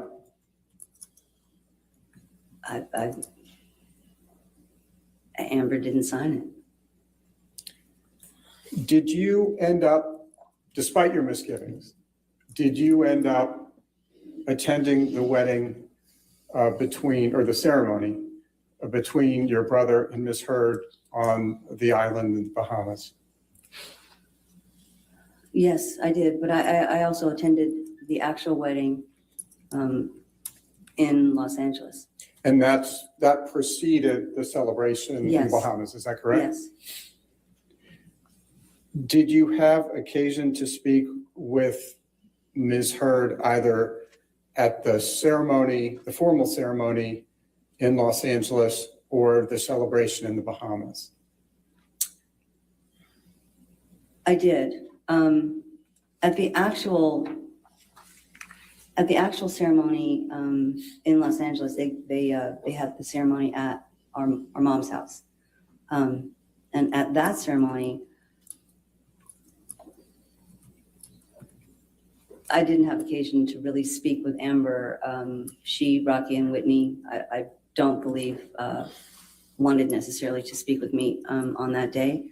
I did after the ceremony was done. I was standing not far from them and they were having a conversation. They were having a conversation actually about, about should they leak the information that they had already gotten married at the house to the press so that they could, maybe they didn't have to worry about the island when they did the celebration. And Amber actually reached out to me and said, because I was standing 7-8 feet away from her, asked my opinion, what I thought about that, which I basically said I didn't know why they would do it since all the information for the island was already out and that it wasn't going to help them. I didn't know why they would want to leak it at all, but it was up to them. I saw her on the island as well. But on the island, she was actually extremely friendly when I got there, because if I'm honest, I debated going. I didn't really want to. I almost didn't, but I took my dad. Dad wanted to go, and I wanted to make sure that I showed up anyway, because I wanted to make sure that, honestly, that my little brother would know that I was always going to be around no matter what. But Amber was extremely friendly and thanked me for coming to her special day. It was a very big day for her. Can you remember any other interactions you had with Ms. Heard or your brother on the island at the celebration?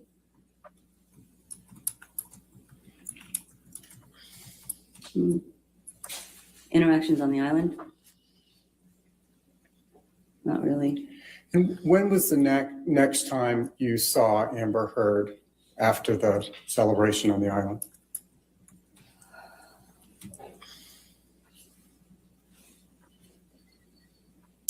It would have been when she came back from Australia.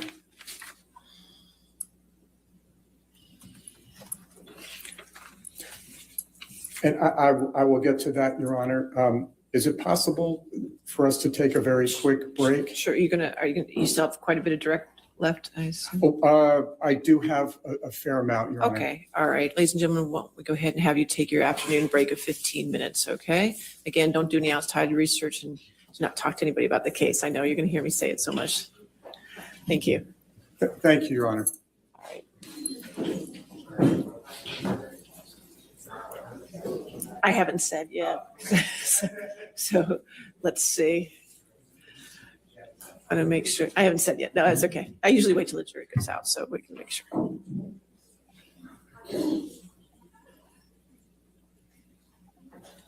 All right.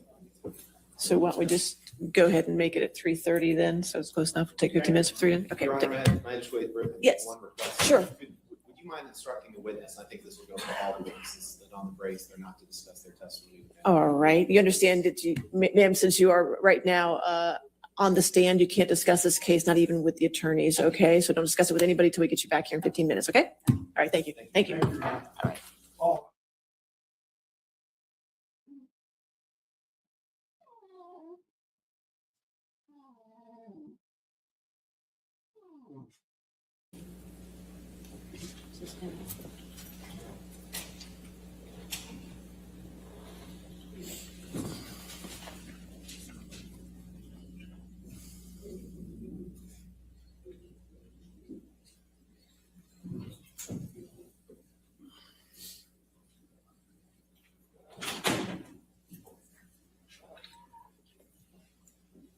All right, if we can just be seated and we're ready to start again. Okay, yes, Mr. Chu? Thank you, Your Honor.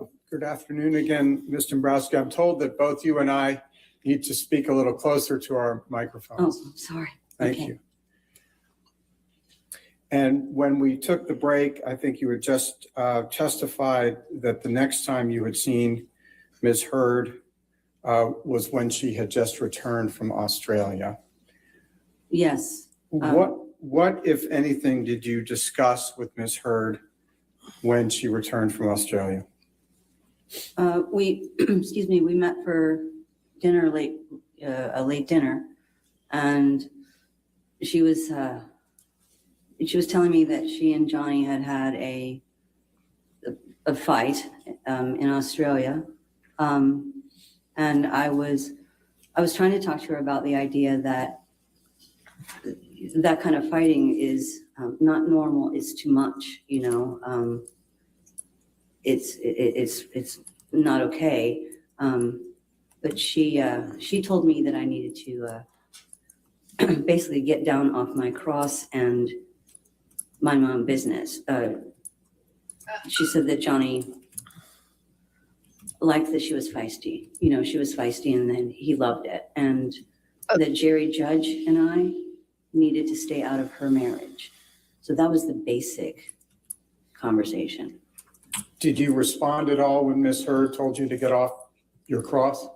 I just kept saying that fighting is not normal. This kind of fighting is not normal. How close were you to Ms. Heard when you were having this conversation? We were right next to each other, right? Like right here. Did you see any marks or any discoloration on her face? No. Now, Ms. Dombrowski, I'd like to shift gears again and ask you about the period in April and May of 2016. So she expected Christine to be on her side. And then when she wasn't, she's like, oh, well, keep your business, keep your nose out of my marriage. Mind your own business. That sums up Amber Heard in a nutshell right there. If you're not going to be on my side, then just mind your own business. If you could please let us know, as of April 2016, what was the state of your mother's health?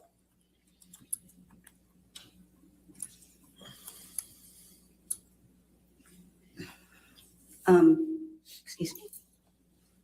Mom had been,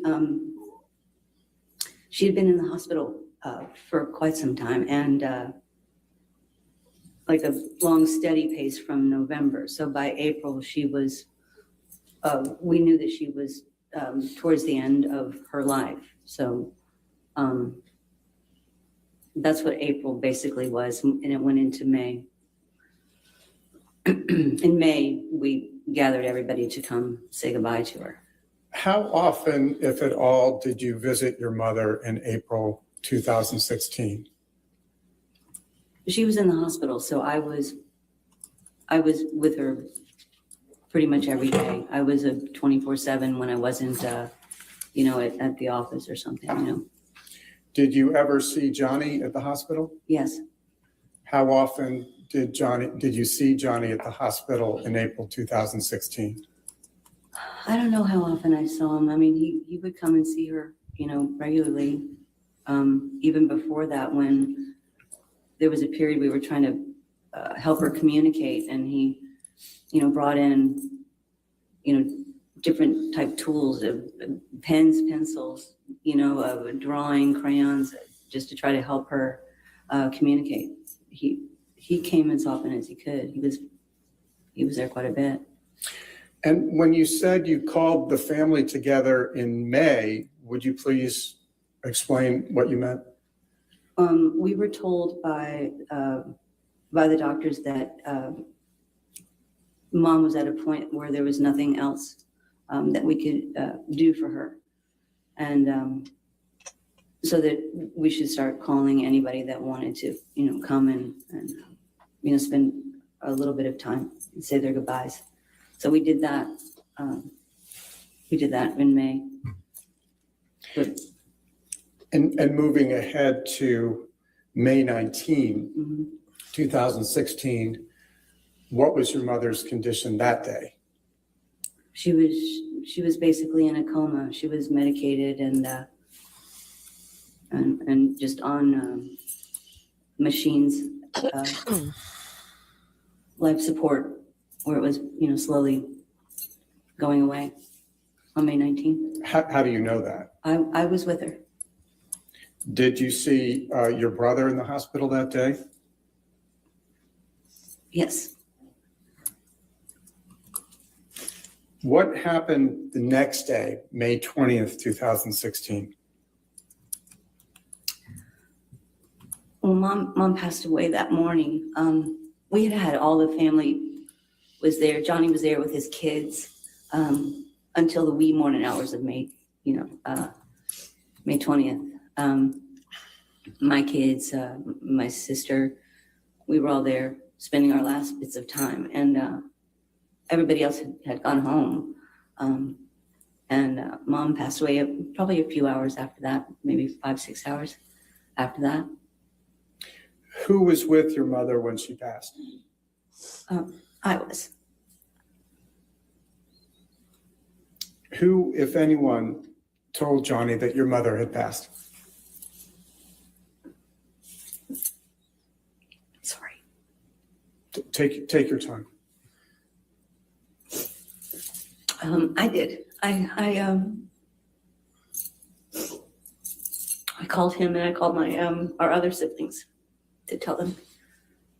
And I'm sorry, I know this is painful. How did Johnny react when you told him that your mother had passed? Well, he was sad, but there's a relief that, you know, suffering is done. So.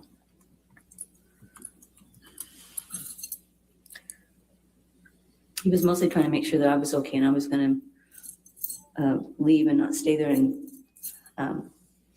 you know, sort of take on everything by myself. So he asked about how you were doing. Oh, yes, that became quite a big topic. Yes. Ms. Dombrowski, did you see Johnny the next day, Saturday, May 21, 2016? I did. I had gone to his house the night we lost Mom.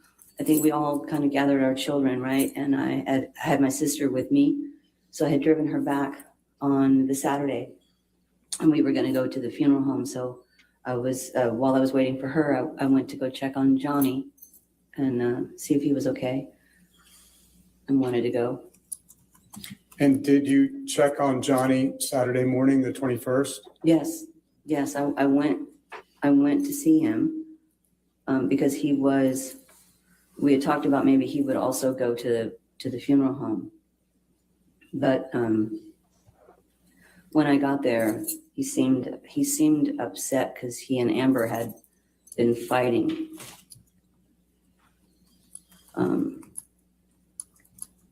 What else happened when you first met with your brother on the morning of the 21st when you were talking about going to the funeral home?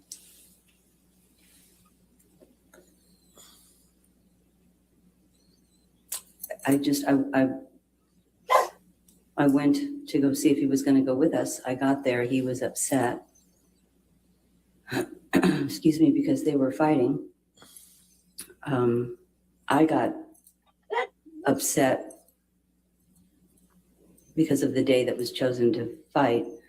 But I went ahead and left and went to the funeral home with my sister, and then came back that evening. Why were you upset about their fighting on that day in particular? We had just lost our mom the day before. So I feel like that, there might be the need for a little compassion, no fighting on that day.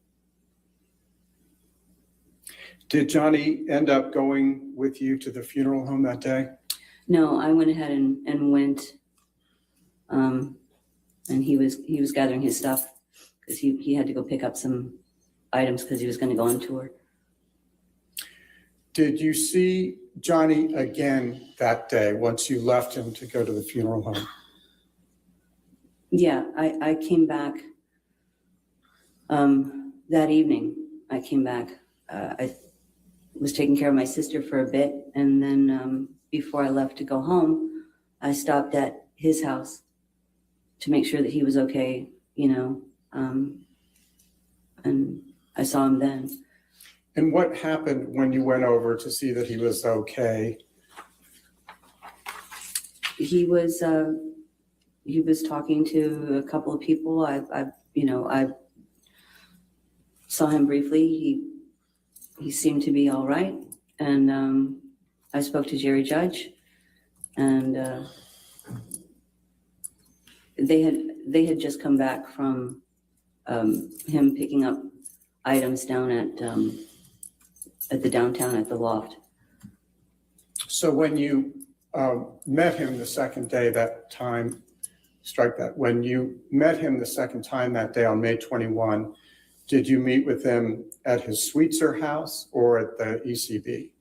No, I went to the Sweetser house. He had gone down to the penthouse to pick up some of his stuff because he was going to be leaving, to go on tour. And I just stopped by after they had just gotten back. And as of that time, the evening of May 21, your mother had just passed. What plans, if any, had been made for a funeral service for your mother? We hadn't made any plans for a funeral service. We wanted to wait until we could get, all the friends and family, because we weren't expecting the date necessarily. But we wanted to wait till we can get all friends and family to come together to have more of a dinner, like a celebration like Mom would want at her favorite place. So we waited. We decided to schedule it like a month or so out instead of immediate. So you had referred to your brothers having plans to go on tour. that next week, obviously not knowing that his mother was going to pass. What, if any, other formal events had been planned for that next week before he was going on tour? Well, he had the premiere for Alice that was on the Monday night. Mom passed on Friday, and the premiere was Monday night. And then he was going to take a flight after that, immediately after the premiere. He had to get on a plane to go to New York to meet the band and go on to Europe. And when you say Alice, just so the jury may understand, if you could please explain to them what Alice is. Oh, I'm sorry. Alice, and I'm so sorry right now. I don't know if it's Alice Through the Looking Glass, maybe was that one's name, or the Alice in Wonderland Disney series, where he played Hatter. And so that premiere for Alice in Wonderland was going to be on Monday. And what day was Mr. Depp planning to go on tour with his music band? He had to be there Tuesday morning. So we had to schedule it. It was very tight. We scheduled a plane for him immediately after the premiere. He would get on the plane. So he was expected to leave on Tuesday. So how long was he supposed to be on tour? I believe it was a couple of months, something like that. And going back to the premiere, how, if at all, did your mother's passing affect the premiere of Alice in Wonderland? We didn't let anybody know that Mom had passed away. We kept that really close to just our, just family and friends, because he had to go do the premiere, and with the premiere, he's on the carpet, and on the carpet he does interviews, and it didn't feel right on many levels to have him where people knew that Mom had passed away, and while he's trying to do interviews to sort of, give their condolences and their sympathies and all of that. So we kind of kept it just with us so that it wouldn't become a worldwide thing, and he could just do what he was supposed to do and do his job. And did you think he could handle hearing all that sympathy at the premiere? I didn't think he should handle. I thought it would be very hard on him. It would be very hard, question after question, and condolences. And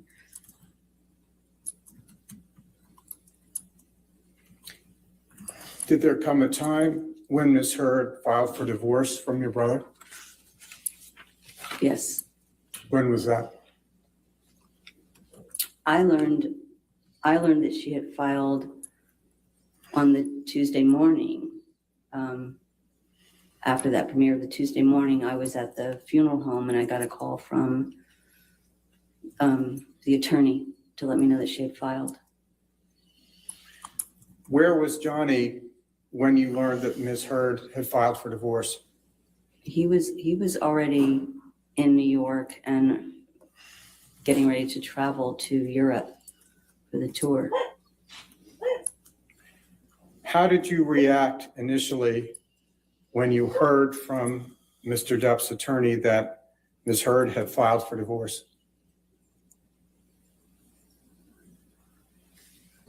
I mean, I think understandably,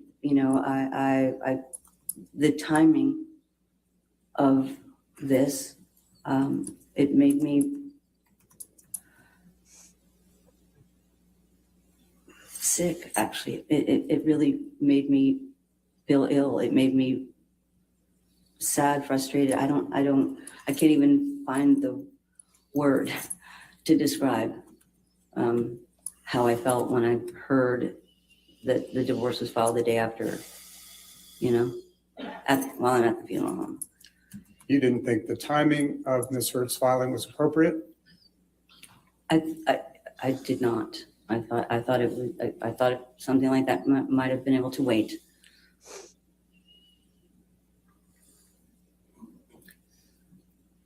Did there come a time when you learned that Ms. Heard had also filed for a restraining order against Johnny? Yes. Yes, I think I heard that also from the attorney. I believe the day before, she was, I think it was a Thursday, I think. I learned that one. So this was 2 days after your brother had left for New York? Yes, Barking at invisible yes, things. because I was Bell barks. shocked invisible at things that, now. I was shocked at that, and concerned that he was out of town and didn't know if he needed to be there. He was gone, you know? And I was asking the attorney and they said, no, he doesn't have to be there. No one has to be there. Amber won't be there. No one will be there, just attorneys. It's a very simple process. Did Johnny attend the restraining order hearing? No, he was not in town. He wasn't in the country. Did you see any press coverage of the restraining order hearing? Yes, I did. Would you please tell the jury what you saw or read? Objection, calls for hearsay. Not asking for the proof of what was in the articles. It's a present sense impression. Relevant. Why is it relevant? All right, I'll sustain it to hearsay and relevance. Okay. Did you see was there press coverage of the hearing? There was a tremendous amount of press coverage. Did you read any of it? I did read some of it. I saw some of it. Putting aside the truth or falsity of what you saw, what did you see? Relevance Why is that relevant? and hearsay. Was All right, I'll the, sustain the objection. Next question. Okay. how did you feel when you read the press? Relevance, how the witness felt is irrelevant. What's the relevance? I think it's relevant to her testimony, Your Honor, but I can move on. Okay, I'll sustain the objection. Next question. Moving ahead 2 years in time, did you see Ms. Heard's Washington Post op-ed when it was published in December 2018? Yes. What did you think Ms. Heard's op-ed was about? Relevance. It's entirely relevant. They're trying to argue somehow that people didn't understand what the op-ed meant. We heard an opening where there was. I want you to approach, Yes, Your Honor. please.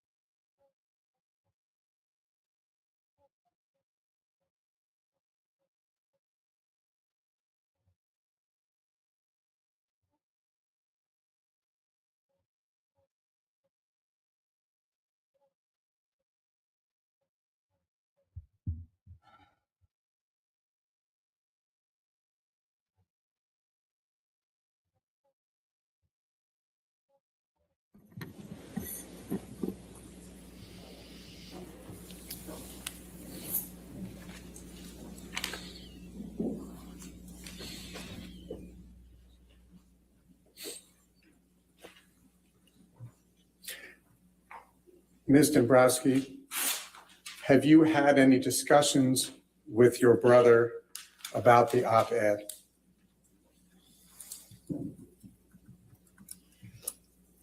Yes. I Object to anything after the yes is hearsay. I'm not sure if it is or not. It's a yes or no question. Okay, all right, next question.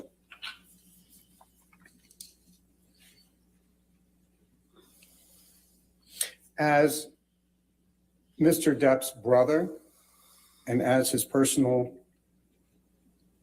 manager, do you have any understanding how the publication of the op-ed has affected your brother's career? Objection, foundation, Your Honor, and hearsay. I don't know if it's You- hearsay. I apologize, Your Yeah, Honor. that's fine. But she's worked with her brother for I'll several allow that. decades. Let's see where the answer goes. You may answer. I'm sorry, would you mind asking it again? Do you have an understanding of how the publication of the op-ed has affected your brother's career?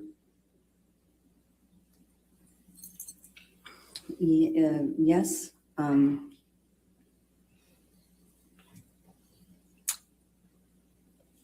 The op-ed, the op-ed is written with the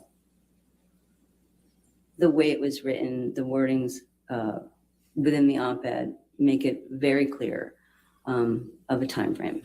Objection, Your Honor. Get the director to answer that question again. Maybe you should ask it again. How has the publication of Ms. Heard's op-ed, putting aside for a moment its relationship to your brother, its references to your brother, how has it affected his career?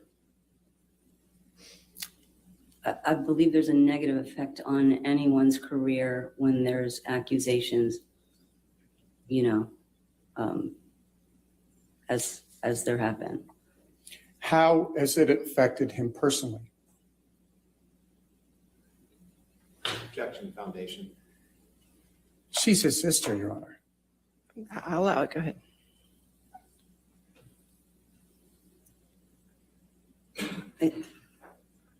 Personally, I know he doesn't want people to feel that he could ever be that type of person, which he isn't. And to know that actually that is something that is attached to him now, which trickles down to his children, where I think that part, more than anything, is the part that has bothered him, the fact that his children have to, have this in their life.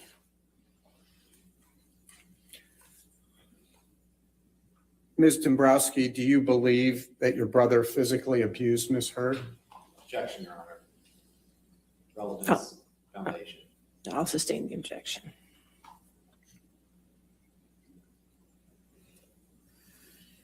Do you believe that Ms. Heard is a public figure representing domestic violence? No, I don't.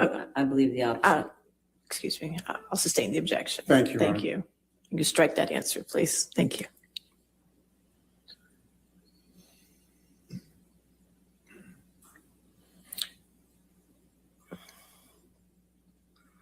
As his sister and as his personal manager for decades, are you aware of any occasion on which any woman other than Ms. Heard has ever accused your brother of any type of physical abuse? Objection, foundation, hearsay. I'll allow the answer. No.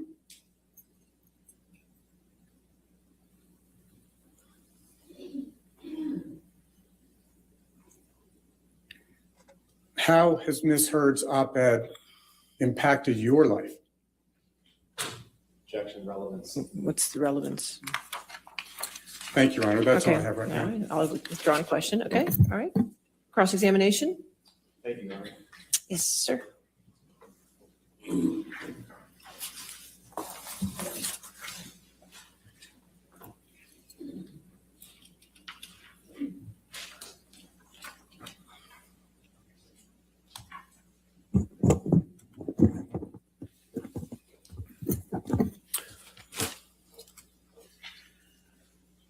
Good afternoon, Ms. Dombrowski. Good afternoon. So I believe we covered some of this, but just want to make sure. So you're employed at a company your brother owns, right? Yes, It's called Infinitum Nile. yes, Is that right? And it's Mr. Depp's production company. yes, And you're the president of that company, right? yes. And that is your only source of income, correct? I have other projects that I work on the side. It's your only job, right? It's my full-time job, yes. Right. And job-wise, you don't have any other sources of income other than Infinitum Nile, right? Other projects, I have the opportunity with other projects to make more money. All right.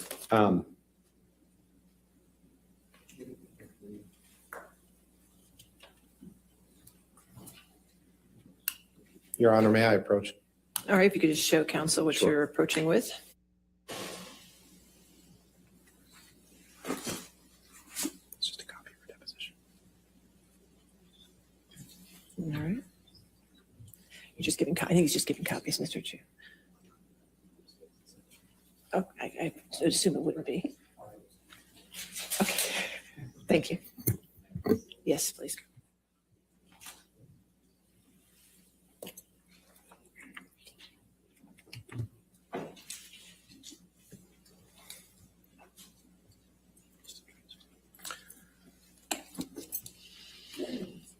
Ms. Dombrowski, do you remember giving a deposition in this case? Yes, And just a couple months ago, right? I believe so, yeah. And you remember before you started that deposition being under oath, right? Yeah. Okay. And you swore to tell the truth? Yeah. Okay. And you were asked questions by counsel for Ms. Heard and you gave answers, right? Yes, Could you please take a look at page 19 of that deposition transcript in front of you?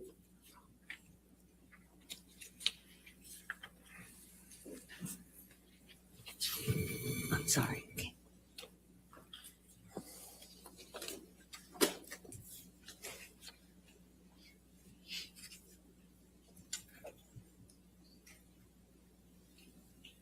And do you see on page 19, line 8 through 10, you were asked a question, do you have any other sources of income other than from Infinitum Nile? And you answered no, job-wise, no. Right, Do you see that? I do, And was that testimony correct? yes. Okay, great. But it's the same as what I said today. Now, you have a huge financial interest in your brother's career, right? The money that Infinitum Nile makes comes from money that Mr. Depp makes, correct? It hasn't always historically, no. What else does it come from? We've had deals with other entities, companies. And for the most part, the better your brother does in his career, the more money Infinitum Nile makes, though, correct? I don't think it's exactly like that, no. And you have your brother has done projects that Infinitum Nile has been the production company for, correct? Yes, And you have a financial interest in that company, correct? I'm an employee. Are you employed by his other companies as well? I'm employed by Infinitum Nile. Are you employed by the other companies that your brother has? No, Where do you receive your paycheck from? Infinitum Nile? Infinitum Nile. And you have a financial interest in how Infinitum Nile performs financially, correct?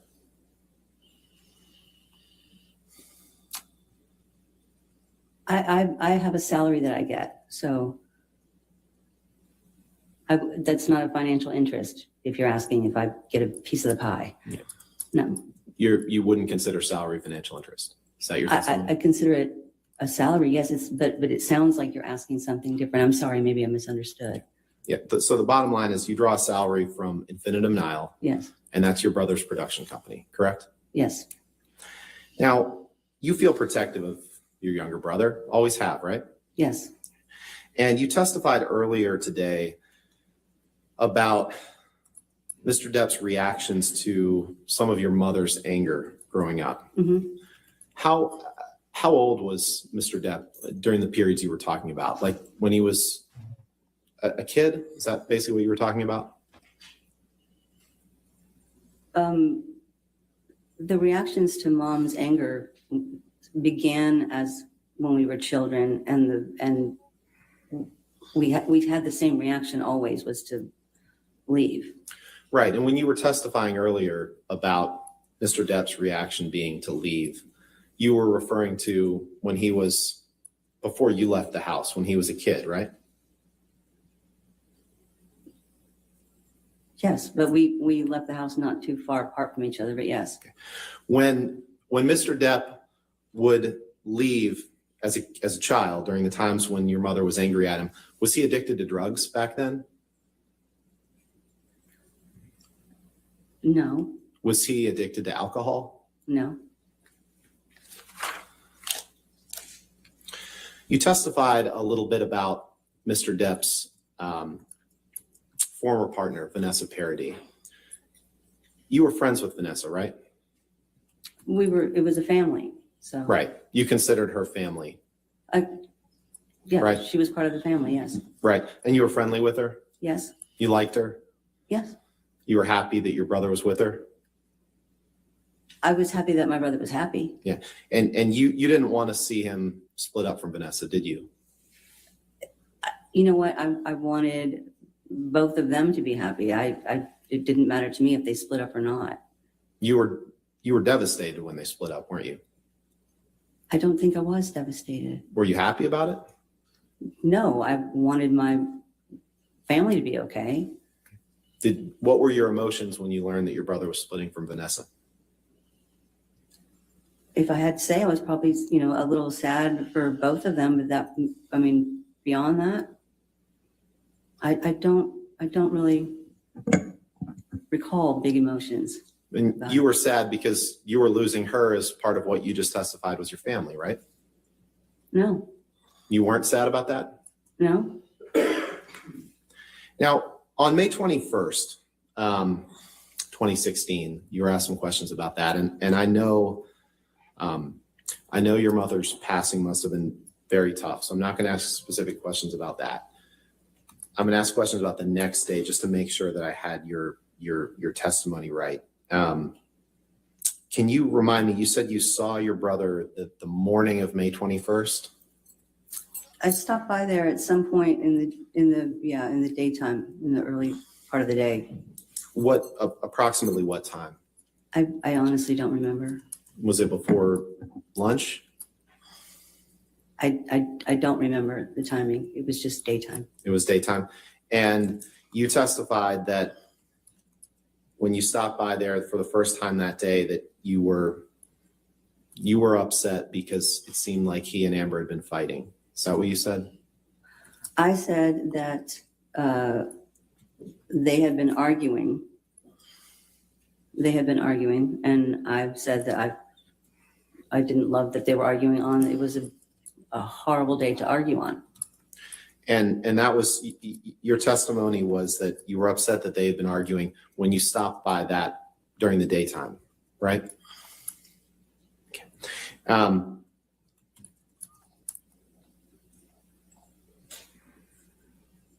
You have no understanding of any of Amber or Mr. Depp's communications leading up to May 21st, correct? I don't know that I have a lot of that, no. Okay. But your testimony is that when you stopped by during the daytime on May 21st, that they had been fighting and that made you upset. Is that right? I'm just trying to understand what you testified to. It's not that it made me upset. I found it upsetting. Is that the same thing? Did you ever become aware that they hadn't actually seen each other or communicated at all before he came over at 8 p.m. on May 21st? Foundation. She's testified that she said that they were fighting earlier in the day. I'm asking her if she ever became aware that they hadn't actually seen each other or talked that day. I'll allow the question. Just go ahead. I'll ask it again. Did you ever become aware that Amber and Mr. Depp hadn't seen each other or talked that day before he came to the Eastern Columbia building the evening of May 21st? No, I just know that what I understood was that they had a fight, whether it was over the phone or I don't know. They were arguing. Now, when your mother was in the last days of her life in the hospital, Amber visited her, right? Amber did come one time by herself, if that's what you're referring to. She did come one time shortly before Johnny was also coming. And she visited her actually more than one time, correct? I don't recall her visiting on her own more than one time, no. I remember her coming one time because I didn't know she was coming. And Johnny was actually also coming. Right. So they ended up there together. I guess I'm a little confused because you just testified that she only visited one time. Alone.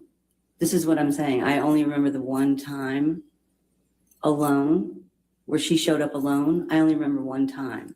And Johnny came shortly after she was there. And other times she visited with Johnny or other people, is that right? She visited with Johnny sometimes.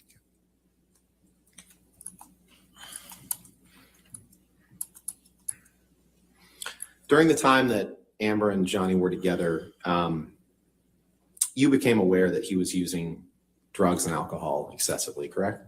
Objection beyond the scope, correct? All right. Your Honor, she's testified to what she observed during their relationship. I think it's within the scope. Your Honor, I think the testimony is that she's never observed Mr. Depp using drugs. I think this is beyond the scope. No, I'll overrule the objection. You can ask the question. Go ahead.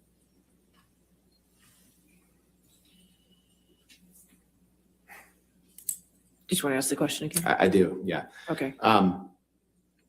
During the time that Amber and Johnny were dating, did you become aware that he was using drugs or alcohol excessively?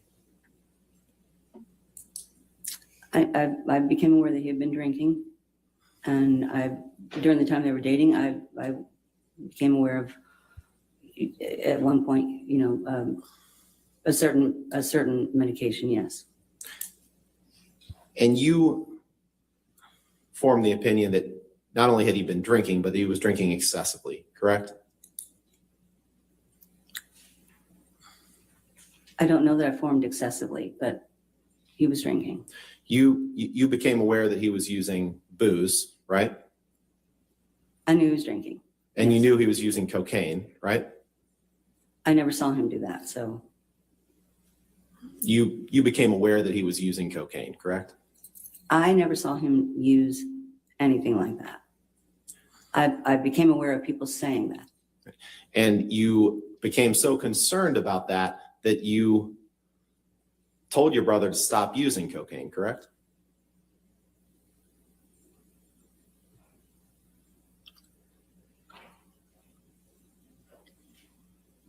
I don't know that I remember telling him to stop using cocaine. I think I might have told him anything that he was doing, he should stop doing. Heather, can you pull up Exhibit 214, please?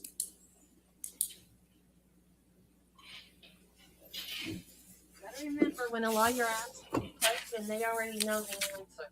Your Honor, I'll obviously move for admission before it's published to the jury. That's fine. Just wanted to make sure it wasn't going to be on their screen.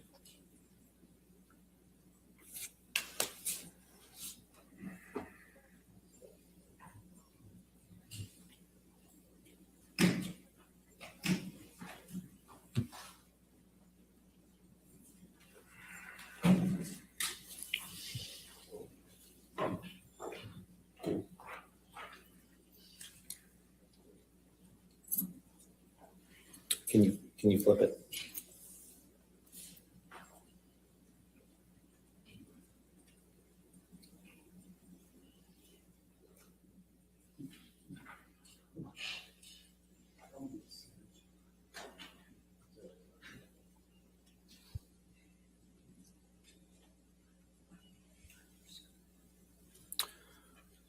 Just trying to figure out how to rotate this, Your Honor. If it's coming from her computer screen, you have to rotate it on there. I mean, I figured. all this is poke it doing at is the mirroring screen. whatever was on the computer screen. There's nothing we can.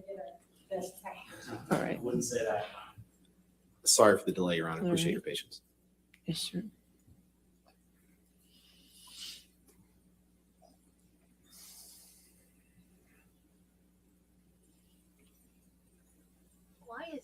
so hard. A lot of people.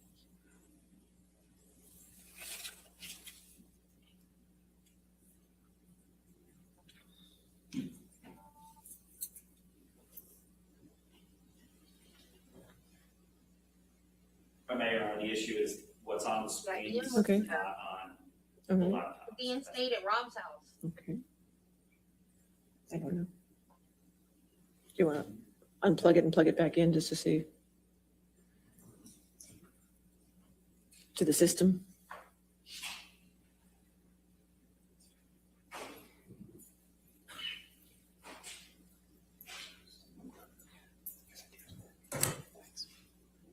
Yep. Jill.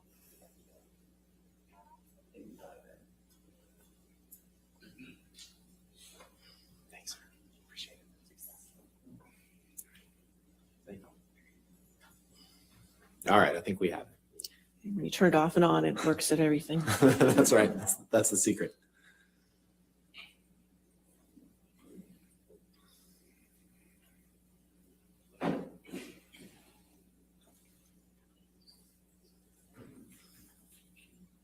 What, Spike? All right, that looks better.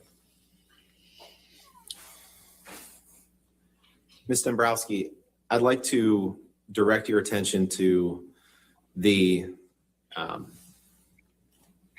four texts in the middle of the page. If you look in the from column, there's a name that says Christy Dombrowski and it has a number. Is that your number? Yes, And are those texts from you to your brother, Johnny Depp?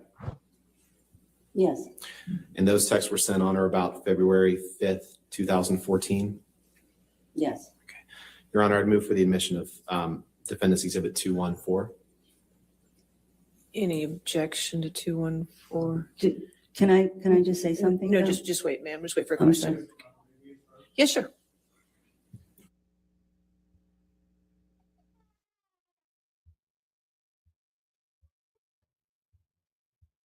What, Spike?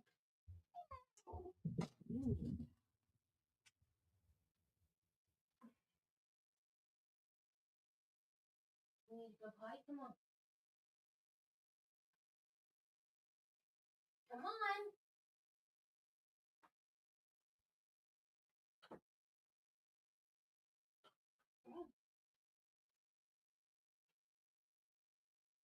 Come on.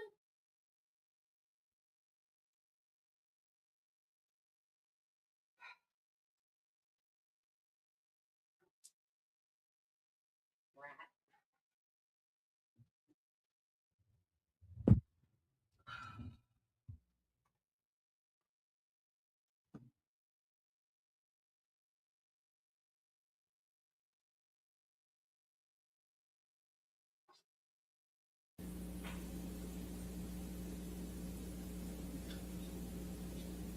Not a person.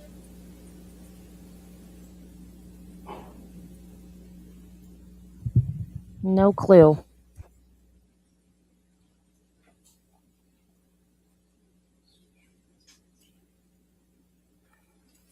To get into this trial, you had to line up like at daybreak.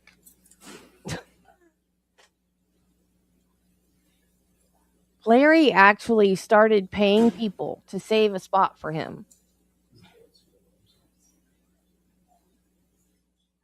And when the court officers found out, they denied him. He was not allowed to. He's like, this was a business transaction. I paid for All right, this. so you're spot." moving They're in like, nope. 214, we'll receive it redacted. Yes, Your Honor. Correct? Okay. Over objection, that's fine. And you wanted to publish just the redacted parts, correct? Yes, Your Honor. Okay. That's fine. Right now, you just have the dates up. Is that what you want to start with? Yes, Your Honor. Yeah. Okay. You can publish Thank that you. to Jerry. Okay. Ms. Dombrowski, I just because we can only show part of this page, do you see that these, you just testified these were text messages between you and Mr. Depp, right? And do you see that these text messages were sent on February 5th, 2014? Yes. The bottom three? Okay. And those bottom three, you just looked at when we saw the whole page, and I know it's a little cumbersome for the jury not seeing that, but you testified that the bottom three were text messages from you to your brother, right? Yes. Okay. Heather, could you just scroll to the right, please? That's good. Thank you. So on February 5th, 2014, you sent 3 texts to your brother. You sent one that said, stop drinking, right? Mm-hmm. You said one that said, stop Coke, right? Yes. So I assume you weren't talking about the soft drink, right? It doesn't appear to be. You were talking about cocaine, correct? I don't know what these are in reference to. So I remember they brought this up at my deposition, and these are something that I don't know I don't know if there's more context to them. I don't know what they're in reference to. I know what they say, but I don't know what they're in reference to. And what they say is that on February 5th, 2014, you were telling your brother, Johnny Depp, to stop using cocaine, correct? No, I wrote those words, but that's what I'm saying. I don't know that I was telling him to stop doing that. You know, in context, it would be different. It could be a different scenario.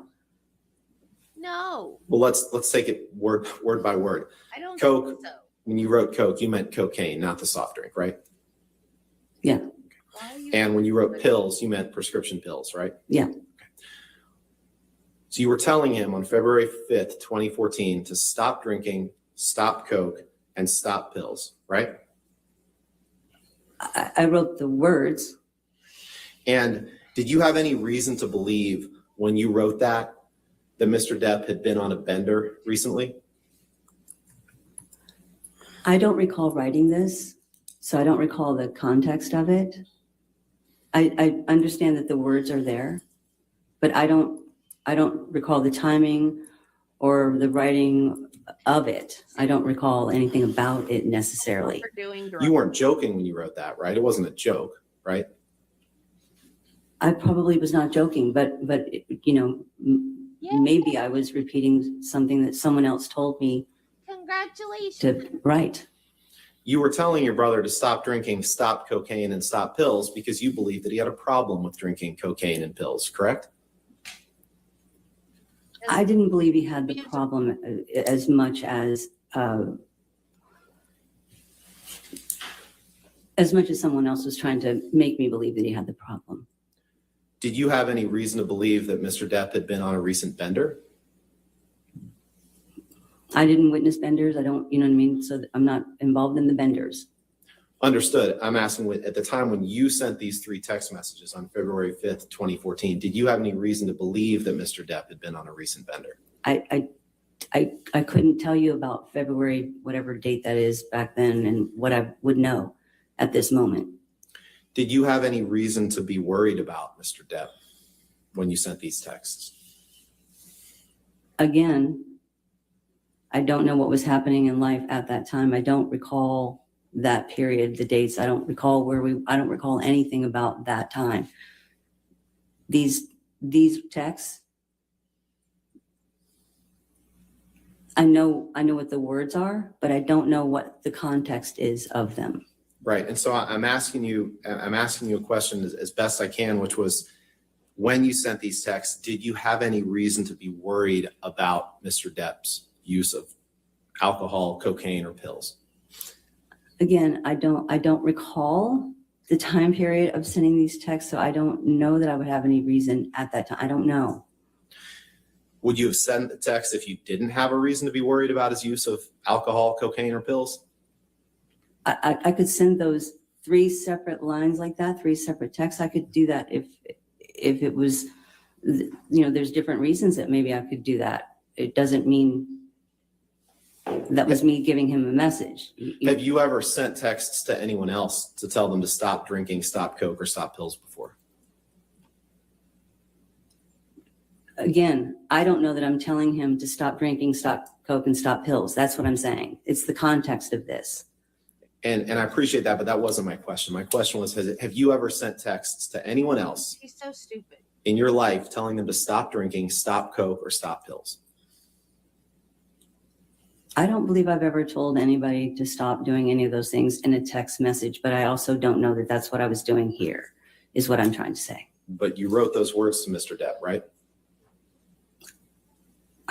I wrote those words. And you didn't love the behavior that Mr. Depp was engaging in around this time frame, did you? I don't know the time frame. I don't know what time frame you're actually referring to. Well, in the days leading up on or around February 5th, 2014, you didn't love the behavior that Johnny Depp was engaging in, did you? I don't recall anyone's behavior from February 2014. I don't recall February 2014. Would it refresh your recollection perhaps to see other text messages that you sent on or around this time to determine whether or not you were worried about Mr. Depp?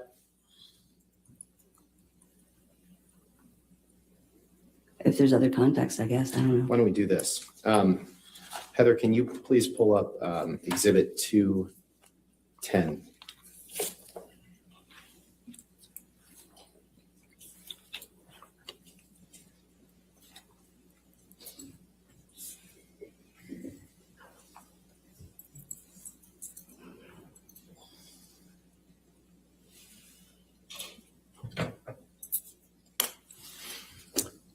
Your Honor, may I approach?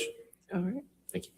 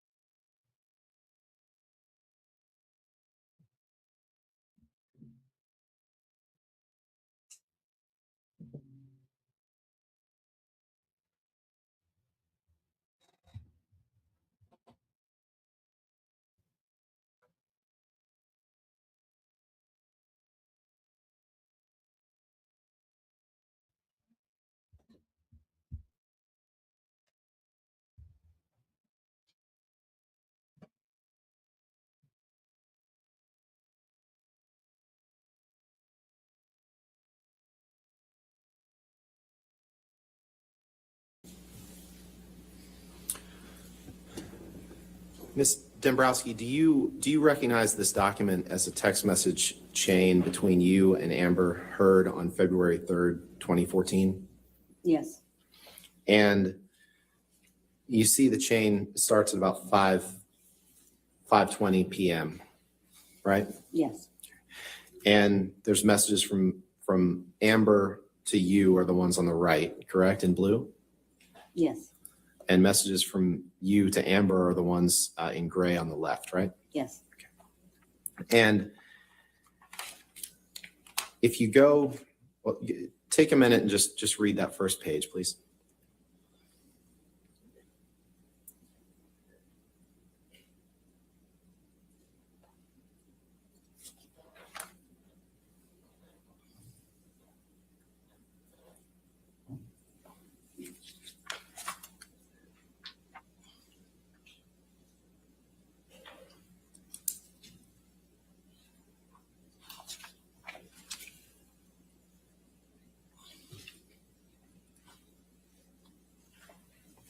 Does this refresh your recollection about a text conversation you had with Amber on or about February 3rd, 2014?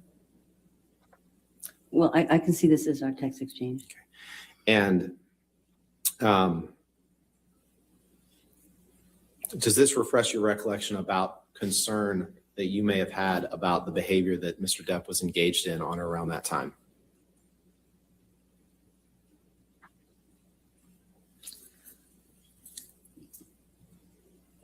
Again, I'll allow that question. Go ahead.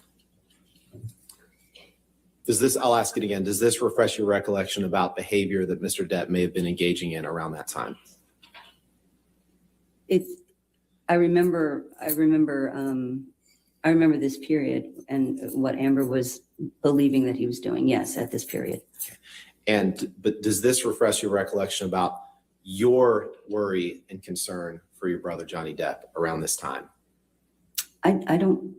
Still don't recall having a severe worry around this time. Okay. Well, before you didn't recall having any worry. So does this at least refresh your recollection that you had some worry? I honestly don't recall having a worry. I've had worries in the years, but I don't recall having a worry at this time. I don't recall it. Okay. So did you have any reason to doubt what you were reading from Miss Heard in these texts? To be honest, she would write things quite often or explain things quite often, and it's a bit more dramatic maybe than what we understood it to be, or maybe even sometimes the instances were different than what she was describing. But in any event, this conversation that you had with Miss Heard gave you concern enough to tell your brother, stop coke, stop pills, stop booze, right? No, I don't think it did. It didn't. And I've asked this before, but we'll take a look at this. Is it true you didn't love the behavior he was engaging in around this time, right?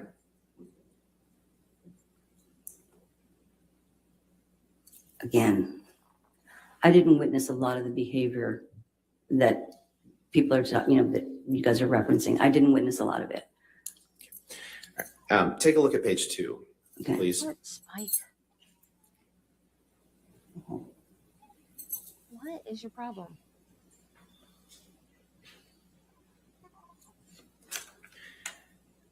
And just take a minute to read that, and then I'll have some questions about both of the pages. Mhm.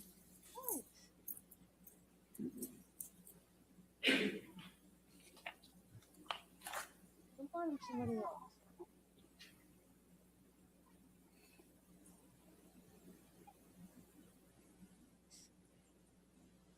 What? Okay. What you had been told by Miss Heard on the first 2 pages of these texts gave you concern about Mr. Depp's behavior and made you not love anything that he was engaging in behavior-wise around this time, right?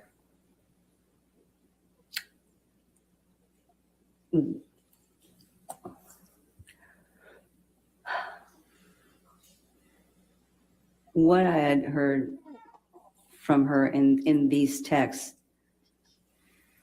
I didn't really love where life was at the time. Your Honor, I'd move for the admission of these 2 pages in their entirety for the reasons that we discussed, both as impeachment of the witness. All right, there are other statements in here that I do find as hearsay, so we can work with it. I'll reserve on that for this time, maybe, and we'll have other issues with it outside the presence of the jury, and we'll work on redactions, okay? That sounds good. Can I ask her questions just about her language? Okay. And then we can work on redactions. Yeah, yes, sir. Okay, yes, sir. Stop. On the first page, Your Honor, on the first page, Ms. Dombrowski, you write, "Where are the kids?" Why did you write that? I don't know. I don't know. I mean, I remember they asked me that at the deposition. I'm not sure. You wrote that because you had concerns about where Mr. Depp's kids were at this time, right? Well, if she was saying he wasn't home, I was asking where the kids were. Right. Because you were concerned for the kids' well-being, particularly when Mr. Depp was in this sort of state, correct? No, I was curious about where the kids were if he wasn't home. Were you ever concerned about the impact on the kids of Mr. Depp's drug use and alcohol use? No. So when you wrote, "Where are the kids?" you had no concern for their actual I don't have well-being. any cucumbers. Is that right? The concern, it's not that kind of concern. She's saying he's not home. I was wondering where the kids were so that they weren't alone.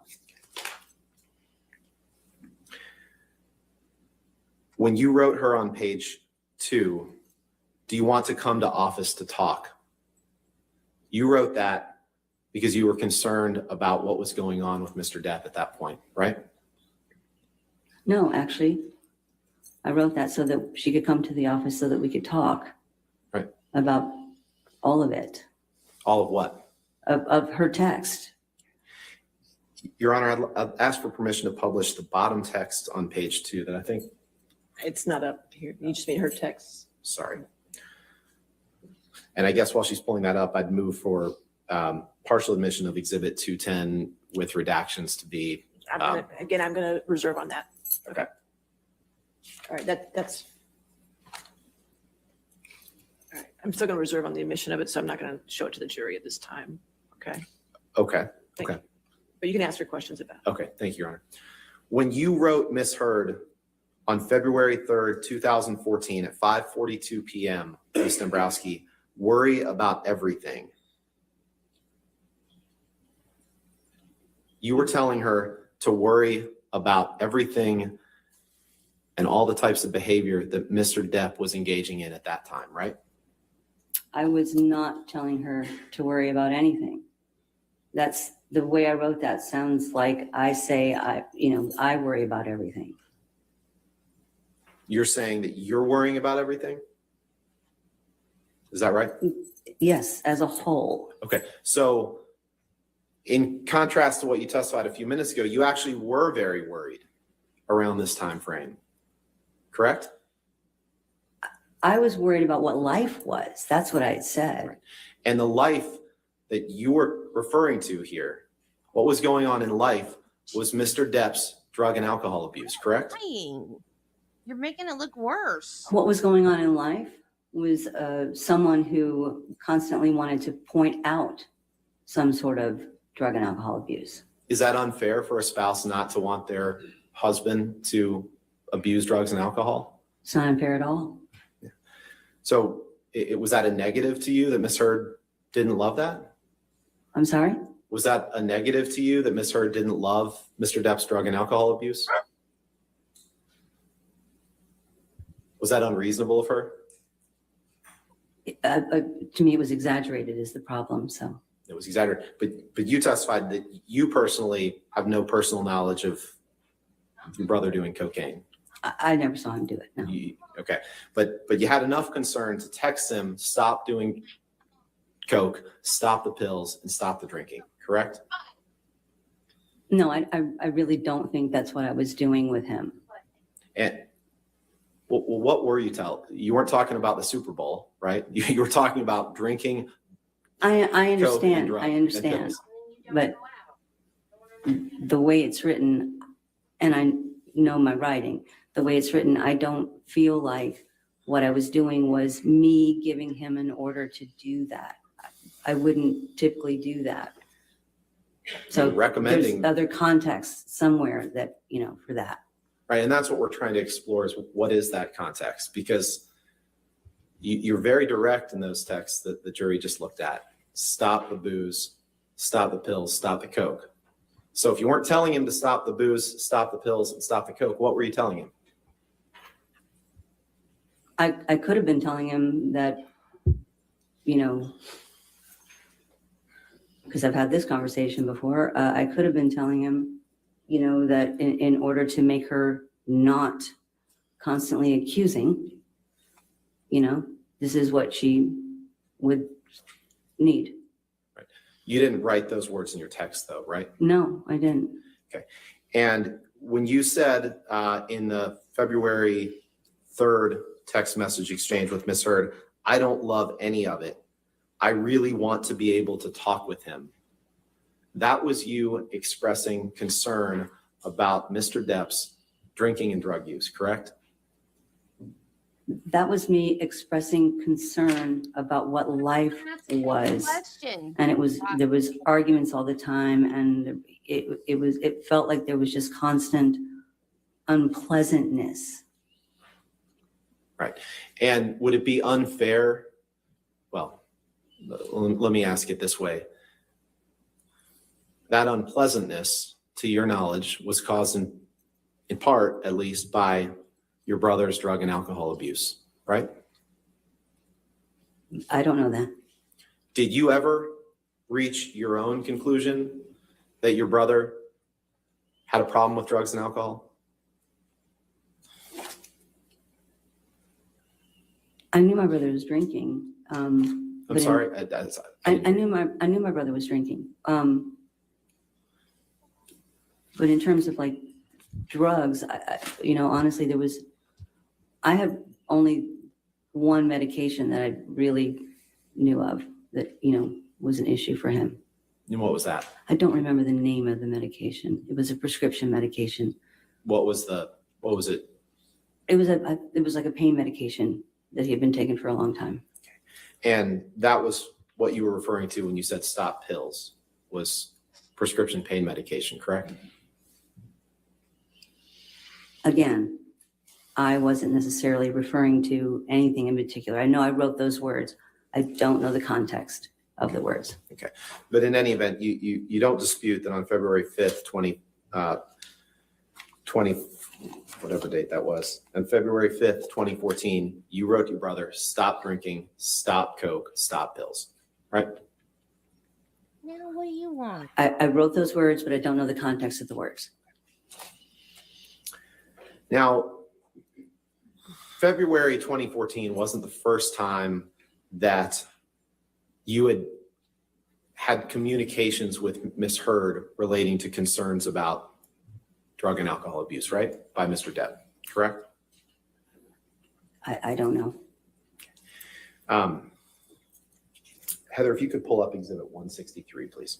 What's the exhibit number? I'm sorry. Oh, I'm sorry, you're on 163.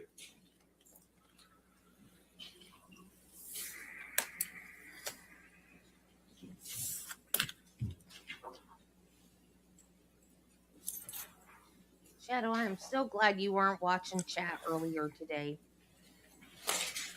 You would have been traumatized.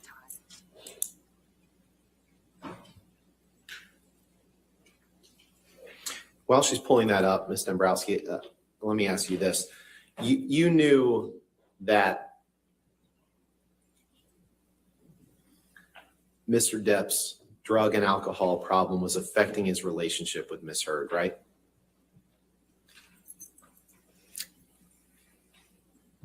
I knew that she would say that. I mean, I knew that she would say that she had issues with, him with drugs and alcohol.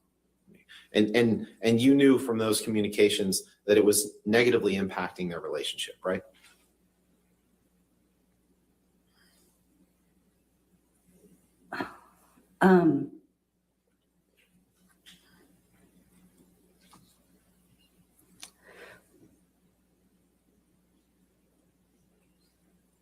I knew that she would write me about them, and I knew that she would, I know that she would, try to talk about them, and I know that she would say that they were negatively impacting. I don't know that that was the whole situation that they had going on, to be honest, though. Well, you didn't disbelieve her when she told you that, right? When she told me what you just testified to, that drinking and drugs were negatively impacting their relationship. You didn't disbelieve her, right? Oh, I didn't necessarily think it was true, no. You didn't think it was true? That it was negatively impacting their relationship? Mm-hmm. I didn't necessarily think it was 100% true, no. Well, you just said true and then 100% true. So True. I'm trying to figure out, I'm trying to figure out where you're going with this. Or is it your testimony today that you never believed Ms. Heard when she would talk to you about Johnny's drugs and drinking? No, I think you're taking it to an extreme. Well, that's what I'm trying to get at. I'm sorry if I am. So just explain to me that's not your testimony. So. I think she exaggerated things quite a bit. But you tried to help Amber deal with Mr. Depp's drugs and drinking, correct? I tried to make sure that I was helpful to Amber as best I could, yes.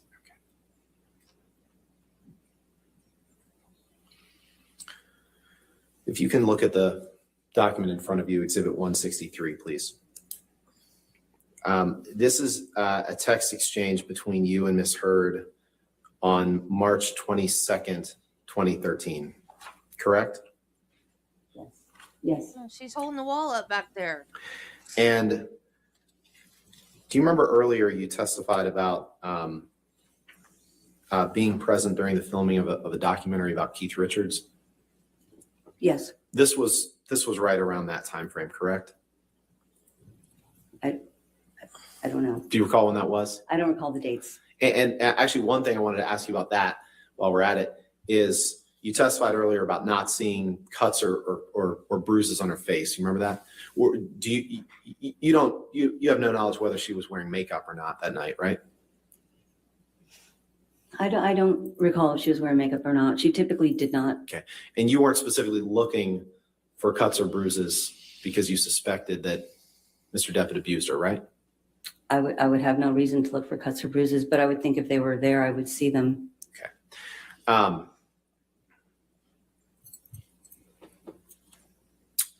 So if you look at page one,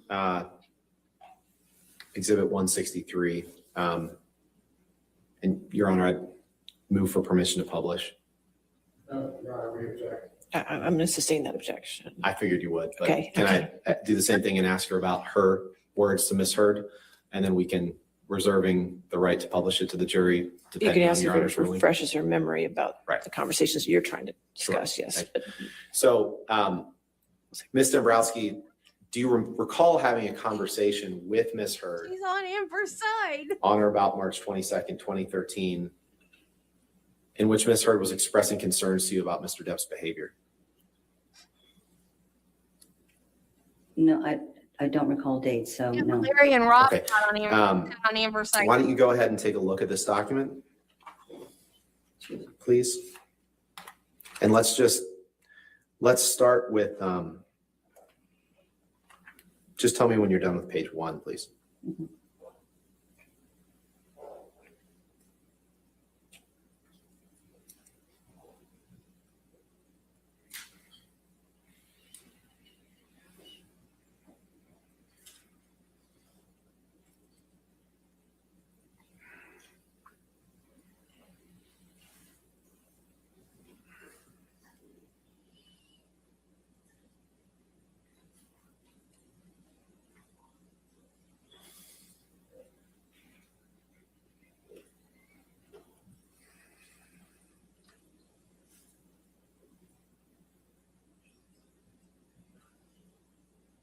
Oh, Ms. Dombrowski, I think that's you on the screen, which is okay if you want to mark it out. We can clear it up. We got it. I didn't. Oh, I'm sorry. Oh, okay. Doing their own redactions. Okay.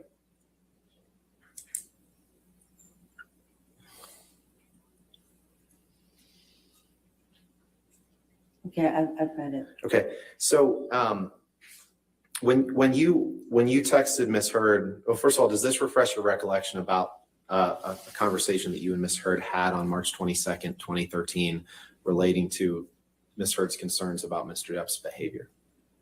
It really doesn't, but I see it here. But you don't dispute that it is a conversation that the two of you had? This is a text exchange between the two of us, yes. Okay.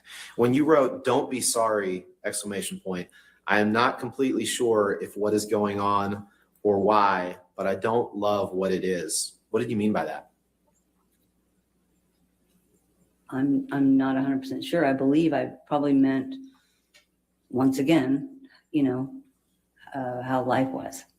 Right. Life, including Mr. Depp's conduct toward my client, Amber Heard, right? Yeah. Okay. And when you wrote, "It is sad and I'm sorry you guys are going through this. I'm here if there's anything I can do." You were talking about you were sad that they were going through the challenges that drugs and alcohol on behalf of Mr. Depp were posing to their relationship, correct? I'll allow it if she can answer. I don't think that I'm saying that I'm sad about that. I'm saying that I'm sad, about whatever it is that, that they're going through, but I don't know exactly what it is that they're going through. Right. And right, two texts underneath that, Ms. Heard tells you what they're going through, right? She does go into about, what they have going on. And then below that, you say, "I think with anyone in that place, confrontation unfortunately doesn't help, and sometimes conversations can seem like confrontations." Do you see that? Mhm. Were you suggesting to Ms. Heard that she shouldn't have a conversation with Mr. Depp about what drugs and alcohol did to him because it could seem like a confrontation? No. No, I was not suggesting that at all. What did you mean by it? Honestly, what I was trying to do is trying to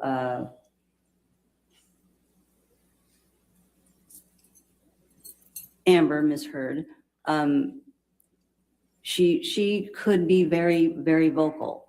And so what I was trying to do was, if they were having a conversation, if it wasn't going well, I was trying to tell her that, maybe, sometimes conversations, if you're vocal, really loud, they're more confrontational, like just to, whatever it is, just have a nice, easy conversation. Okay, well, let's just go to I just want to look at one more text on the top of the next page, Heather, please.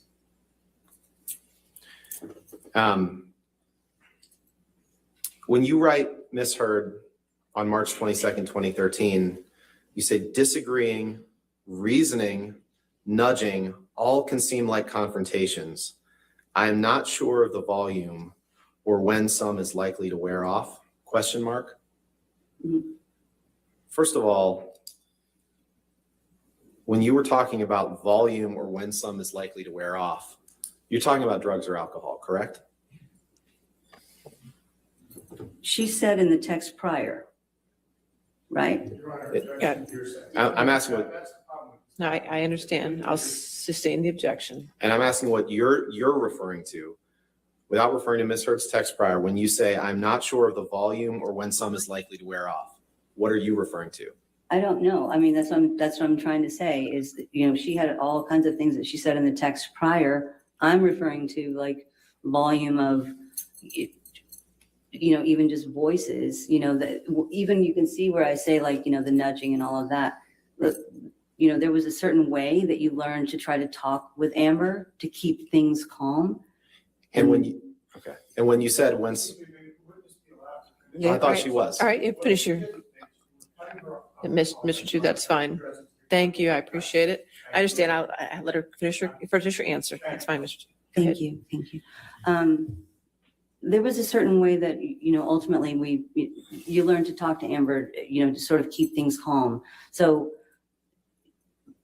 you would pacify her. You would sort of, just go along with all of her conversations, whatever, so that we would placate her all the time to keep things calm.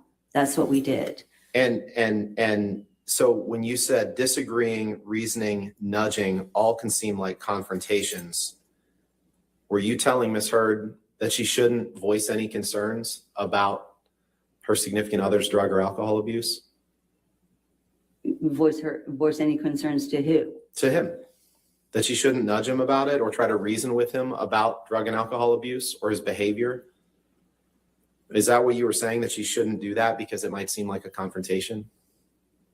No, she was more confrontational. She was much more confrontational, always confrontational. And I was trying to say that all of these things can be confrontational and maybe take it down a notch. Okay, so you shouldn't disagree or reason or nudge. Is that what you were saying?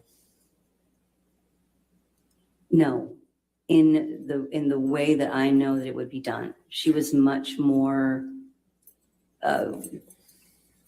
she wasn't there wasn't a comforting conversation. I'm sorry, Bernard. Were you done with your answer? I think so. Okay. Or do you believe that disagreeing with someone or trying to reason with them or nudging them justifies them getting abused? As the foundation, I'll sustain as the foundation. If you okay. Do you have any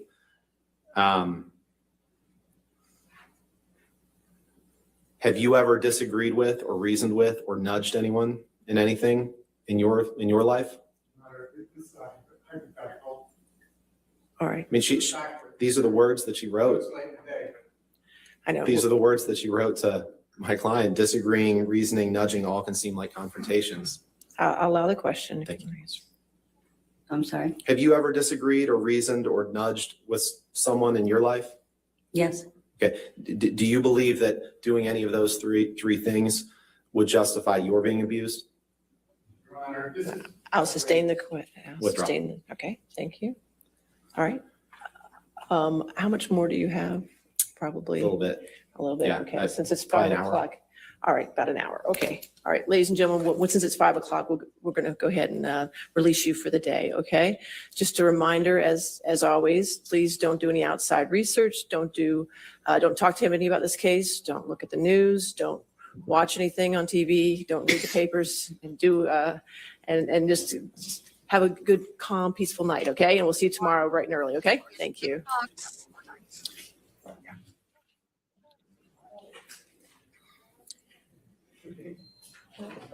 Well, hard copy of 210.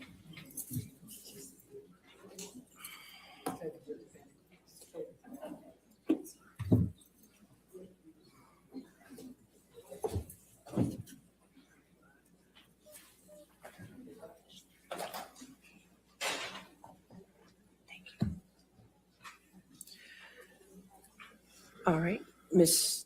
Dombrowski, just a reminder that you are still under oath and you're still testifying. So since you're still testifying, you can't have any discussions with anybody to include Mr. Depp's attorneys or his legal team, okay? All right, and we'll see you tomorrow morning. All right, if you could leave the courtroom, I just have a few And housekeeping matters. that I need to take includes care of. Mr. Depp as well, correct? Correct, and Mr. Depp, yes, anybody, okay? Just don't talk about your testimony to anybody, okay? All right, that's fine. If you have a seat outside the courtroom, I just have a few housekeeping matters I want to take care of.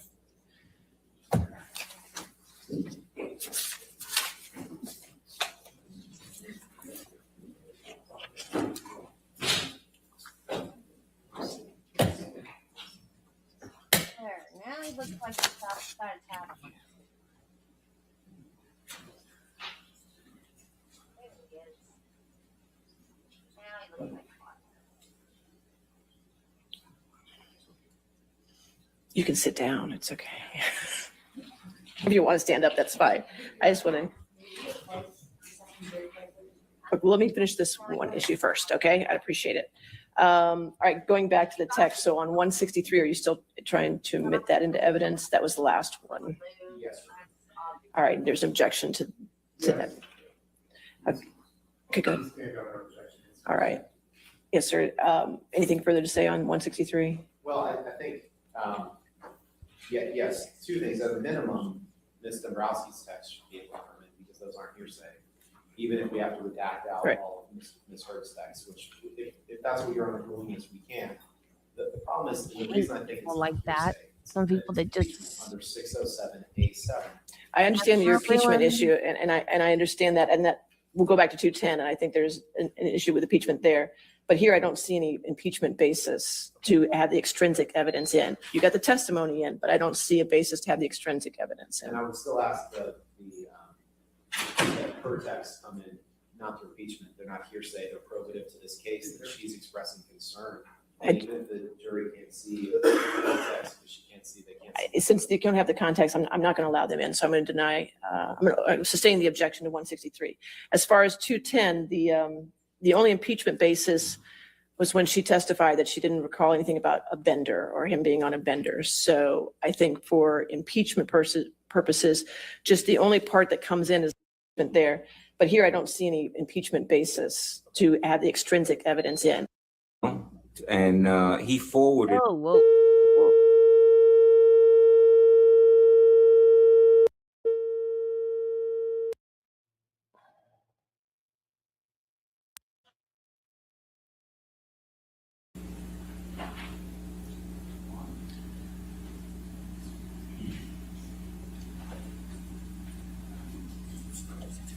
Okay, day 2.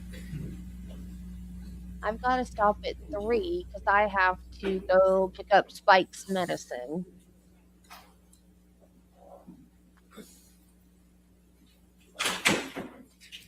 All right. Good morning, ladies and gentlemen. Thank you. All right, you can have a seat, Mr. Dombrowski. Mr. Dombrowski, I just want to remind you that you're still under oath at this time, okay? All right, you want to continue with your cross-examination? Thank you, Your Honor. Good morning, Ms. Dombrowski. Good morning. So I believe we talked a little bit about this yesterday, but you were, in addition to being Mr. Depp's brother, you were his, I believe you referred to it as his personal manager. Is that right? I have been referred as, yes. Okay. And so you were responsible for, or had some responsibility for his business affairs, right? I actually coordinated with other people, but I didn't have full responsibility. Right, but in terms of the information that you would receive, you would receive information that was relevant to Mr. Depp's business affairs and personal affairs, right? At times, yes. And you care about Mr. Depp's well-being, right? Yes. He's your brother. Yes. You love him, right? It was important to you that you, in your role as both his brother and as his manager, be kept informed of his well-being, right? Yes. And if something was wrong, you'd want to know about that, right? Yes. Did you ever have reason to believe from anyone other than Amber that Mr. Depp had a problem with drugs or alcohol? No. Did you ever have reason to believe from someone other than Amber that Mr. Depp romanticized drug culture?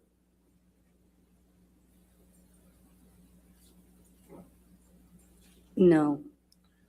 Did you ever have reason to believe from anyone other than Amber that Mr. Depp didn't take accountability for his actions?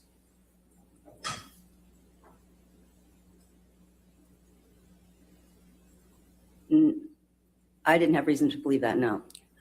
Did you ever have reason to believe from anyone other than Amber that Mr. Depp lacked patience for getting his needs met? I didn't have reason to believe that, no. Did you ever have reason to believe from someone other than Amber that Mr. Depp could act like a child if he didn't get immediate satisfaction? Objection, Your Honor, lack of foundation. I'm asking if she had. Overruled, I'll allow it. That's fine. Let me ask that again. Ms. Dombrowski, did you ever have reason to believe from anyone other than Amber that Mr. Depp could act like a child if he didn't get immediate satisfaction? Hearsay, Your Honor. Yeah, overruled for this question. We'll see if the follow-up. Okay. I'm sorry? Did you ever have reason to believe from someone other than Amber that Mr. Depp could act like a child if he didn't get immediate satisfaction? I never had reason to believe that. Did you ever have reason to believe from someone other than Amber that Mr. Depp had fundamental issues with anger? Your Honor, do we approach? Okay. What kind of questions are these?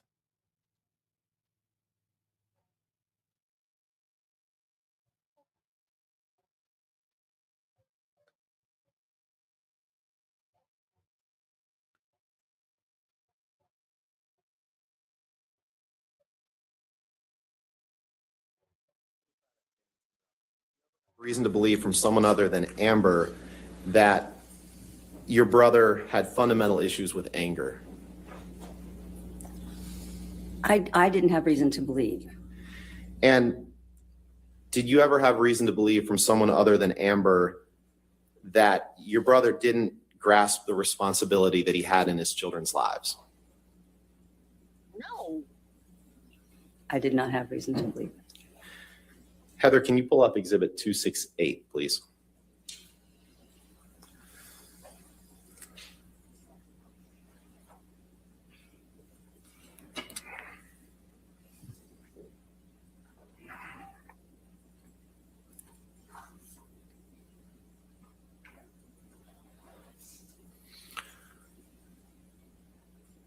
Ms. Dombrowski, is this an email from Dr. David Kipper to you on August 18th, 2014? Objection, present. It's not being offered yet, so I'll overrule the objection. Good. I don't have it. Can you see the document on your screen? You might have to make it bigger. It's much smaller. I don't have anything. Oh, do you? Can you see it there, ma'am? No. It's not showing up on her screen. Just bear with us 1 minute. Thank you. Johnny, did you do something?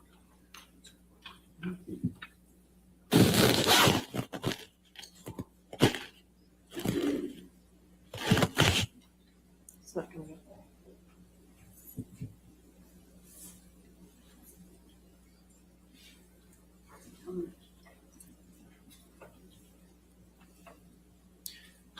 Do you have a physical copy that she could look at? Not that's not marked up. Let me, can you see if you can grab one? Oh, wait, she's got it. Oh, okay. Turn it off and on, see? That's the trick. That's the judge rule. Thank you.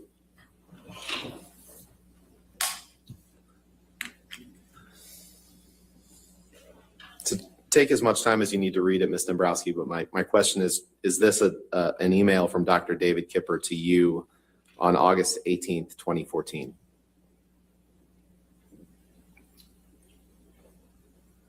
Yes, it's got my name on there. Yes, it's from him. And this is an email that you would have received on or about that date, August 18th, 2014, to the best of your knowledge? It was sent on that date, yes. And it's about Dr. Kipper's treatment of your brother, correct? I'm actually reading it. Okay, take your time. Thank you. Hey, John.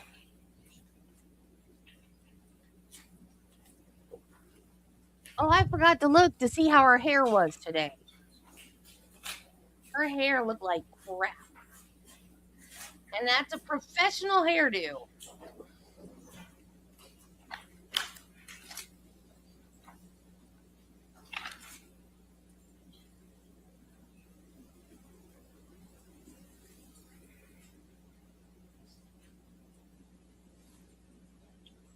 She also rented a mansion while she was in Virginia. She's too good to stay at a hotel.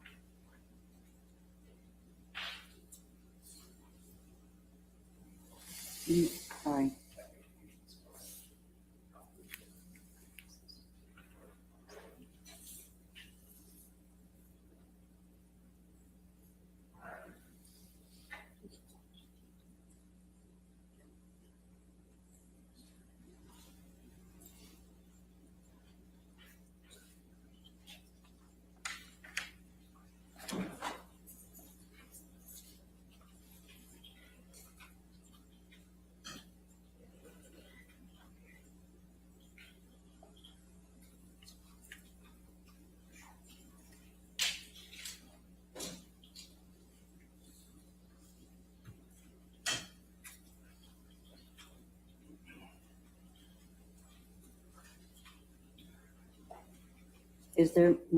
I'm sorry, is there more to the? There's another page which we can go to, but my question is just this, and I think we established this. This is an email that you received from Dr. Kipper. Okay. Your Honor, permission to publish the second paragraph on page 1 into then the remainder of that paragraph on page 2 with everything redacted, else redacted. You're asking to enter it into evidence. HIPAA? Yes, we'd like to enter it into evidence with those redactions. Your Honor, 2 letters. Sure.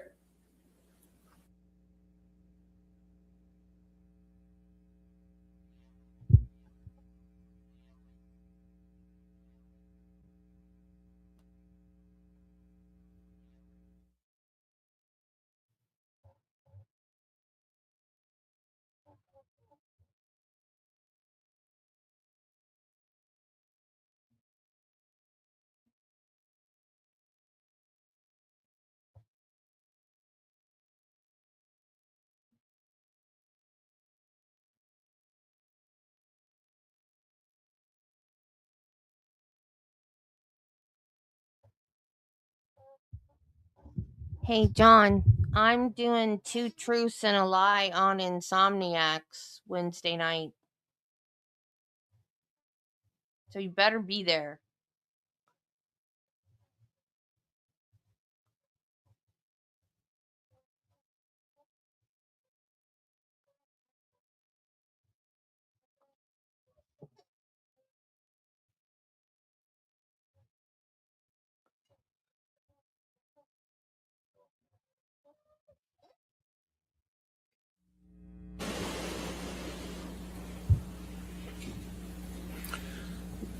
Ms. Dombrowski, if you can take a look at the first page of that email, please. In the second paragraph, well, first of all, who was Dr. Kipper?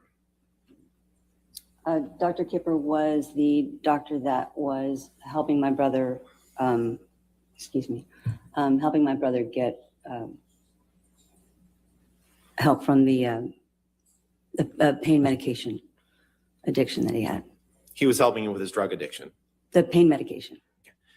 And your brother was addicted to pain pills. You probably know a lot of them. He had been taking them for a long time, yes. Right. And you were instrumental in hiring Dr. Kipper to help your brother try to deal with that, right? Yes. Okay. And so Dr. Kipper, in his role as someone treating your brother, tried to keep you informed of what was going on with that treatment, right? Yes. And it was important to you as both his brother, his sister and his manager that you be kept informed of that, right? It was important as his sister. And well, and his issues with drugs were having an impact on his career as well, too, right? No. And you knew that they were having an impact on his relationship with Amber, right? Objection, lack of foundation. She's given plenty of testimony about. Overruled, I'll allow it. You knew that the drugs were having an impact on his relationship with Amber, right? I knew that Amber claimed certain things. But you didn't believe that they were? I didn't necessarily believe it, no. Okay. We'll get to that in a few minutes. Isn't it true that on the bottom paragraph on page 1 that Dr. Kipper informed you that your brother was uncomfortable and pessimistic that he will ever be able to stop doing drugs? Objection, no, you're saying. I'm not asking for this. I'll allow this question, but it's the only question on that point. Okay, thank you.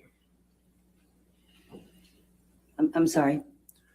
Isn't it true that Dr. Kipper informed you in August of 2014 that your brother was uncomfortable and is pessimistic that he will ever be able to stop doing drugs?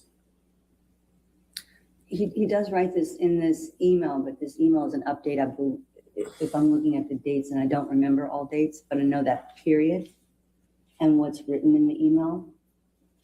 I think this was during the time they were, where he was getting help from Dr. Kipper. Right, but that's what he informed you of in your role as his manager and his sister about the status of Mr. Depp's belief that he would be able to stop doing drugs, right? Objection, you're saying. I'll allow that question. I think he was informing me of the conversations, yes. And he also informed you that your brother didn't take accountability for his behaviors, correct?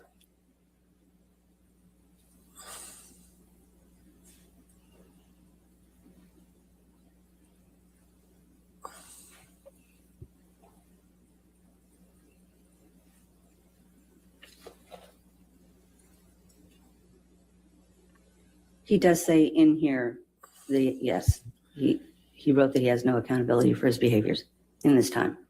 And Heather, if you can go to the top of page 2, please.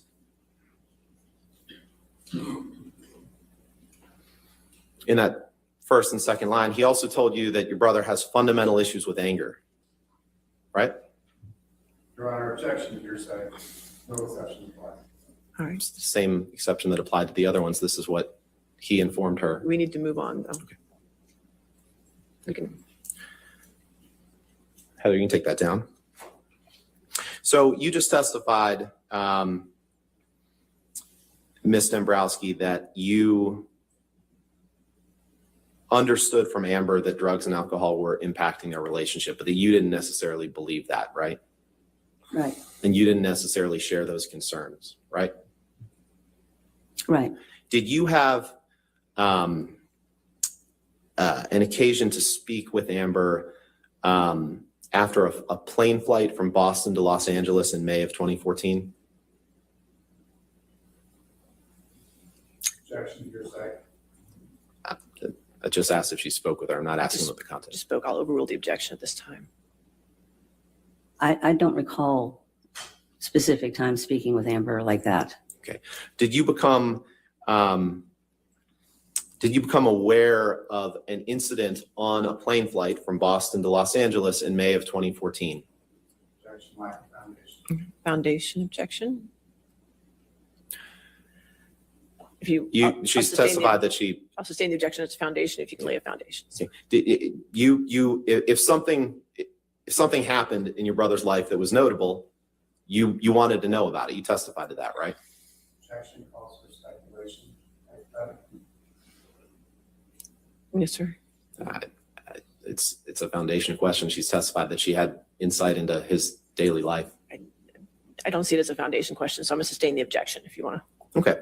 You were kept apprised of the goings on in Johnny's life, correct? For the most part, yes. Yeah, and you testified yesterday you saw him just about every day, correct? What I testified to yesterday, saw him every day, was when he was with the family of Vanessa. And you still saw him, or were in touch with him fairly frequently as his business manager and as his sister when he was with Amber, correct? Less frequent. Okay, but still with some frequency, right? Yes. And if an event had happened that was potentially harmful to your brother, you would want to know about that, right? Yes. Okay. And all right, I'll sustain asked and answered. Next question. You made an effort to make yourself available to Miss Heard to talk to you about issues she was having with your brother, correct?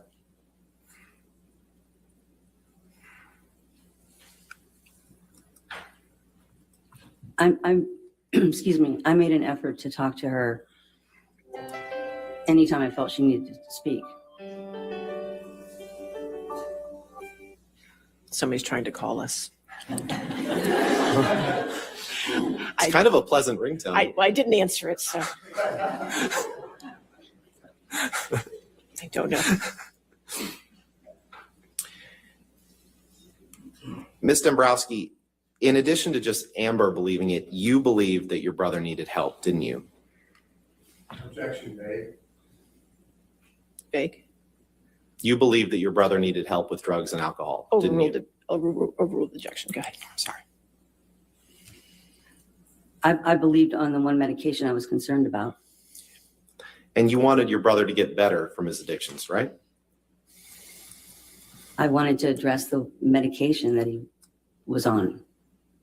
And you understood that Amber wanted the same thing, wanted him to get better for both him and for her, correct? I'll sustain as to what Amber wanted. Now, do you recall meeting with Ms. Heard on May 25th, 2014? I don't recall. Let's pull up Exhibit 234, please. You said that was 234? 234, yes. Thank you.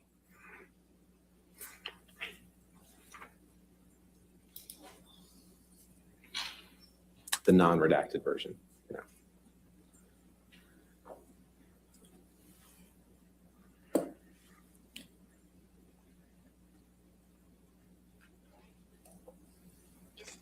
Ms. Dombrowski, this is a multi-page exhibit that we can, we're not going to ask you about all the pages, but is this a text message chain between Amber and you on May 25th, 2014?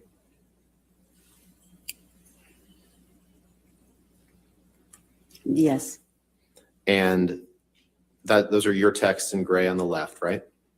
Yes. And Ms. Heard's texts in blue on the right? Yes. Your Honor, we have a version of this exhibit with Ms. Heard's text redacted and the personal identifiers redacted that I'd like to ask the witness about and publish to the jury. I'm happy. First, you want to admit into evidence before you publish it to the jury. Correct, So right. So I'm just previewing that. Would you like me to go through the unredacted version with the witness first? No. Or? Well, if it's just her text, how is that probative if it's just her text? Because it's her text about what two things. One, it's her text about what she wanted for her brother. We'll get to those on page 2. She still has the same hearsay problem. I'm allowed to ask her about her own words and what her feelings sort You of can wrote. ask her about it, but it's not coming into evidence. Okay, well, okay. Okay. Ms. Dombrowski, did you reach out to Ms. Heard on May 25th, 2014? Yes. Asking her if she wanted to talk? Yes. Why did you do that? Did you do that because you had been made aware of an issue about your brother's behavior on a flight earlier that day? The day before? I don't recall why I did that. You don't recall why you did that? No. Or you have no awareness or memory of a flight earlier that day or the day before? I don't recall all flights at all times. I don't have any specific memory of anything. If you can turn to page 2, Heather.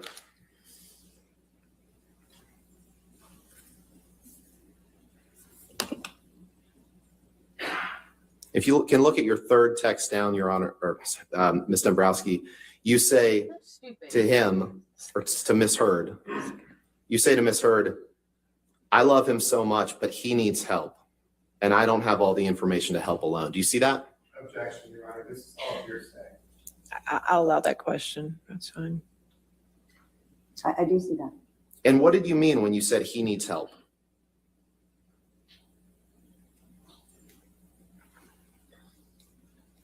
I don't recall the actual timing of it, but I wanted to help him with that medication that he was on. That I know. And I know that I wanted to be able to be helpful in life because they were arguing all the time. And I believe you testified earlier that you didn't actually have concerns about your brother's dependence on drugs, right?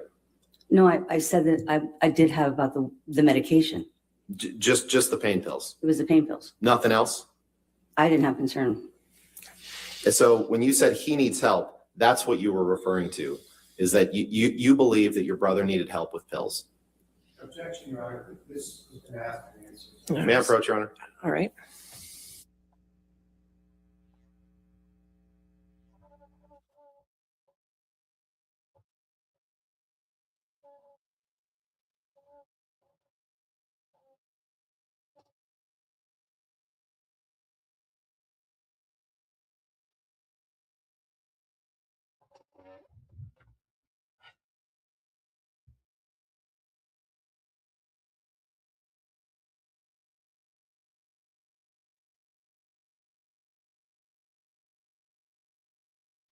To Amber 3 down, where you said he is going to see the doctor in the morning with 3 exclamation points.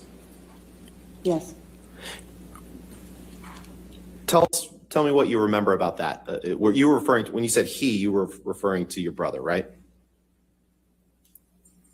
Yes. And by doctor, you meant an addiction doctor? Is that right? I believe I would have meant Dr. Kipper. Okay. And what was, you'd agree that it's fairly rare to get an appointment for a doctor the next day, right? Objection calls for speculation. I'll allow it. That's fine. I don't know that it's rare to get an appointment the next day. Well, Dr. Kipper wasn't an emergency room doctor, right? No. So what was so urgent about your brother's need to see a doctor that he was going to see Dr. Kipper the next morning when you texted this at 7:35 p.m.? I don't know that it was urgent. I think I was happy that he was going to see the doctor. And you were happy he was going to see the doctor because you thought he'd finally realized the problem that his drug addiction was having on himself and others, correct? That's why you were happy, right? I was happy he was going to see the doctor because I was concerned about the pain medication he was on. And you were concerned about what that pain medication did to your brother, right? Yes. You were concerned about the effect that that had on his life, right? I was concerned about him. And you were concerned about the effect that that drug addiction had on other relationships in his life as well, correct? Your Honor, ask and answer. I'm going through. That's fine. I'll allow it. You can answer. I didn't see anything that was happening necessarily in life to be concerned about others, me. It was him I was concerned about. So you didn't see, your testimony today is that you didn't see any effect that your brother's drug problem was having on anyone else other than him. My concern was him.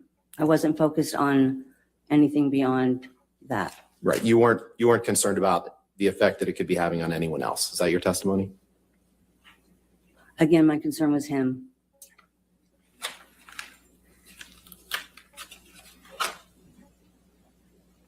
Can you pull up page 937, please?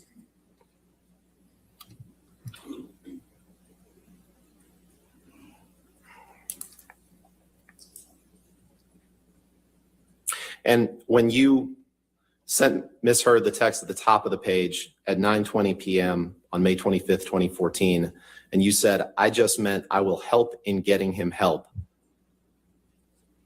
What did that mean?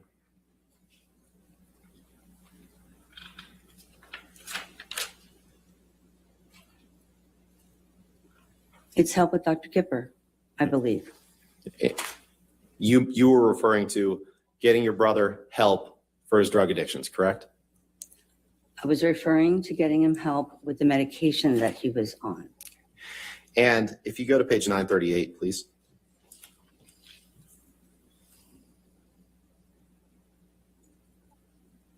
When you told Amber at the bottom of that page at 10:26 p.m., I think you need to tell him you were scared and you can't deal. What did you mean by that? I think you need to tell him you were scared and you can't deal. What did you mean by that? Asking her what she meant with one of her statements. It's no different from the statement I just asked her about. I'm just not sure what the prior inconsistent statement would be for this, which was, Well, that she's testified that all of Amber's concerns were overblown. okay.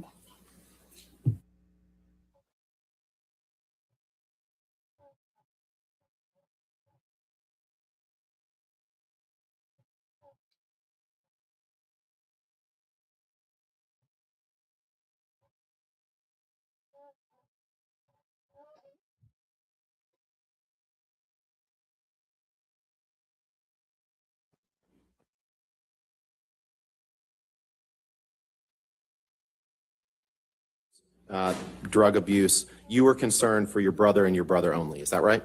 I was concerned for my brother, yes. And only your brother. Is that right? That my brother was my focus. Now, you as in your capacity as his personal manager, you were often apprised of your brother's performance on movie sets, right?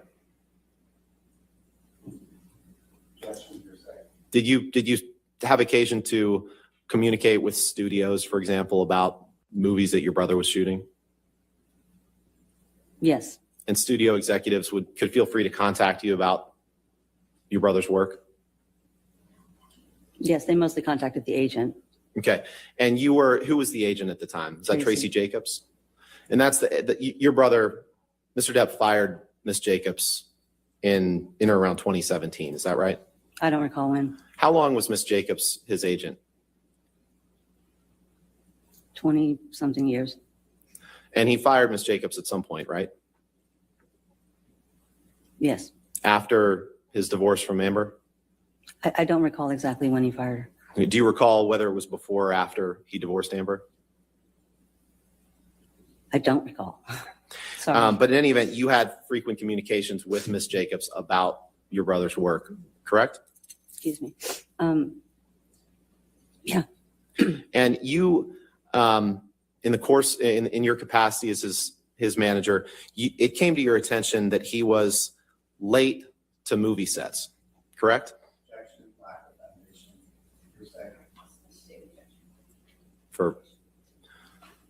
You testified that you had frequent contact with Ms. Jacobs, his agent, right? Yes. And that contact included when he was shooting movies? Yes. And that contact included communications relating to his conduct on set? I'm laying the foundation. Well, it sounds like your foundation is going to be based on hearsay, which is what we're going to be getting to. Well, if you can lay a foundation without it being based on hearsay. Did you have personal knowledge of your brother being late to a set? Movie shoots? Would that be if I was physically there? Is that what you're asking? Or? Your Honor, no, first I'd ask you to instruct Mr. Chu not to shake his head and nod his head to the witness. That's inappropriate. All right. I'm not shaking. Okay. Well, he was. All right. Well, I'll keep a lookout. Thank you. All right. Thank you. Ms. Dombrowski, your brother told you himself that he was late to movie shoots, didn't he? Objection, you're saying. Party admission. I'll allow that. I don't think he came to me and said I'm late to movie shoots. No. You learned from your brother that he was late to movie shoots, correct? Objection asked and answered. I don't think he would have come to me to talk about it. I'll allow No. it. You learned, so you never had any communications with your brother about issues that he had being on time to movie sets? Is that your testimony? No, what I'm saying is I worked with him for years. You know, there was never really a continuous topic of whether he was late to a movie set, him and I having a conversation.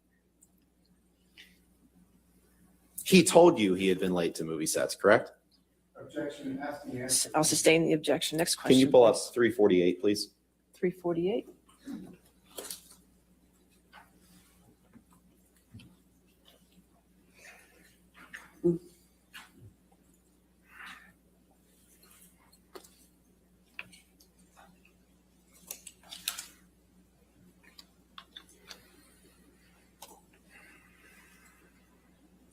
If you can you blow it up so you just see the second email down, Heather?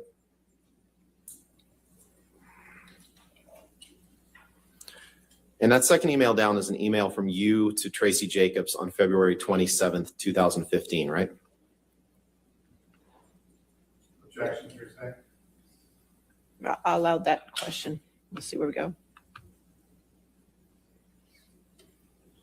The second, all the way down in here. The second one down from the top.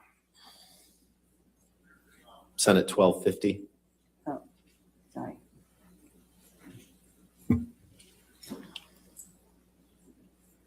Yes, that's from me to Tracy. Okay.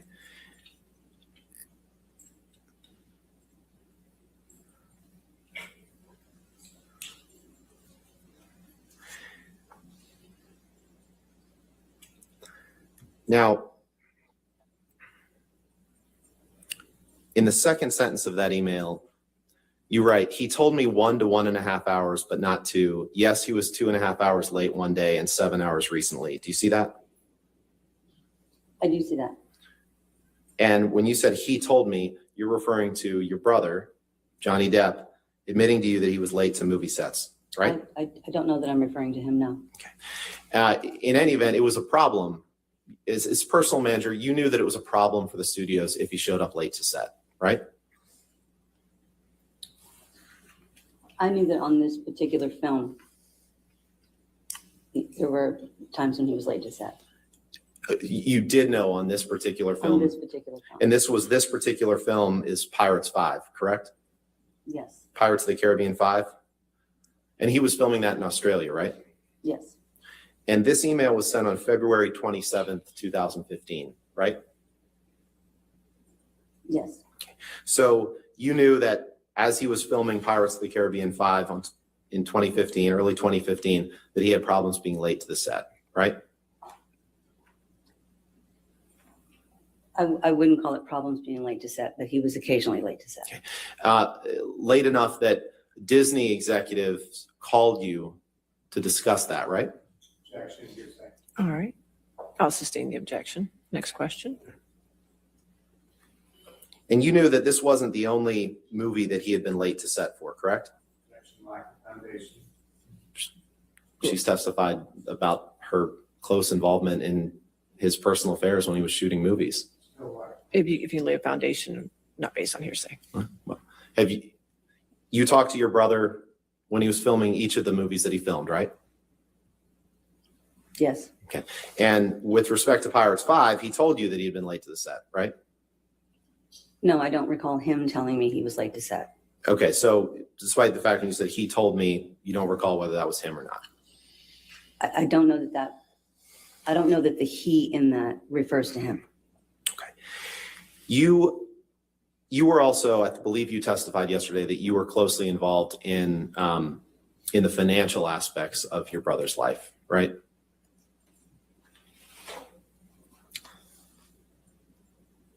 I was closely involved in speaking with the representatives, but I wasn't really closely involved in, his financial world. That wasn't my thing. And your brother's, the income that he made from movies or other commercial opportunities that he had, that funded of him and it flowed or it came in through his companies, right? And then the money that your brother made came in through his companies, correct? I don't really understand your question. Well, you're the president of one of those companies, Infinitum Nile, right?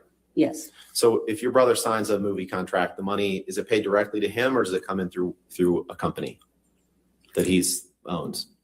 Infinitum now is completely a separate entity, so how he gets paid that's the business managers. Okay, you were involved with discussions of opportunities that he had to shoot movies, correct? Sometimes, yes. Okay. And you were in close contact with others on Mr. Depp's team about opportunities that arose, right?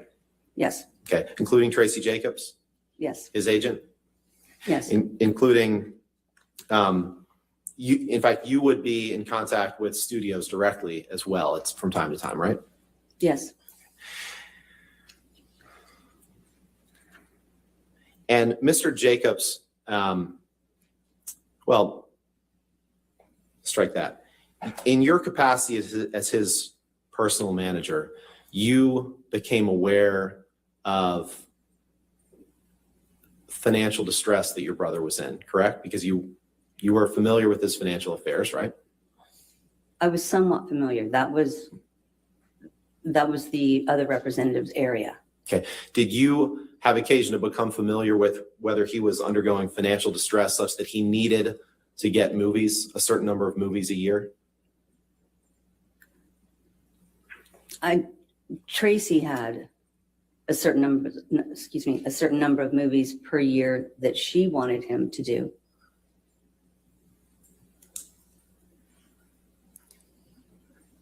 And the certain number of movies a year, to your understanding, the certain number of movies a year that your brother had to do was necessary to stave off financial distress, correct? The certain number of movies per year, Tracy would push for a certain number of movies per year because it was beneficial to her.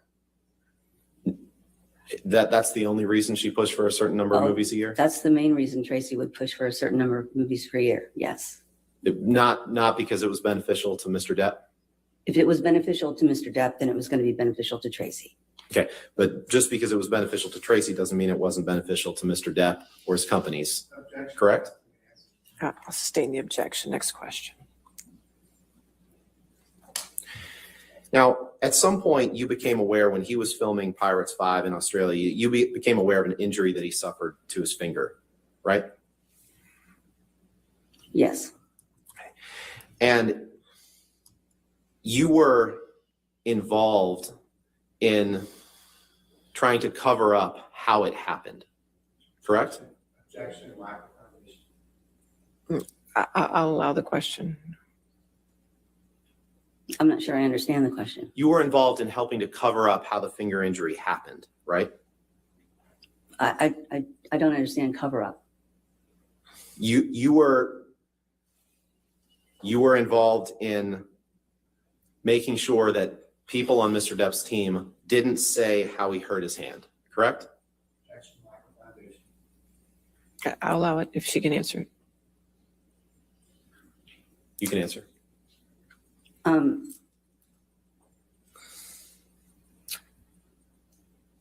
We certainly didn't want any press to know about it. So that's, to keep it from that. And because you didn't want any press to know about his finger injury, you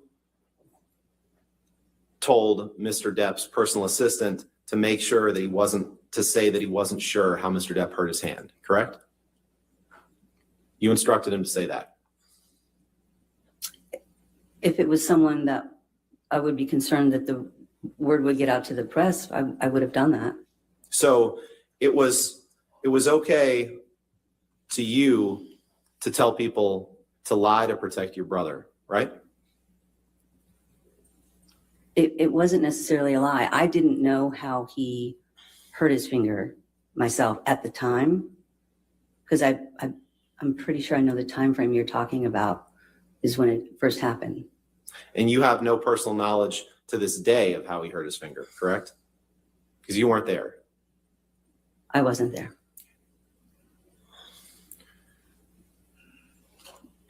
Heather, can you pull up Exhibit 210 redacted, please? Your Honor, this is the exhibit we discussed yesterday. If the court and Mr. Chu agrees with the redactions, I'd just like to publish it to the jury and admit it into evidence. The 210, it's already in evidence. That's one you gave me this morning, correct? No, that's a different. Yeah, I think that was 214. That was 214. I'm sorry. I got them backwards. This is 210. And I believe that it's just one page.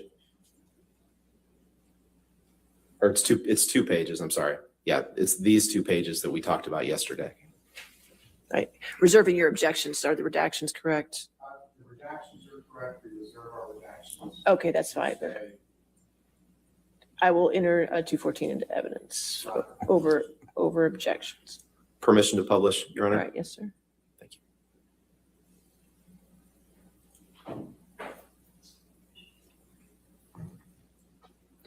Can you blow that up, please?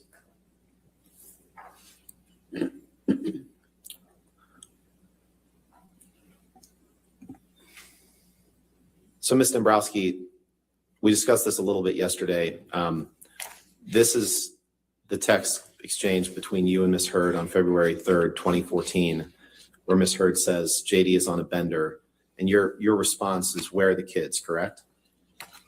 Yes. Can you just scroll down, please? Let's go to the next page, please.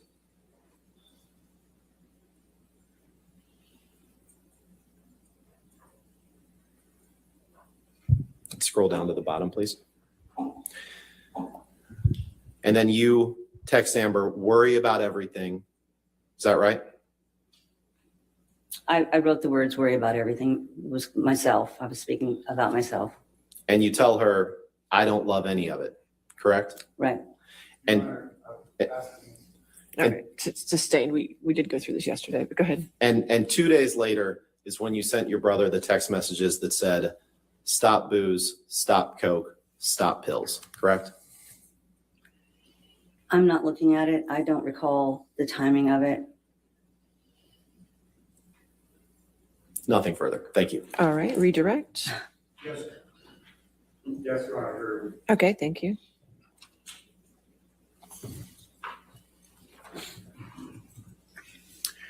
Good morning, Ms. Dombrowski. Good morning. During Mr. Rottenborn's examination yesterday and again this morning, he spent a lot of time talking to you about your brother's alleged drug and alcohol abuse. Do you remember that? Yes.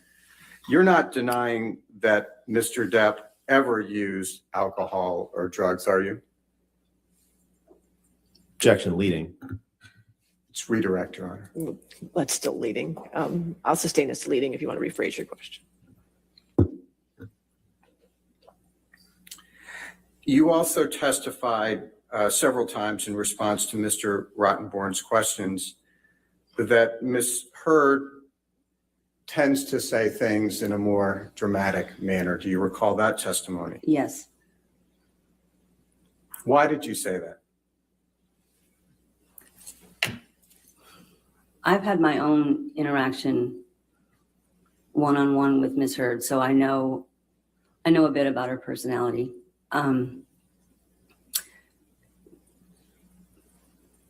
She would present information to me that was not necessarily information that was supported by everybody else that was around. And I've spent a lot of years working with my brother. We have a close team. It's many years of trusted people helping, make sure that everything in life, it works out and goes smoothly. But all those people where I would have a daily contact, whether it's about scheduling or just how the day's going for all the years, those people never said the same thing. Objection hearsay, Your Honor. I think it was responsive to the question. Well, I'll sustain the last sentence. Yeah, Just the last sentence of it, that's all. Understood, Your Okay. Honor. I think as well. I think it goes to state of mind rather than the But truth. I just did the last sentence. I'll sustain just the last sentence. Thank you, Strike the Honor. last sentence, okay? And do you recall your testimony yesterday when you stated that after the phenomenal success of Pirates One, one of the changes to Mr. Depp's, your brother's personal life, was that there were a lot more people around him after that? Do you recall Yes. that? Yes. When Johnny and Miss Heard became involved in a relationship several years later, were there still a lot of people around them, your brother, on a regular basis? Yes. Who were those people? He had assistants, he had security, he had, property managers, people that helped at the house. He had quite a few people that were around all the time. How often did you communicate with those people? I communicated daily, not necessarily with each one of those people, but I communicated pretty much daily with people within the world, the circle. Did any of those people ever raise the same concerns that Miss Heard did? Objection, hearsay. All right. Again, it goes to state of mind. I'll sustain the objection as to hearsay. Next question. What, if any, concerns were expressed about Johnny's behavior when using alcohol? Objection, hearsay. All right. Again, it goes to state of mind. I'll sustain the objection. Next question. Thank you, Your Honor. That's all I have. All right. Is this witness subject to recall? I do not believe so, Your Honor. She's subject to recall? No. No, Your Honor. All right, Mr. Brusky, you're free to go, or you can stay in the courtroom. It's up to you, okay? Thank you. All right, thank you, ma'am. Thank you very much, Mr. Dombrowski. All right, your next witness. Good morning, ma'am. Isaac Baruch. Isaac Baruch. All right.